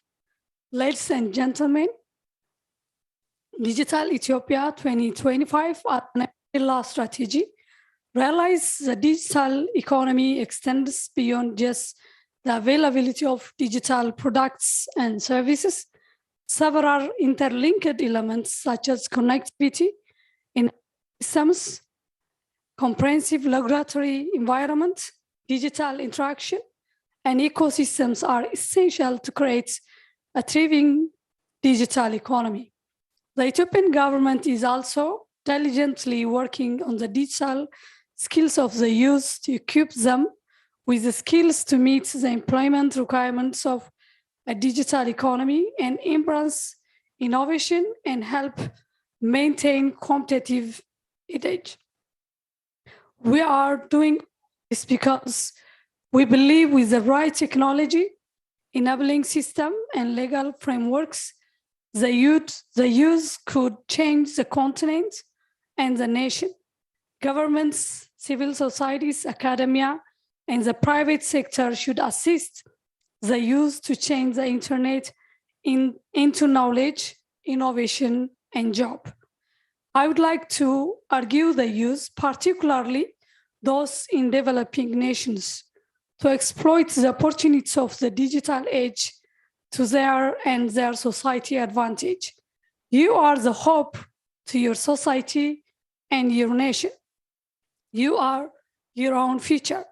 Do not waste this change that many generations before you did not have the opportunity to get.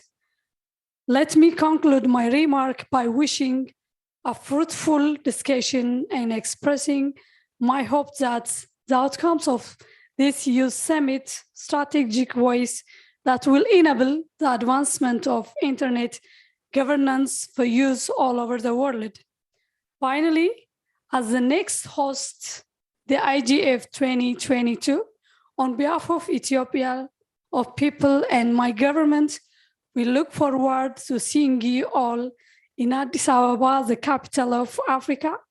Amasegnalo. Thank you. Kuya.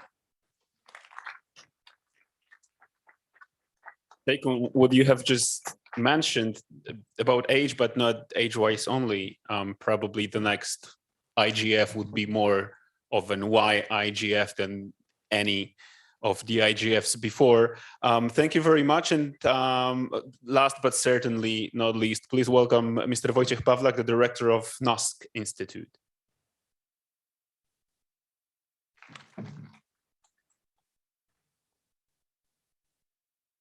dear guests, ladies and gentlemen.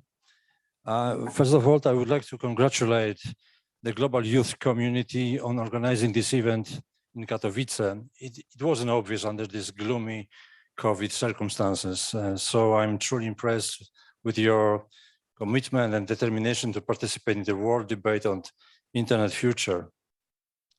For us, it is a great honor for NASK, National Research Institute, to become the patron IGF Youth Summit in Poland and co-organizer today's session. NASK connected Poland to the internet almost 30 years ago, and most of our activities similar to multi-stakeholder approach as the IGF itself. We have great science on the board. We implement cybersecurity programs and products in delivered to the market. As a DNS registry, one of the largest registries in Europe, we have technical and legal look on the internet, and we also cooperate with the government and NGOs, ensuring that what is on the internet is safe for the users. So NASK fits the IGFs like a glove. That's why cooperation with Youth IGF is so important for us. After all, it's a great pleasure of working with you, with the new United Nations and Chancellor of Prime Minister Mateusz Morawiecki in preparing this event. The times are they are changing, as put it once Bob Dylan, and I strongly believe that internet governance, internet future is in your hands, in the right hands of young people, eager and engaged. I keep my fingers crossed for the summit in Katowice, wishing you all successful meetings and good stay in Poland. Thank you very much. Certainly, if the times are changing, then this is maybe time for a little less conversation, a little more action, just combining Bob Dylan and Elvis Presley today. Thank you very much, distinguished guests. We understand that some of you, or maybe all of you, have other duties that you need to attend. So thank you very much for being with us. We're, of course, not finishing. Thank you once again.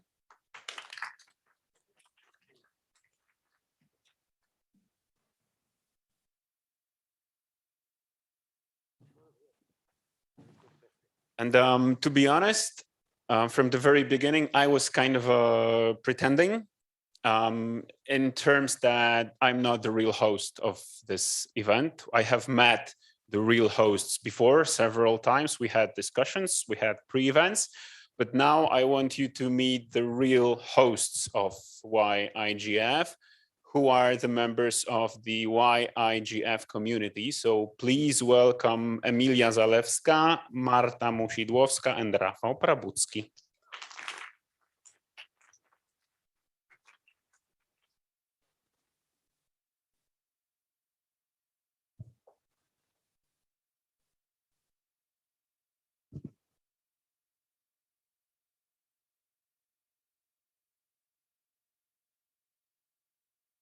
Hello, everyone. My name is Emilia Zalewska, and I have a great pleasure to welcome you all here today. I'm very happy that I have this opportunity to speak for you, no matter if you're attending online or on-site. So thank you very much to the organizers of the IGF for making this happen.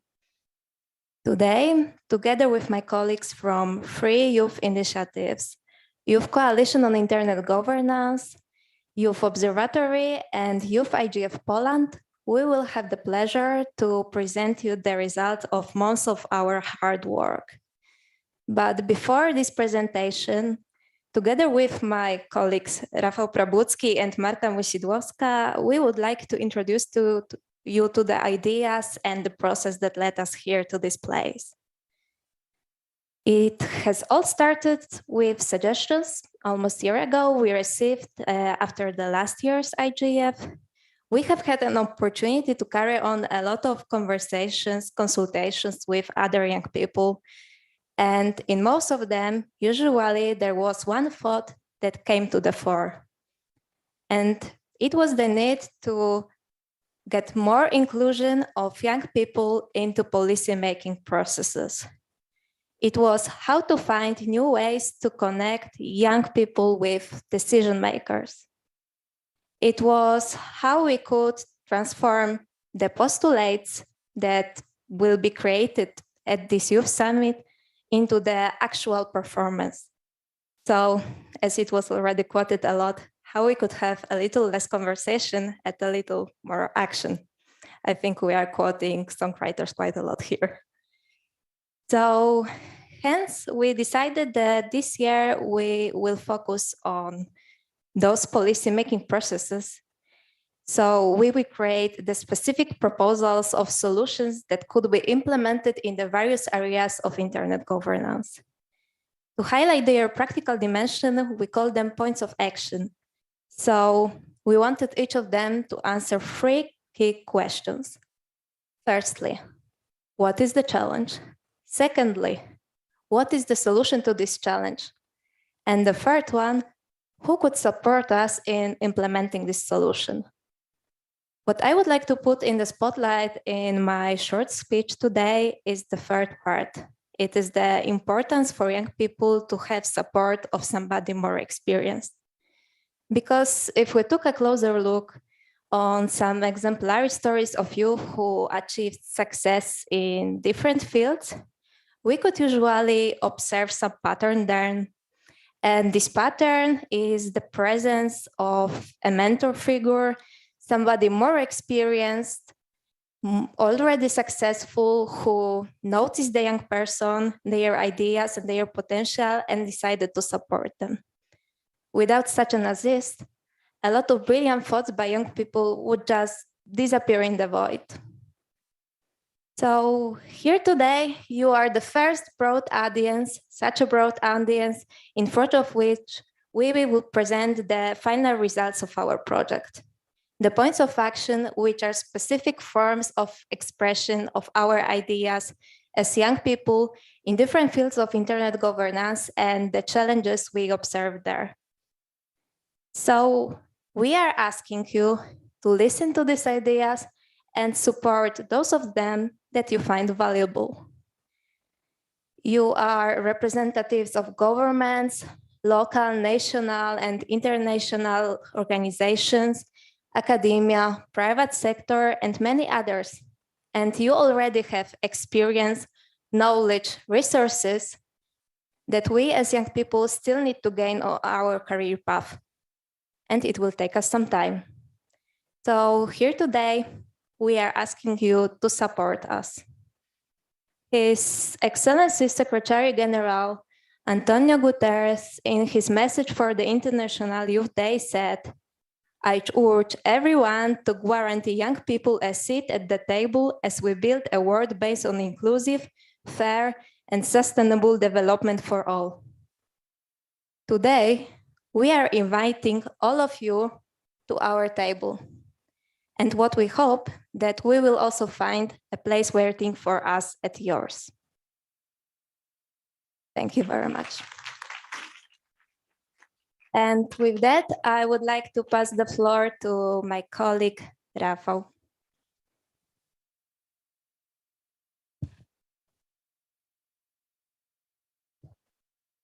Thank you. I will show you a little bit about technical stuff.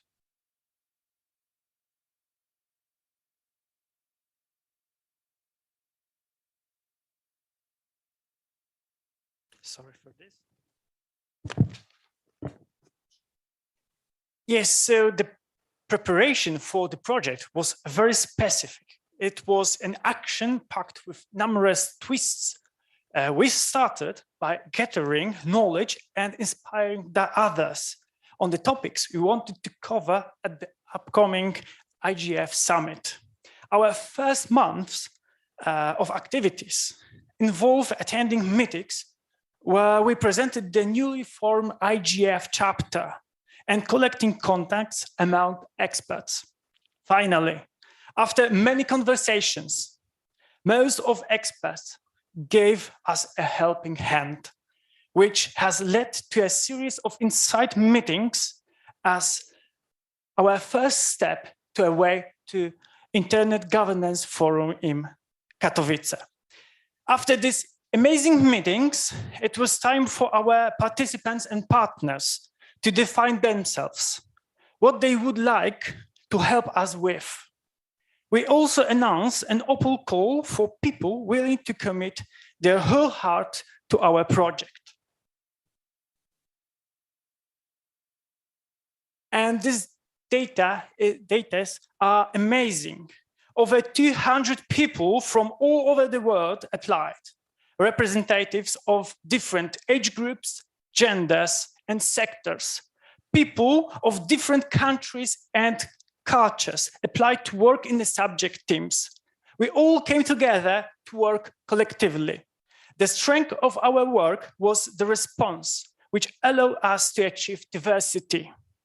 The slogan of this summit is United Together. However, in order to come together in pandemic times, we needed a place to exchange ideas.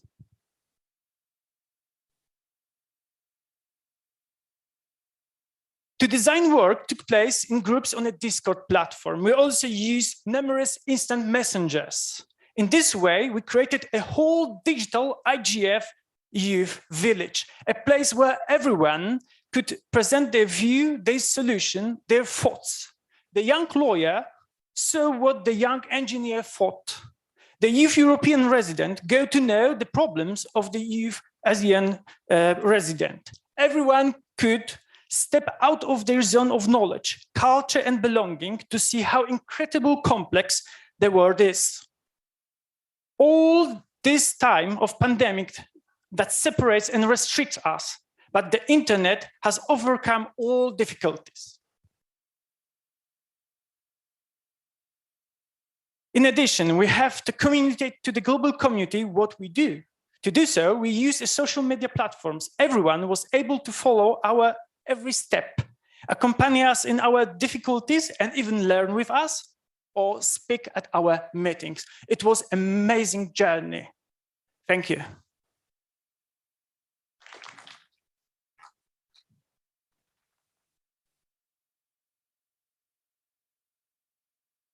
In the name of our already mentioned watchwords, less conversation, more action, we decided to start working a few months before the IGF. We knew it wouldn't be easy. We had to trust not only our intuition as to how the project should proceed, but also the people who volunteered to help with the project, many of whom we had never met before. Today, standing here and soon listening to the results of many months of work on problems related to particular areas of internet governance, I cannot help but be amazed at how many great and original ideas can come out of an international, cross-sector, gender-neutral and politically neutral debate focused primarily on finding answers to the three questions mentioned earlier before. I can't help but admire the fact that we managed not only to create a space for the most inclusive discussion, but also a discussion that forced us to go beyond our own information bubbles and look at what solutions to a given problem have been adapted on the other side of the globe. Project Youth Summit accomplished its most important task. We no longer ask for a voice. We simply wait for an opportunity to act. This will culminate in the release of an official report containing all points of action with their descriptions. It is easy to see that what we have accomplished is based on what we have learned from the very essence of the IGF. Multi-stakeholder, diverse, equal, and inclusive work. We are honored to win a place in the agenda of the forum where it all started. The success of the entire project could not have been possible without the help of our colleagues from NASC, who have taken care of us from the very beginning and at every stage of the project. At this point, we should also mention two irreplaceable ladies, Ania Gengo and the IGF Secretariat, as well as Anna Podgórska-Błompane and the Chancellery of the Prime Minister of Poland, thanks to whom we have the opportunity to share the results of our work with you during such an excellent conference as the Internet Governance Forum. The points of action, however, would not have come into existence without the collaboration of several youth organizations. Thank you to all the members of the Youth Observatory and the Youth Coalition on Internet Governance, whose commitment and active participation in the development of the project has only highlighted the true power that lies within the youth. Speaking of young people, thank you to all the participants and coordinators of the Project Youth Summit who demonstrated not only a wealth of knowledge in specific areas of internet governance, but also the ability to actively listen to those who have different opinions or experience in a particular area.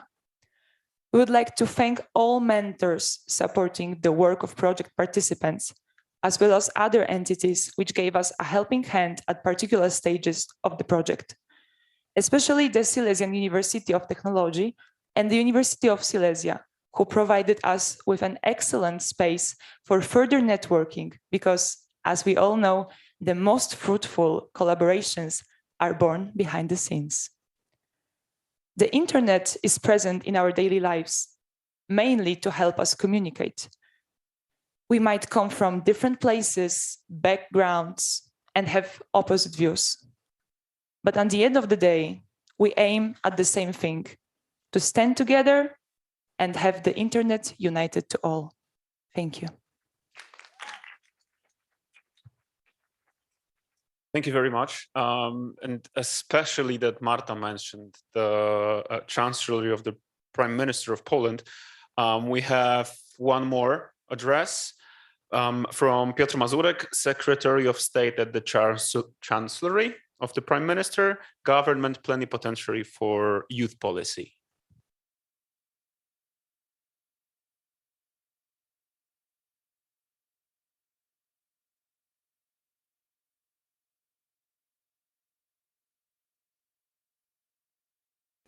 Szanowni Państwo, uczestnicy IGF-u, uczestnicy szczególnie młodzieżowego szczytu cyfrowego, bardzo się cieszę, że mam możliwość skierować do Państwa kilka zdań. Niestety ze względu na zaplanowane wcześniej obowiązki nie miałem możliwości przybyć stacjonarnie do Katowic, ale wszystkich, zarówno tych, którzy stacjonarnie w Katowicach, jak i zdalnie uczestniczą w tym wielkim wydarzeniu, serdecznie pozdrawiam. Gratuluję tym, którzy doprowadzili do tego wielkiego sukcesu, jakim jest fakt goszczenia w Polsce tak ważnej międzynarodowej imprezy. Szczególnie oczywiście gratuluję panu premierowi Mateuszowi Morawieckiemu, ministrowi cyfryzacji oraz panu ministrowi Krzysztofowi Schubertowi. Kwestie, które są poruszane podczas tego szczytu, takie jak związane z rozwojem nowych technologii, kwestie związane z wolnością słowa w internecie, kwestie związane ze sztuczną inteligencją, to są tematy szczególnie ważne dla ludzi młodych, zarówno w Polsce, jak i w wielu innych krajach. Dlatego też, zajmując się na co dzień polityką młodzieżową, wspólnie z Radą Dialogu z Młodym Pokoleniem staramy się jak najmocniej wspierać polską młodzież, aby uczestniczyła w międzynarodowych dyskusjach wokół tych tematów. Dlatego też zorganizowaliśmy już kilka miesięcy temu debatę poświęconą wyzwaniom etycznym związanym z rozwojem sztucznej inteligencji. Uczestniczyło w niej 8,5 tysiąca przede wszystkim młodych osób z całego świata. Myślę, że debata ta zakończyła się ogromnym sukcesem. Dlatego też w trakcie naszego grudniowego wydarzenia odbywają się panele zorganizowane przez Radę Dialogu z Młodym Pokoleniem, panele w międzynarodowym składzie, poświęcone wyzwaniom związanym z gamingiem, poświęcone kwestiom związanym z wolnością słowa w internecie. Staramy się, aby przedstawiciele polskiej młodzieży mieli tutaj możliwość wyrażenia swoich poglądów, swojego wkładu w tę międzynarodową dyskusję. Bardzo dziękuję wszystkim, którzy doprowadzili do tego, że mamy taką możliwość, że w IGF-ie znalazło się bardzo wiele miejsca dla młodych ludzi, że ta dyskusja może być prowadzona. Serdecznie gratuluję, życzę owocnych obrad i raz jeszcze kieruję specjalne pozdrowienia do wszystkich obecnych zarówno na miejscu w Katowicach, jak i do osób, które uczestniczą zdalnie w IGF-ie. Dziękuję bardzo. Thank you for the message, by the way. I love the gaming part, but this is kind of an inside joke. But seriously, I treat it very seriously. It is an important part as well.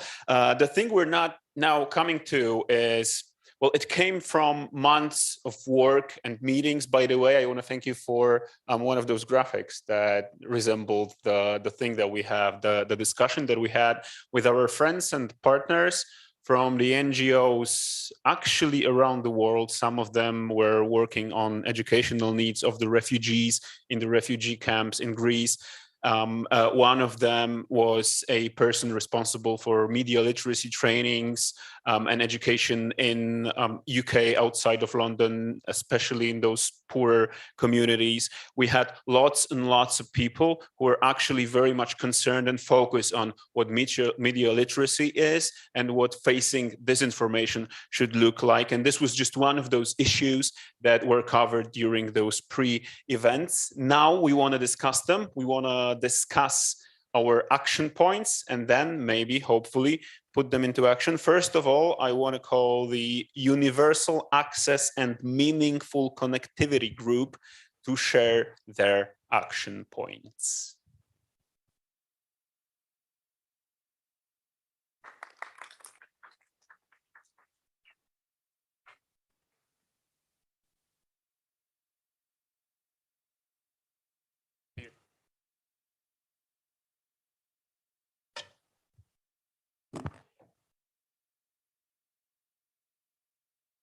Thank you, everyone. My name is Rashad Sanusi. I'm from Benin. I'm telecom engineer, and I serve as a communication officer for Internet Society Benin chapter. So during few months, I work with many people on universal access and meaningful connectivity. So I work with some participants like Fred, Dina, Enoch, Francis, and we have the support of Lydia, Trush, which is our mentor. So, next slide, please. So when we are talking about universal access and meaningful connectivity, we see today that internet is very important, and the importance of internet is well demonstrated now. But we are still facing any challenge. And you know, COVID pandemic situation show that this is very important to have a good internet and a good connectivity. But we are still facing some challenge in our communities, in our region.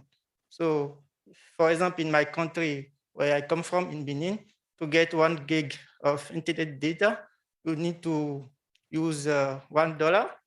And even this is very slow. So we are facing many challenges. And with my colleagues, we come up with many recommendations that I will let them present to you. So over to you, Fred. Thank you. Next slide, please. All right, thank you very much, Ben, for that quick introduction. Hello, distinguished ministers of state, all members present, all protocols observed. I'm Fred Kwajo Azori from Ghana. I am an IGF Youth Ambassador for the 2021 group and also a member of the Universal Access and Meaningful Connectivity Working Group. For the work that we did, someone would ask, why are we giving these points of actions, which seems to be streamlined on specific sections or aspects that we decided to select and present as our point of actions? The issues with regards to access and connectivity, meaningful connectivity, is quite a lot. So we decided to get an overview of everything and grouped it into 8 major subheadings, of which I'm going to present on infrastructure, connectivity, and lack of devices. First of all, when we look at the infrastructure aspect, I think the slide is not showing. I don't know if it is just me alone, but I can proceed with it and the technical team can work on that for us. So access is to gain connectivity to the internet in itself. Then we look at meaningful connectivity, where after someone have gained access to the internet, the person has to be guaranteed of a reliable connectivity. If the person is guaranteed of a good connection, then the person can be said to receive a very good connectivity or meaningful connectivity, as we put it. So with regards to infrastructure, we identified two main issues here. The first one, we said low quality and expensive access to the internet is an issue. And we also realized that the single point of failure due to the existence of limited internet exchange points is also an issue. With this, we identified some solutions and stakeholders that could possibly assist in getting this remedied. And so we say that governments in collaboration with technology companies and funded by international aid agencies, which include the IMF, the World Bank, and other agencies that support developing countries and even the developed countries, to be able to provide internet access to its communities. We believe with these investors working together, they'll be able to work towards improving the internet backbone and enhance last mile access through active public-private partnership. Additionally, community networks has become the mantra of the day, and everyone is talking about community networks. We also realize that it is true that community networks would be able to assist in promoting access to connectivity in most of the areas that do not have access as at now. And the UN research indicates that we have about 37% of the global population that are still not connected at all to the internet. Other research findings also indicates that about half the population of the globe are also not connected at all. And we have people who, or communities or countries that are connected but do not have meaningful access due to some different issues. With this, the issues are also the challenges like low speed, bandwidth, prohibitive cost that encourages or discourages or prevents the common public from accessing the internet. And so we urge city, municipal, local body administrators, governments, and universities with the technical assistance from telecom providers or telecom industries and the internet service providers that they should consider opening their existing connections, keeping in mind the security that has to be in place anyway, as well as try to create new local hubs at prominent high density areas that they provide for their students, employees, travelers, citizens, and the lot that we can mention in this case. And all of this is to assist in making sure that everyone gains meaningful connectivity. Apart from the connectivity, we realize that those people that do not have access to the internet, sometimes it is not that there is no infrastructure or there is no internet connection or network mobile connectivity available within their communities, but they have lack of access to devices. And so the devices that enable people like you and I to be able to remain connected to the internet is very essential.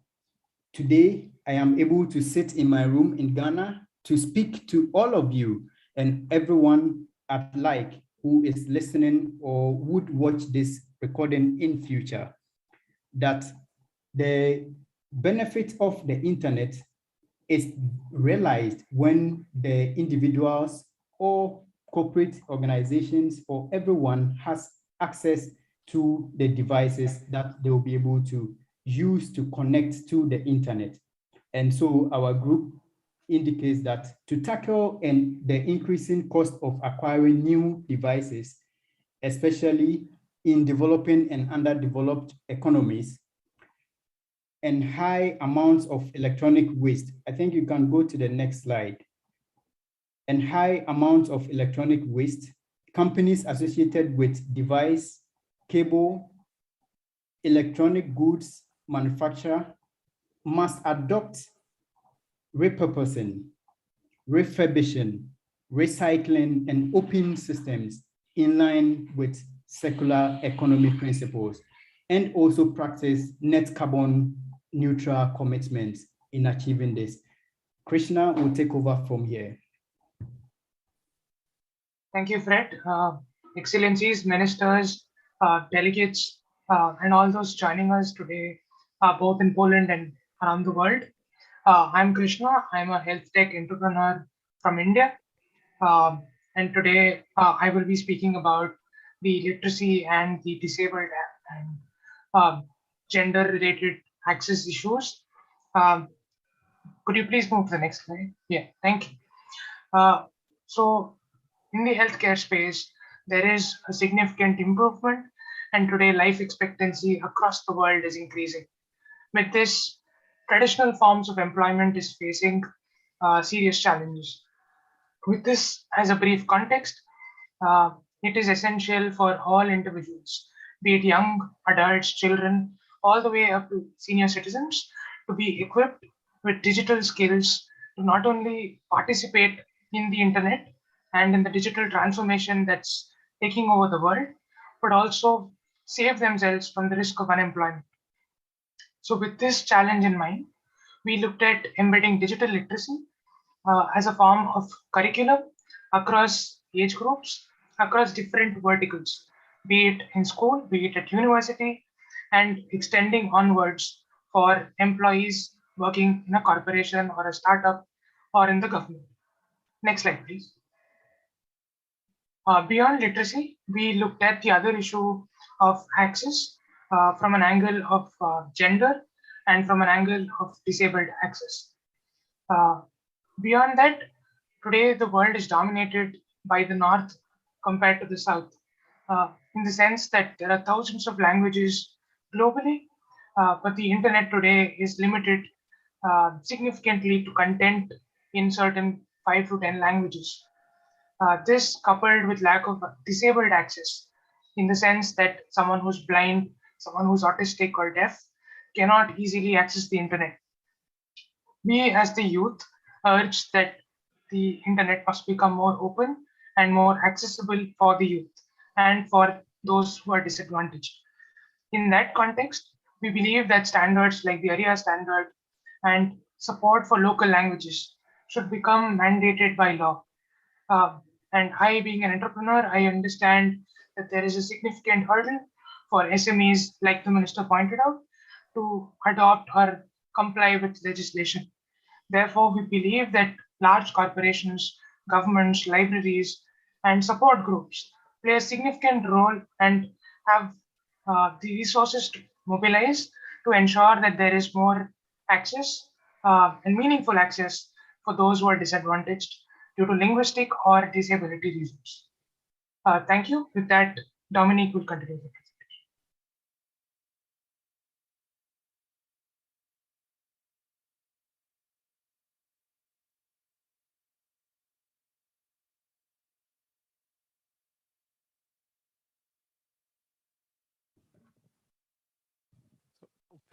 Thank you very much. I will continue with the point of safety. And safety is an important point because everyone who uses the internet has to feel safe, and it's like a safe space for everyone. So it's important that like platforms, social media platforms, for example, search engines, etc., that they use like filters against spam, abuse, and show detection, like with AI. And it's very important to really include like demographic and like gender and social views and sensitivities. And we can accomplish that like beyond physical safety training, also like with cyber hygiene training and safety training.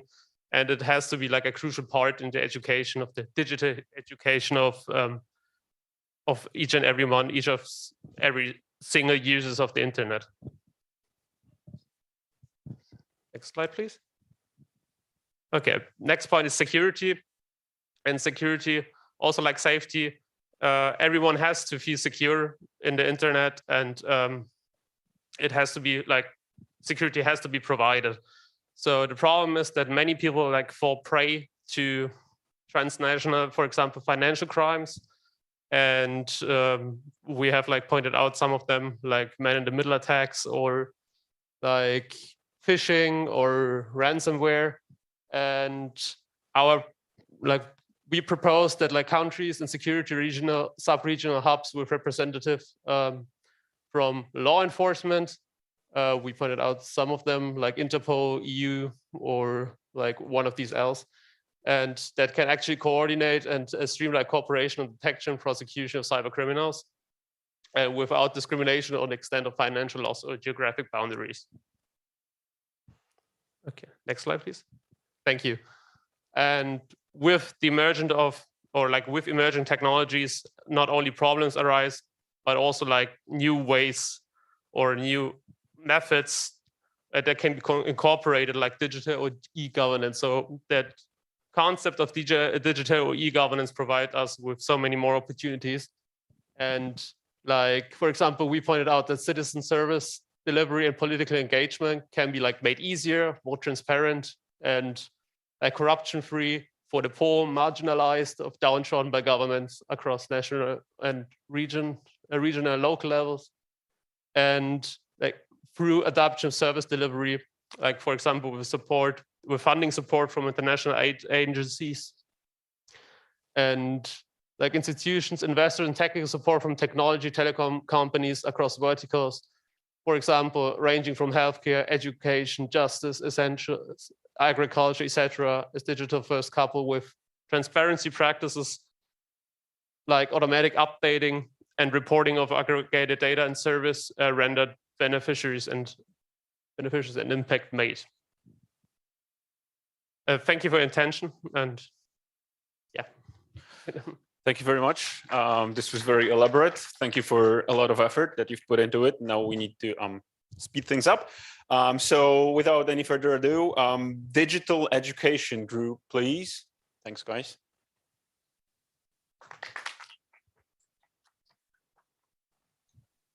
Thank you so much. Greetings to everyone. My name is Rodrigo Alexandre. I'm from Uruguay. I'm glad to be representing the South. Today, we are representing with my friend Mauricia from South Africa, the group of digital education. So first of all, we would like to address that we choose to agree on a certain definition of the terminology of digital education, because we realize that it's a terminology that is under construction even today. So we think that digital education is even more than in education in the 21st century or the digital age. It's about the methodology used, the skills and the competence acquired to learn in this constant training, and applies, of course, not only for students but also for teachers and the whole educational system. And of course, it means much more than face-to-face and distance learning. So thank you so much. And now I'm going to give the floor to my friend and teammate, Mauricia. Thank you very much, Rodrigo. And greetings to all of our distinguished guests, all protocols definitely observed, and hello from South Africa. Digital education comes with many challenges, and access to quality digital education is profoundly unequal. We face both external factors and individual factors in terms of challenges. So the challenges would include both infrastructure challenges, digital competency challenges on the part of our end users, and also on the part of our educators. We also face external factors and challenges such as a lack of high quality learning content. And again, on an individual basis, we face challenges such as a lack of basic digital skills, a lack of digital literacy, a lack of good knowledge and understanding of data-intensive technologies such as artificial intelligence. We also need advanced digital skills for procedures and have more digital specialists involved. So we are facing a challenge in this aspect as well. And most importantly, there's a challenge in ensuring that girls and women are equally represented and have access to digital spaces, studies, and also for their careers. So one of the points of action we came up with is that of digital education and the gender digital divide for girls, particularly as it pertains to their participation and training in digital education.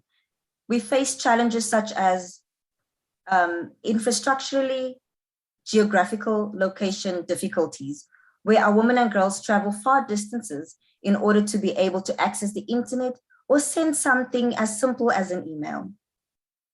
They also face difficulties with balancing household and relational responsibilities. They face physical mobility challenges, time constraints, as well as still battling with hegemonic norms and values in many countries across the world. What are our solutions that we have proposed? We propose that we develop innovative education systems and platforms that can go where women and girls are, including zero-rated online classes from their tablets or their mobile phones. We propose that there be awareness and skills transfer opportunities, and that this also be zero-rated, meaning they shouldn't have to be accessing the Wi-Fi all the time in order to access the information that they need. We also propose that there be a connection to a network that provides information on current opportunities for mentorship, further development for their careers, for their work, jobs, and platforms to speak and affect change, such as the Elevate Her Africa network. We also ask that all these programs have clear schedules and be mindful of time allocations to make sure that women and girls are able to balance all the challenges that we have mentioned, such as balancing the household and their relational responsibilities, and still have access to quality education. We also propose that for women and girls who are active in forums such as the Global Internet Governance Forum that we are part of today, that there be an accommodation for mothers at these global fora, including accommodation or daycare facilities for career moms and caregivers. We also propose that there be a multi-stakeholder approach to all these initiatives, including of policymakers, NGOs, and civil society and more. On the part of our point of action on digital education as it pertains to digital literacy shortages among education stakeholders. We know that the challenge is insufficient teaching and learning digital literacy skills, abilities, and platforms amongst our stakeholders in education, but also a lack of readiness on the part of our government structures. So we propose that there be a creation of policies in support of expansion and implementation of digital education on a national level. We propose that there be continuous capacity development for our teachers and all their collaborators, and that also there be opportunities to collaborate with the private sector to expand technology infrastructure in all areas. On a traditional level or traditional media level, we propose that there be continuous campaigns to promote, encourage, and highlight benefits of digital education on all traditional media platforms. That there also be a dedicated time slot for edutainment content for young people as well as adult learners. On the level of our faith-based institutions, yes, you have a big part to play as well. We encourage the support and advocacy for inclusion of all genders in traditional and religious education opportunities.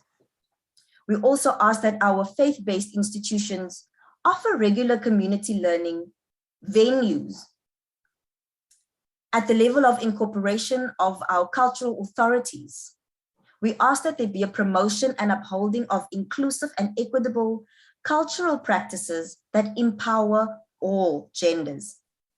And last but not least, we ask on our social entrepreneurial platform and spaces that our entrepreneurs take point and note of what we are sharing in our working groups, in our youth platforms, and here at the Global IGF, so that youth-led initiatives apply the knowledge that is learned during our exchange opportunities. And last but not least from my side, on the point of action as it pertains to digital education in light of including or addressing the digital inclusion divide, whether it be social, economic, or as it pertains to health barriers. We know and we are aware, and we highlight once again, that there is still an exclusion of persons with disabilities or special situations from our digital education platforms. And this does not exclude our elderly communities. We must address the mistrust that our elderly communities have towards digital innovation. And how we will address it is by including them in our initiatives. So we propose also that there be a creation of accessible features and alternatives on our digital platforms. For example, have there be offline alternatives, low definition graphics. We must have an ongoing collaboration between governments and other educational stakeholders to draft new and inclusive policies that oversee this implementation in support of digital education. Remember, the multi-stakeholder approach is a great way to solve and to work towards the solution that we have listed the points of action to. We must include the involvement of digital education platform owners, developers, special needs educators, and users, all supported again by government-led policy solutions, bottom-up community-led initiatives, and civil society. On that note, I hand over to my more than capable co-presenter, Mr. Rodrigo. Over to you. Thanks, Mauricia. I will try to be brief with my last 3 points of actions. So now I'm going to talk about the digital education and infrastructure barriers. Of course, this point of action refers to mostly an infrastructural problem, the lack of internet connectivity, and of course, it's important to mention, the other group mentioned it, and it's always a great idea to address it, is that 50% of the population is not yet connected, and of course, the people connected has a lot of issues related to the internet connectivity. There is much more than only the connection. There is a quality of service, and of course, there are many regions of the world that are facing even more worrisome needs, like the problem with the lack of electricity, even, or more basic needs. So, of course, addressing this problematic, it's always important. Next slide, please. So now I'm going to talk about the policy implementation. Sorry, I'm trying to be in a hurry because of the time. Again, this is a very important thing to mention, because the policy implementation should be based on principles, because there is many things that we have to address, especially the differences between countries, between regions. So we see that there is a big problematic when we try to go into point A from point A to point B. There is a lot of goodwill in the digital education implementation, but we need more than that. We need more than goodwill for our governments. We need, of course, to address the importance of good cooperation between the multi-stakeholder ecosystem, but of course the different levels from our governments, the micro level, the meso level, and the macro level. And these implementations should be guided for this multi-stakeholder approach, emphasizing the importance of the communities, the different towns, the different cities, especially those who are excluded even in the traditional ecosystem, for example, the rural areas. So this is next slide, please. So I'm going to give you my last point of action. The other one, please, before that. Yes, thanks. And of course, this process should be based on data analysis. It's important to know which problematic we are facing. It's important to know which problems we are facing in the implementation of digital education. Of course, we have to we are uncertainty about the right and the responsibilities and the duties of the different actions, but this implementation should be transparent and should be clear for everyone to see where the resources are being implemented in every digital education process or digital education plan that a government, an institution, or the whole multi-stakeholder ecosystem is facing. Again, we emphasize this multi-stakeholder approach because knowing the needs of the people and having them involved, it's important to succeed in this 21st century education. Last slide, please. And of course, we can do it. So nothing can stand in a way of power of millions of voices calling for change, and especially with the youth. We are the change, so the digital education is the answer, and the time is now, even during and after the pandemic. Thank you so much, and I'm going to give the floor to the auditory and the environmental sustainability and climate change team. Thank you so much. Thank you very much, guys. This was very interesting. I just want to ask everyone to remember we have several points coming, and we have time for this until like 6ish, and then we have to proceed. So as far, yeah, it's like 6 minutes per group. Please, we have to stick to the schedule. So now, as was just mentioned, please welcome Environmental Sustainability and Climate Change Group. Hi everyone, hope you can hear me well and fine. So thank you for this opportunity. I am the coordinator for the environmental sustainability and climate change. We are a group of 8 young people, 8 enthusiasts of environment, or environmentalists, you can say, with the different specializations pertaining to law, PhD, engineering, information science, and biology. And together we have come up with a unique point of actions in the field of environmental sustainability and climate change within the realm of internet governance, and with the guidance of our able mentors, Jevon from who is a PhD holder in the field of environmental sciences, majoring in waste technology, Elias from the European Commission, and Thomas from a senior biologist from the Polish Research Institute. We have been able to form these postulates. So without any further ado, I would like to take this opportunity to read out the aim of our group, which was to seek opportunities where environmental footprint can be reduced through sustainable practices in the area of internet governance. And with this motive, we have proceeded to form the point of actions. So can we move to the next slide, please?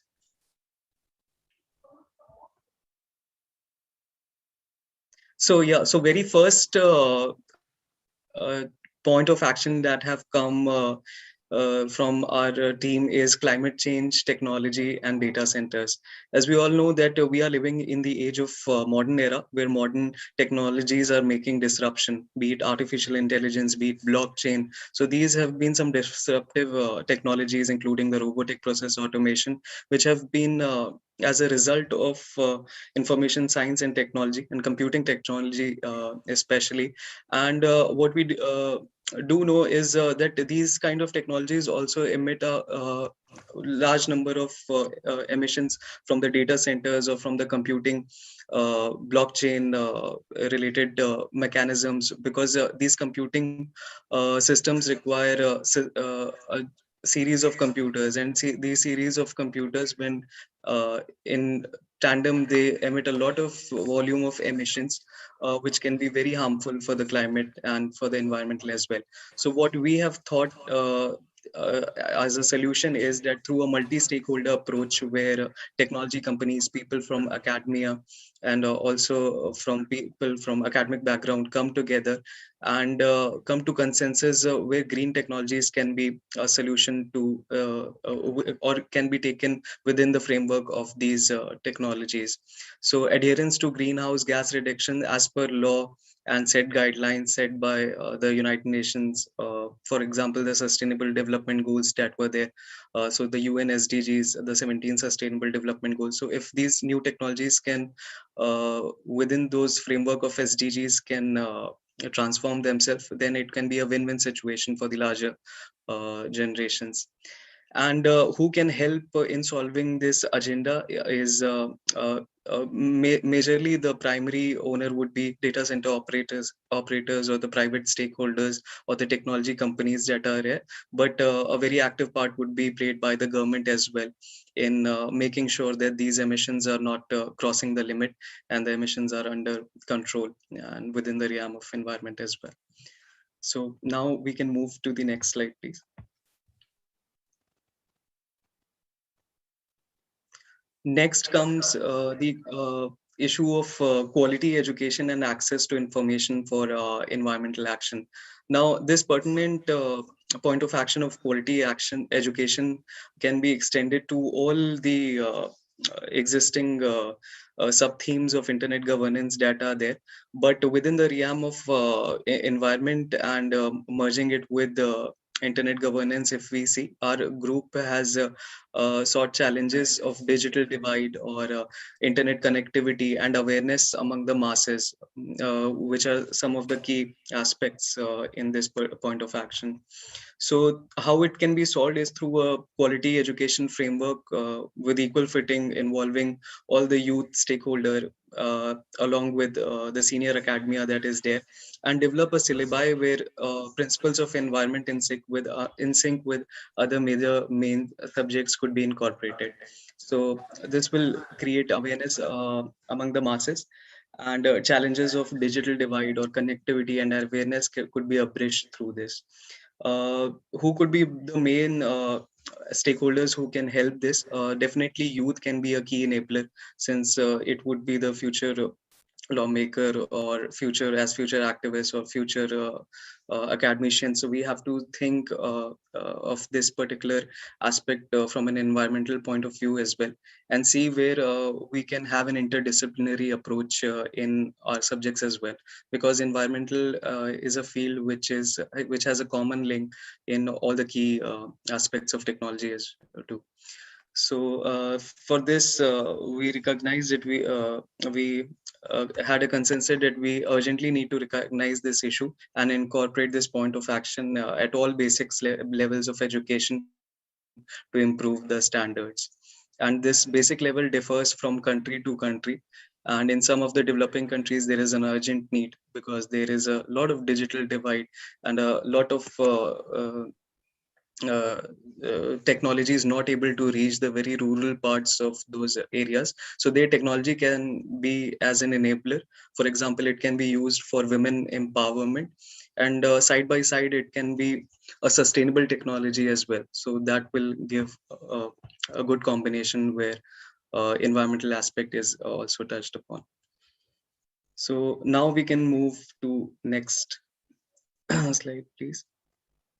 So now we have the ecological aspect of environment. So as information and communication technologies are the key player in the internet governance realm as well, and it is more becoming common day by day. So a lot of emissions are generated as a result of these technologies, which causes harmful impact to the environment and disrupts the ecology balance that is there. So how can a very streamlined approach that our group thought on the basis of its research was that it can come through energy efficient systems and innovative circular business models. So these energy efficient systems can be incorporated in data centers, or it could be incorporated in day-to-day activities of the information community technologies. Those can be small activities in the purview of internet governance, but it makes a huge impact when taken as a consolidated measuring component for the environment. So, and these innovative circular business models can be very vital for the youth stakeholder as well, since this is the youth summit. So I believe this is the right platform to encourage and motivate the youth to come up with these innovative circular business models, which can have energy efficient systems and addresses the ecology balance and also the dichotomy of profits and environment at the same time. Who can help in solving this issue? Then again, we have all stakeholders play a major role in this in solving this issue, especially the government, the technical, and also government can fund the circular business models or young entrepreneurs who come up with these models, and maybe they can bring about disruptions in green technology for tomorrow.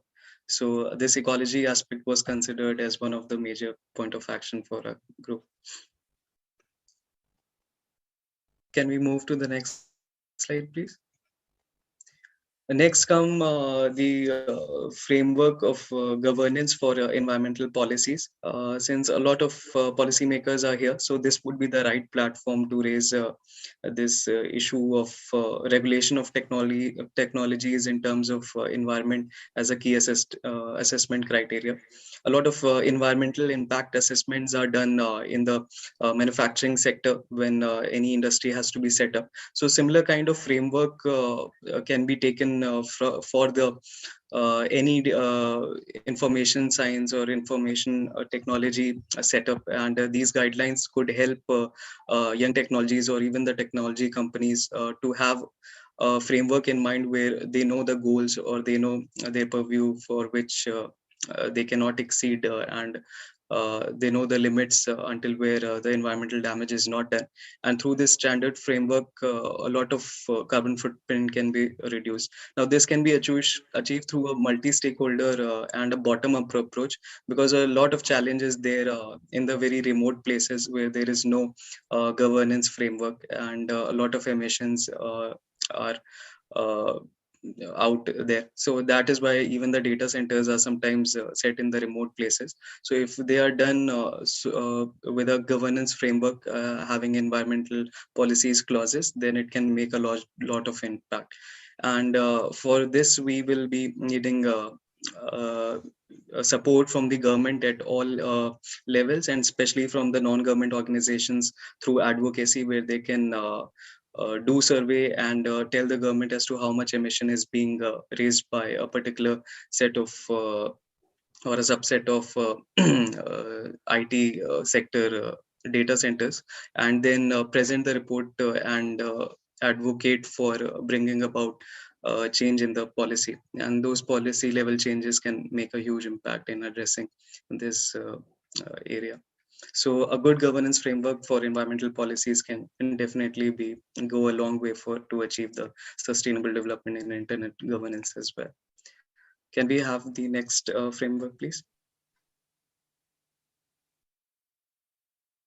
So our next, the second last framework is of the menace of electronic waste and its impact on environment. A lot of debate has been going on how electronic waste has been one of the key polluter across the globe.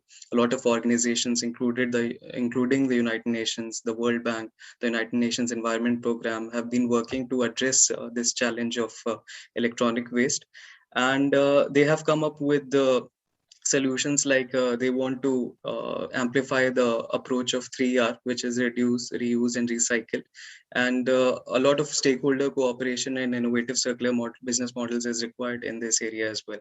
These circular business models can be centers where these electronic waste are treated in a biologically degradable manner, where it doesn't affect the environment, or some mechanism is made where this electronic waste can be reused into something or reproduced into something others, some other substance.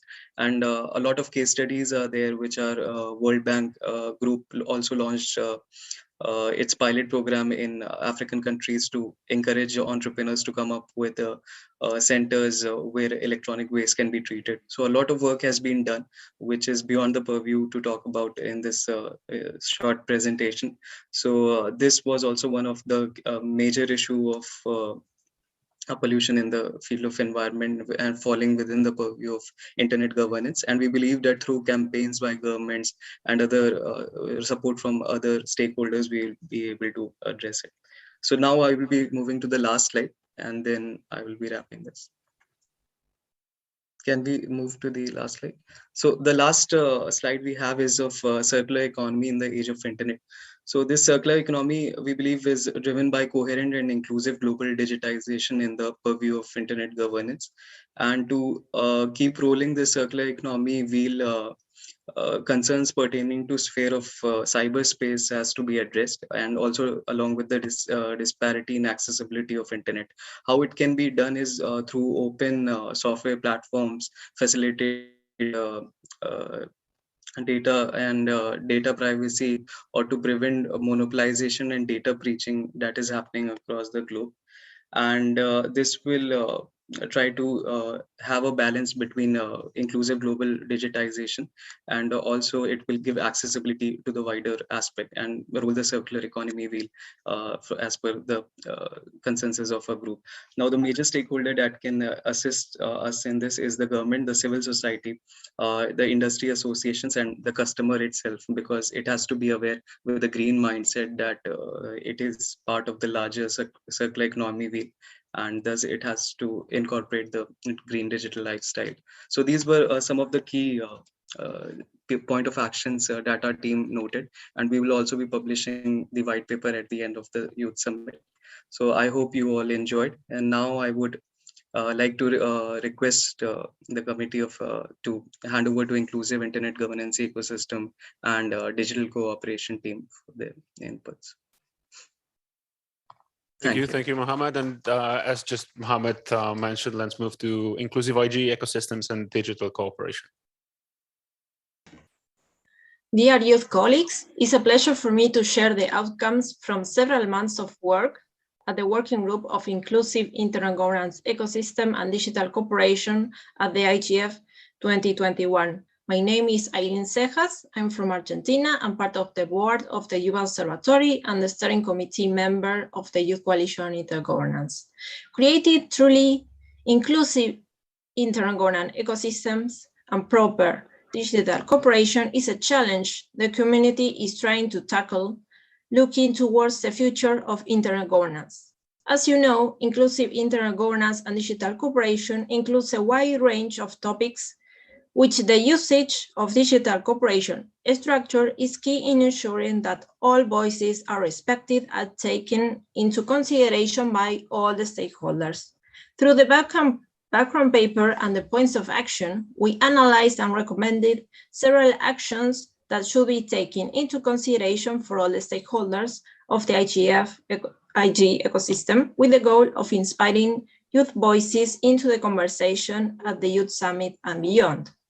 We choose this topic because as youth, we think it is important to contemplate the current work streams and the proposed architecture models in order to suggest points of action for the stakeholders to consider for the upcoming years. We researched through various documents like the Roadmap for Digital Cooperation and the UN Common Agenda, with the technical support of expert mentors from the internet governance field. For our working group documents, we have chosen as reference for the analysis the point number 7 of the UN Common Agenda regarding improved digital cooperation. And from the Common Agenda, we picked also issues that we consider relevant, taking into consideration the Global South perspective. We also had the great assistance of two great mentors, Ms. Ilona Stadnik from the St. Petersburg State University of Russia, and Mr. Roberto Zambrana, MAG member and coordinator of the IGF Bolivia. And we are very thankful for your support and contributions during these weeks. Now I'm passing the floor to Vlad Ivanets, a brilliant member of our working group, who will explain the points of action. Thank you all. Dzień dobry wszystkim. Hello everyone. I hope you can hear and see me well. And I just switched on my presentation. Sorry about this trick, but I hope that it is allowed. So anyway, we can come back later to the previous one. Anyway, there are some results of our working group. And I need to say that while working on the final points of action, we've been taking into account the three main moments, and one of them is the youth participation itself, because for us it's enormously important. The other one is the IGF reform and transition to IGF Plus that is coming in the 5 years, and we believe that IGF will become an IGF Plus. And the third one is the role of NRIs in this process. And also we've been putting some attention to many other details and aspects of digital cooperation and internet governance ecosystem. So our first point of view is on equal participation in internet governance processes.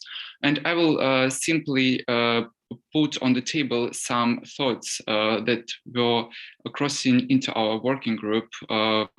And I'm not going to stop on each point of view. I will just bring you some ideas that we had. And while working on this point of action, we've been thinking about representation of each group inside the IG community, and especially in the IGF as the global forum and as the main event that combines together all the opinions and aspects of internet governance. And we decided that sometimes we have some groups that are underrepresented during the sessions and during the event, and especially, for example, academia. And right now we have, this battle between big tech companies and their self-regulation, and also government with their legislations.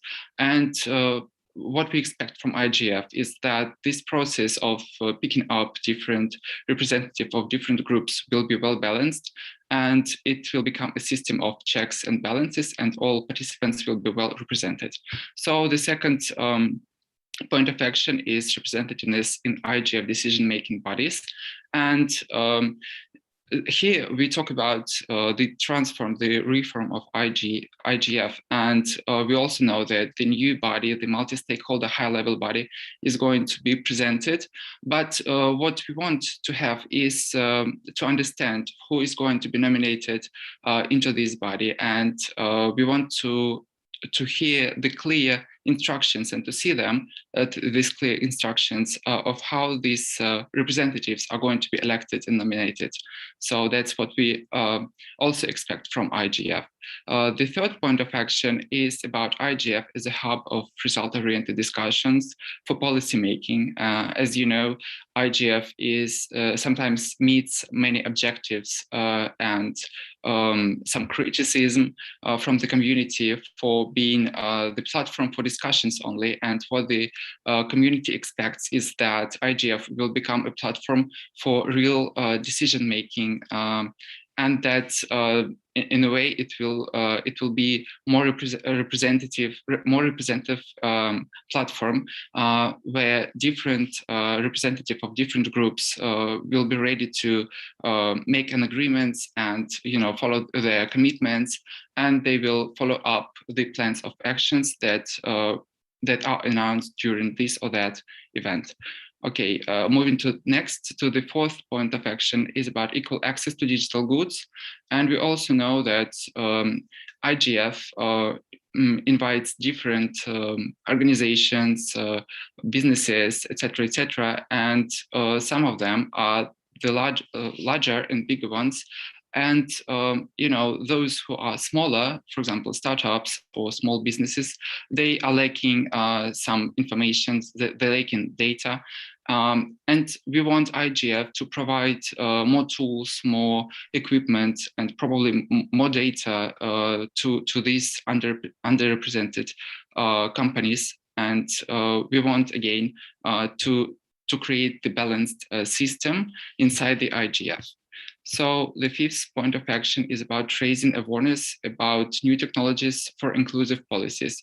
At IGF, we are trying to discuss hot topics, but sometimes, the whole agenda of IGF is it is that complex that sometimes some aspects that are really important for the global community is simply excluded or not really visible for the broad audience.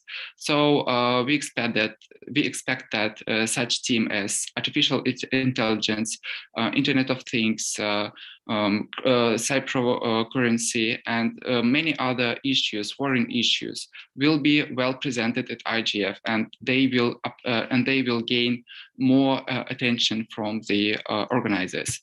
The sixth one is really important for us. It's about youth involvement in IG policy-making processes, because we talk in a way too much about youth involvement, youth engagement, but there are not really strict actions about that. And while working on this concrete point of action, we've been thinking about, possibility of creating and nominating IGF as the independent stakeholder, but then we refused from this idea because at IGF we already have many different initiatives, and they in a way contain some representatives from youth, and what we expect is just to improve and develop already existing platforms and initiatives that were created for youth, especially, for example, Youth Coalition, Youth Dynamic Coalition inside the IGF, and make it more visible for youth participants from different countries. I'm just going to ask one thing, Vlad, please. 2 minutes, and we got to wrap it up, seriously. Yeah, sure. Sorry. Right. Thanks. The seventh one is learning from a crisis through thinking hybrid formats to promote further engagement. It's all about the online participation. For example, me, myself, I participate online, but all of us, we are really tired of online participating, of online meetings, but we need to improve them and make them more interactive and more engaging for the audience. And we also want them to be safe, because today we also talk about, some psychological problems that people have in the post-COVID era, and we also meet them as well. So we expect this hybrid format to be improved and online participation to be enlarged. The eighth one is user-friendly IGF platforms and resources. As you know, the IGF website is not really friendly for the users, and even the experienced participators, they meet some problems while observing the program or just navigating through the website. So it's the new task for backend and front-end developers to make it more user-friendly, especially when you want to engage more young participants, because we all live in the clip society, and we all think as a visionaries. So visual aspect is really important, and we expect from IGF community to work on their online resources. The ninth point of action is about increasing the linkage with IGF Global and the national, local, and regional IGFs via youth NRIs as well. So I think it's clear, and we can move to the last one. It's about embedding human rights in digital cooperation architecture models, and this one is really important because, you know, we have different countries with different legislations and so on. And sometimes our conversations and our talks lacking human rights as the basis. And we really want to keep it for the all conversations and discussions that we have at IGF. So I hope you can look through all of these points of actions during the when they will be published on the website. And here I will stop and thank you for inviting us today. Thank you very much. Thank you very much, guys. Just so you know, we have like 15 minutes at this point. We have already skipped one, and there's still 4 groups to go. So you do the math. Then moving on, and please just stress the most important parts of your speeches: emerging regulation, market structure, content data, and consumer users, rights regulation. There you go. Yeah, there's one at the table.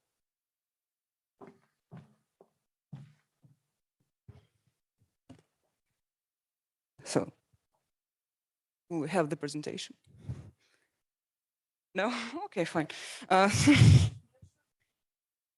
Okay, so my name is Alina. I represent Emerging Regulation Group. I'm from Russia. So we'll be just brief and quick. So for our main topic, we choose distributed ledger technology. So, and this is the new emerging technology. And it's emerging as disruptive innovation with an expanding range of potential application. But unfortunately, to the DOT, it is not regulated well enough. That's why we chose it as our main topic. Can we have next slide and the next slide? This one thing. So the basic challenge is lack of clarity on how the technology is governed. So basically, we should make a significant effort to educate people about the development of DOT. And of course, the main helper here is the technological community, because it's the one who knows the better. Next slide. So the second problem is uncertain legal status. Even though some countries have legal and policy frameworks on different aspects of the DOT, it is still necessary to harmonize them, as well as to develop uniform measures to regulate DOT. For instance, like to create an international convention of supply of digital content and digital services. And maybe things about something like the law of cyberspace. So the next, please, data management. Of course, as you know, DOT is a technology that focuses primarily on new approach to data management, and digital data is the basis for the existence of the internet. Meanwhile, it is necessary to build a legal framework, like, for example, Digital Data Protection Treaty to define legal status of digital data, but not only the personal one, like in GDPR, but also include ownership rights over virtual assets, like NFT. And so the next slide, because it is connected. As you know, that NFT now exists as a work of art, but the main problem is that the lack of clarity of who and how owns it. So the main issue mostly concerns copyright, which is regulated at the international level primarily by the Berne Convention.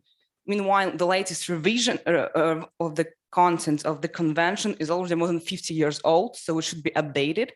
And maybe we should rethink the concept of exhaustion of copies of a work and to extend the first sale doctrine to intangible copies of work. So the next one.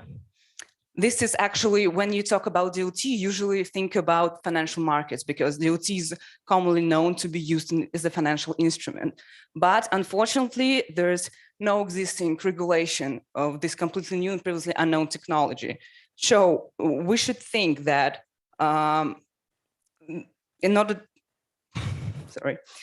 we should think that apart, probably the conversation should be started about how technology should be governed. And the second one, the adoption of open catalogs of financial instruments, which is with the clearest possible criteria for their identification. And maybe such thing like how we test in US law can be bring up as an example of it. So the next one, standardization. Actually, someone stole this slide in the digital education group, so maybe you saw it. What were proposed? We should propose the adoption and development of standards for identification, privacy, node recognition, data governance, user consumer rights, auditing, forensic investigation, and regulatory review, recertification of errors, and logging. So who can help with it? Of course, international ITU and maybe regional working groups on that matter. The next slide. This is actually the tough one, because when you talk about DLT, you don't think about regulation of digital platforms, but it is connected, especially in the times when we have metaverse all over the world. So probably digital platforms, it is time to question their rights and responsibility towards ordinary users and national governments. And it is important to work on regional regulatory strategies as an initial part towards world strategies. What we propose to keep platforms up to date with the new laws in their country of operation concerning DLT technologies or any other technologies, and regular exchange of opinion between IT giants and governments, not only with the country where they operate in, but also in other countries, and with free access of users and ability to ask questions. So on these meetings, all the concerns must be voiced and, if possible, settled. Well, so regional platforms, parliaments, and organizations are the ones that can help with that. And so the last point of action is DLT ethics. So as you know, tokenization is part of DLT, and it's a great tool to monetize a business, but it also allows us to monetize a person. But the question arises, where's the limit of following the profit? And what if a person is tokenized without their consent? So we should initiate a discussion on the ethical problems of tokenization and create a working group on the creation of the DLT ethical code, like AI ethical code, for example, within the international organization. So the last slide. Just to conclude, we can say that Web 3.0 DLT develops very rapidly, but unfortunately, its regulation is like 2 steps behind the real possible position. So we should probably develop not only new regulation, but also new approach to dealing with digital loss. So thank you very much. Thank you. I mean it. Moving forward, cybersecurity.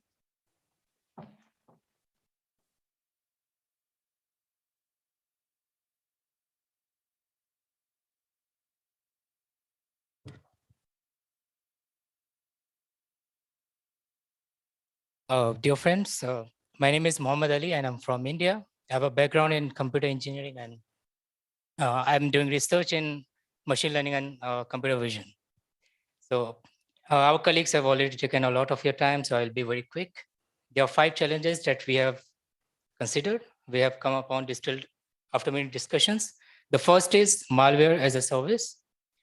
Malware as a service is a very pressing issue because just like we have drug cartels, there's a big underground network of malware as a service that is being provided in the dark web especially, and we must curtail them as soon as possible because otherwise they might go out of hand very soon. And then there is another challenge that we are facing is the issue of cross-border cyber attacks. Cross-border cyber attacks are also very can be very threatening because if you look back a few years, there was an event in Ukraine where the electricity grid was completely down in the winters. And yeah, it can adversely impact a lot of other critical infrastructure as well. So the third challenge that we are facing is tracking and attributing cyber attacks. Because of the inherent nature of the internet that it is distributed and it is a lot of time very decentralized as well. So it is very difficult to track and attribute who has done the cyber attacks. And that brings a lot of difficulties in persecuting those people and those organizations. So we need to tackle this as well. And the fourth point of action that we have come up with is digital upskilling. Because we are using the internet, but most of us don't know what goes behind the scene. And humans are also the weakest link in the cybersecurity field as well. So only with proper education, we can tackle this issue. And I think that will be very important. Like we are seeing that in Estonia, they mentioned that they have incorporated cyber hygiene in their primary education as well. So maybe we should take a lesson from them and we should implement it everywhere around the world. And the final point of action that we have is regarding cross-border scams. It perhaps doesn't come into many discussions usually, but it primarily it originates from the global south, and the target is the North America primarily. So, but because humans are involved, and because of the issue of because there aren't any multinational or any international convention regarding these, so most of the time nobody is persecuted. So justice isn't ever delivered. So these are our 5 points, and we have recognized that how can we solve this?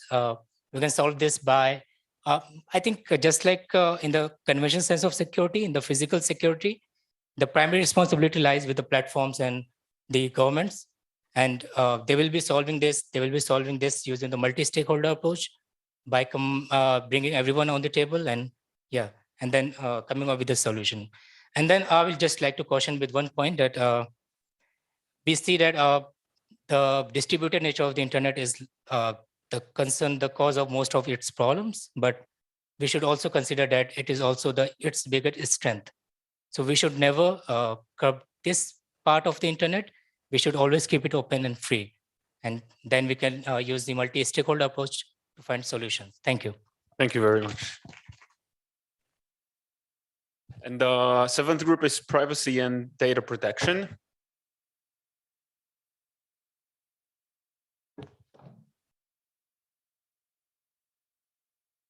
Hello, everyone. My name is Benjamin Chung Castillo, our coordinator of the Privacy and Data Protection Group, and Mexican lawyer on digital law. And together with me, Abdias Zambrano from Panama, participant of this group, and 2020 ISOC IGF Youth Ambassador will be present the points of our group.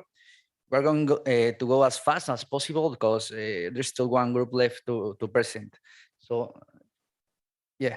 I'll skip the introduction, but I would like to mention the importance of the personal data protection and privacy is a relevant and key issue in any sector, mainly due not only to the rapid advances of technology, but also to the digital transformation.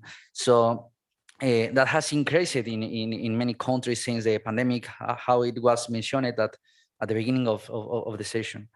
So next, thanks.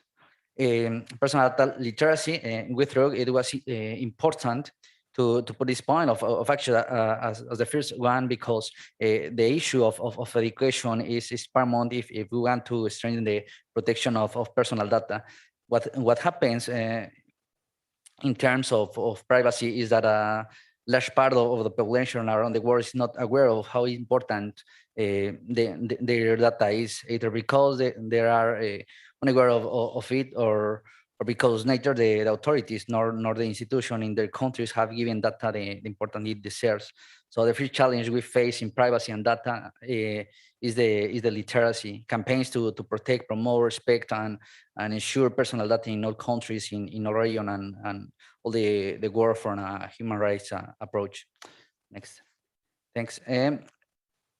This is a multi-stakeholder engagement on privacy. With this point of action, we intend that through dialogue, we can involve all stakeholders in many occasions. The discussion of regulation and legislative reforms remains only in one sector. However, it's important that there is the participation of all to create policy that are effective, that really serve or what we want to achieve.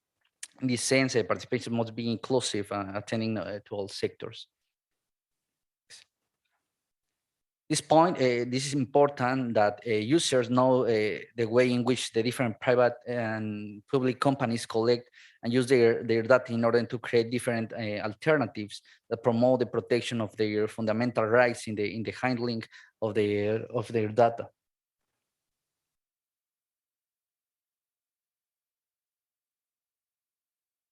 Next, this point, human rights. This point is related to the fact that in many applications or internet services, yes, is the next.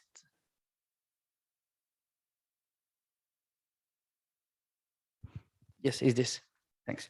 This point is related to the fact that many applications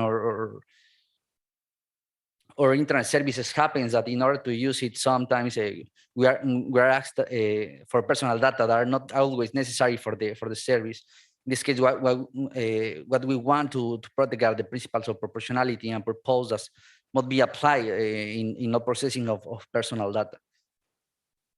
The fifth point of action, ensure that the technology and tools used by the collector of personal information are suitable for unambiguously identifying the user in order to promote, respect, and protect human rights. With regard to this point of action, the aim is to address from a human rights perspective one of the most common problems that currently exists in many countries: phishing through theft, through identity theft or usurpation. The main objective is to strengthen two important aspects: security and authenticity of information. The next slide, please. The sixth point of action, draft recommendations targeted to the private and public sector about best practices in the treatment of sensitive personal data, mainly focusing on health, privacy, and tracking. With the pandemic, it became even more evident how much information companies can have about us just by carrying our cell phones with us. In addition to our location, our device records a lot of other information without us necessarily being aware of it. On the other hand, we have health information, sensitive personal data that must be protected with our great efforts. The next slide, please. Promote personal data rights in special sections of websites and applications with clear and understandable wording of users. On many occasions, the terms and conditions of websites, applications, and digital content in general are often written in a very technical or stilted manner. The above then shows that the consent given for the processing of personal data is not even conscious, a serious problem right now. And the last one, the next slide, please, establish a standard framework to regulate the right to be forgotten regarding the storage of personal data granted and the revocation of consent to the processing of such data.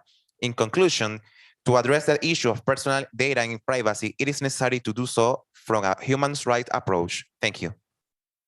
Thank you, guys. We will move to the award ceremony shortly, but we still have the eighth presentation about the super interesting topic of artificial intelligence.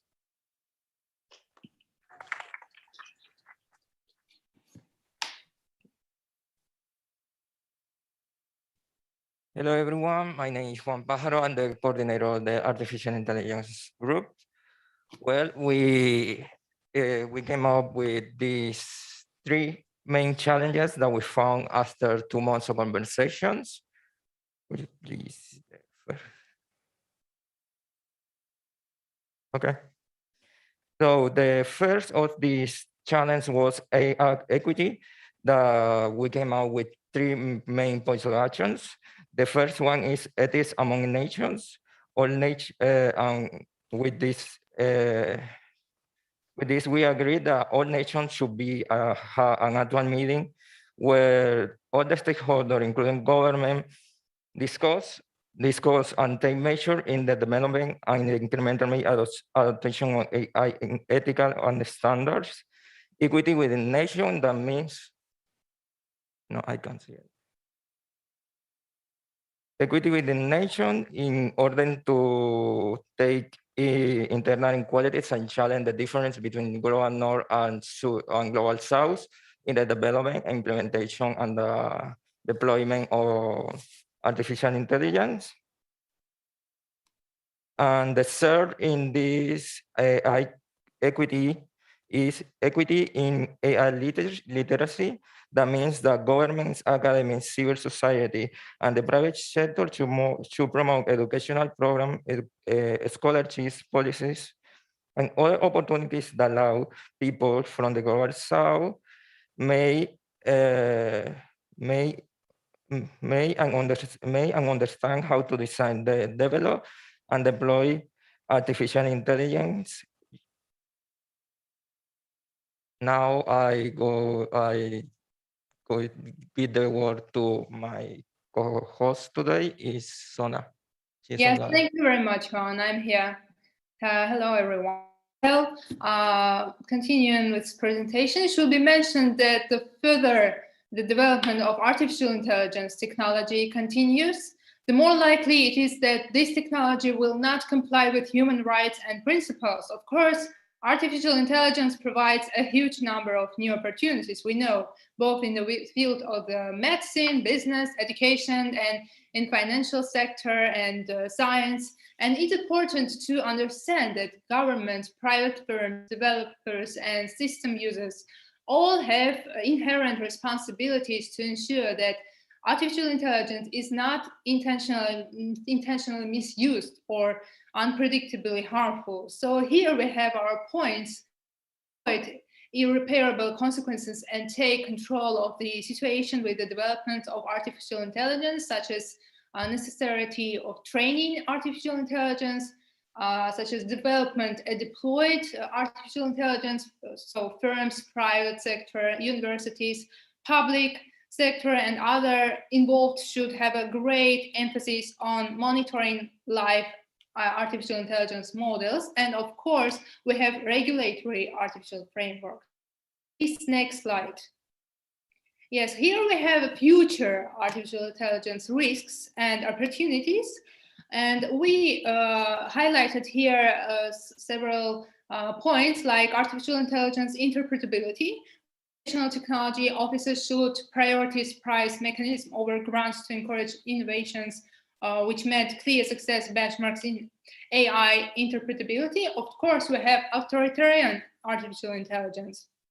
This is about violation of human rights and spreading artificial intelligence technology to support authoritarians. So we have to do something that artificial intelligence goes in a way of opportunity and in a way of side that we can use it in a good way, not in a harmful way. And of course, we have existential risk, where stakeholders should collaborate and pursue a research agenda on existential risk to humanity from artificial intelligence and recommend solutions to mitigate those risks.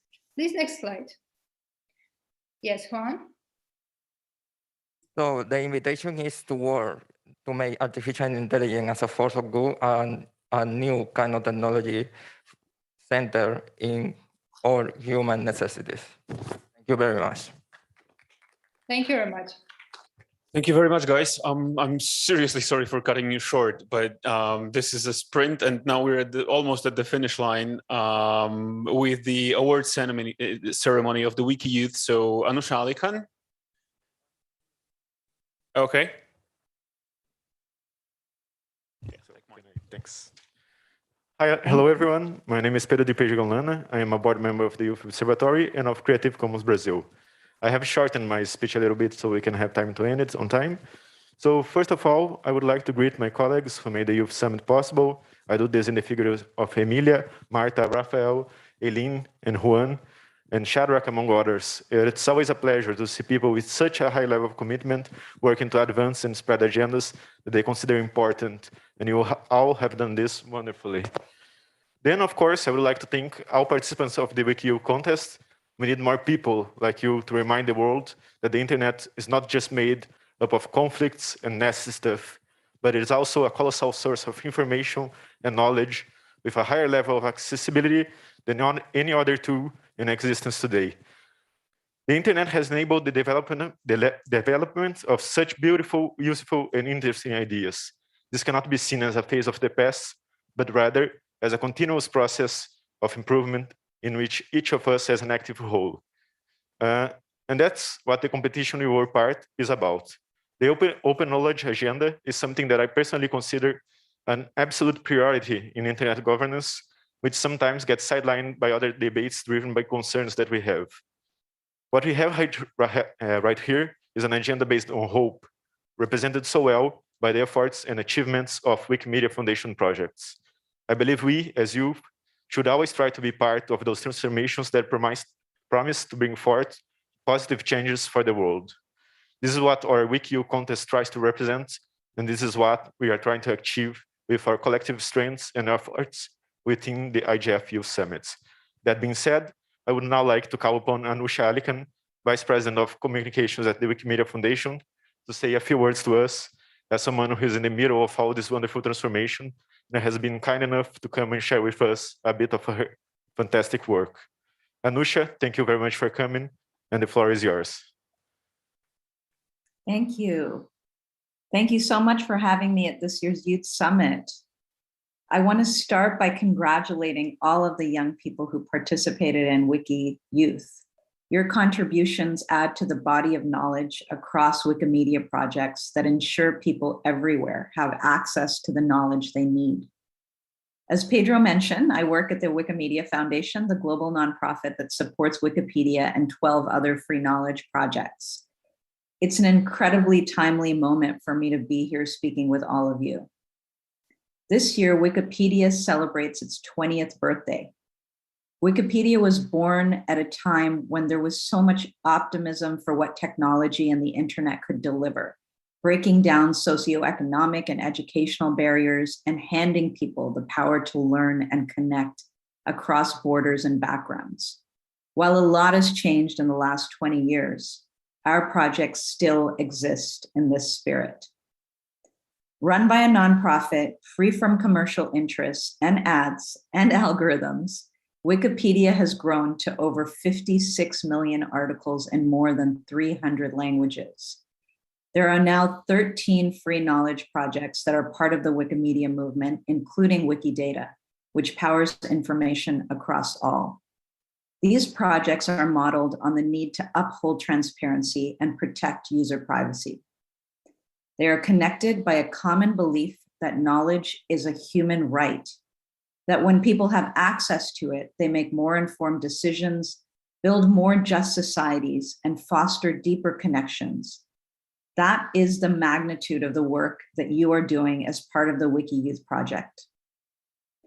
We often remark with a sense of gratitude at Wikimedia Foundation how amazing it is that Wikipedia exists in practice, because it could never exist in theory. It is, after all, an encyclopedia that anyone can edit, and 280,000 people do. Whether on Wikipedia or Wikidata, volunteer editors protect our sites, ensuring that the information added is neutral and based on reliable sources. They also make edits that are open for all to see. As for-profit technology companies struggle to balance their bottom line with the need to prevent bad information from spreading, grappling with demands for more transparency, Wikimedia volunteers are guided by rules rooted in the public interest. These standards are designed to ward against vandalism and misinformation, using the power of AI to detect and revert bad edits, but combining this with human oversight. It is this coupling of technology with a distinctly human approach that has made Wikipedia work for the last 20 years and created a model for others to follow. For the success of Wikipedia and other projects shows us the power of human collaboration. Wikimedia projects now house the largest collection of open knowledge in human history. This is a remarkable achievement, and it is a collective achievement, one that belongs to all of us. At the same time, we acknowledge that we're not finished. One of two pillars of Wikimedia's strategy to achieve for 2030 is knowledge equity. There are huge gaps in our projects in recording the experiences of much of the world. Only 18% of biographies on English Wikipedia are about women. These content gaps are also most evident in the telling of stories from the global majority. We are working with volunteers to break down structures of power and privilege to change this, so we can achieve our mission of ensuring every human has access to the sum of all knowledge. I remember one of my first edits to Wikipedia. It was actually not too long ago. I had read that Naomi Wadler, a passionate youth activist against gun violence, had given a speech at the 2020 Davos Economic Forum. Her Wikipedia page didn't make any reference to her appearance at the global event, so I added it. It's a heady feeling to realize that your contribution will be seen and then built on by all of the people who visit the Wikimedia projects. In my case, making the article of this remarkable young woman stronger also gave me joy. Wikipedia and its sister projects, including Wikidata, are pillars of the open internet, one where we are encouraged to be active participants, not just digital consumers.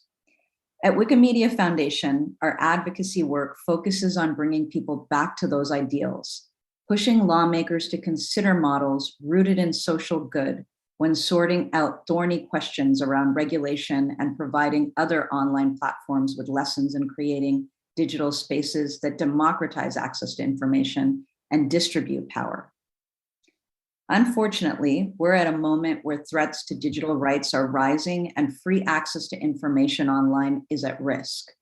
Globally, we see that censorship, surveillance, and internet blocks are expanding.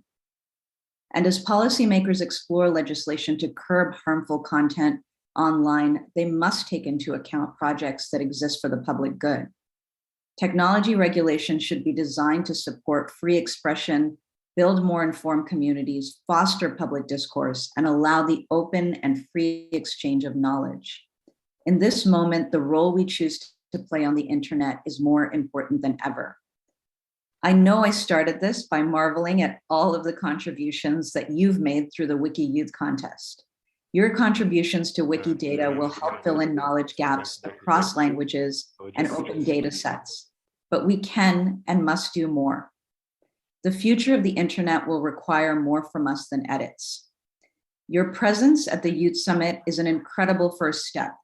The institutions of the internet, the institutions that are here as part of the Internet Governance Forum, need more champions of the open internet. They need you.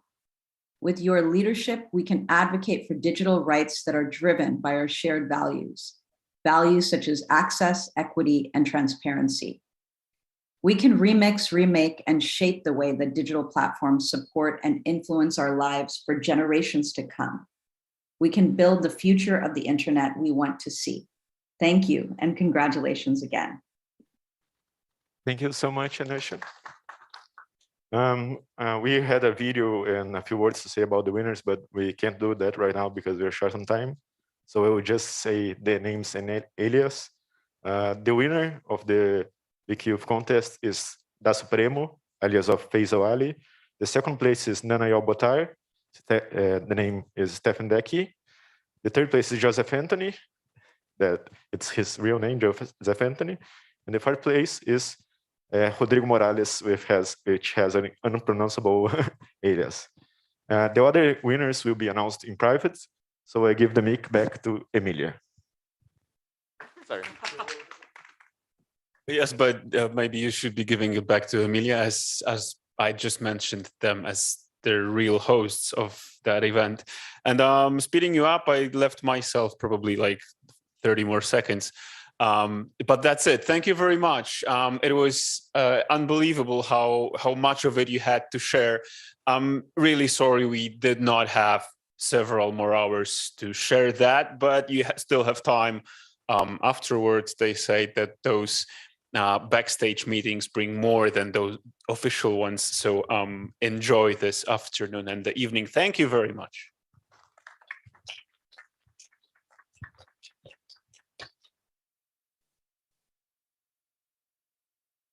We all live in a digital world. We all need it to be open and safe. We all want to trust. And to be trusted. We all despise control. And desire freedom. We are all united.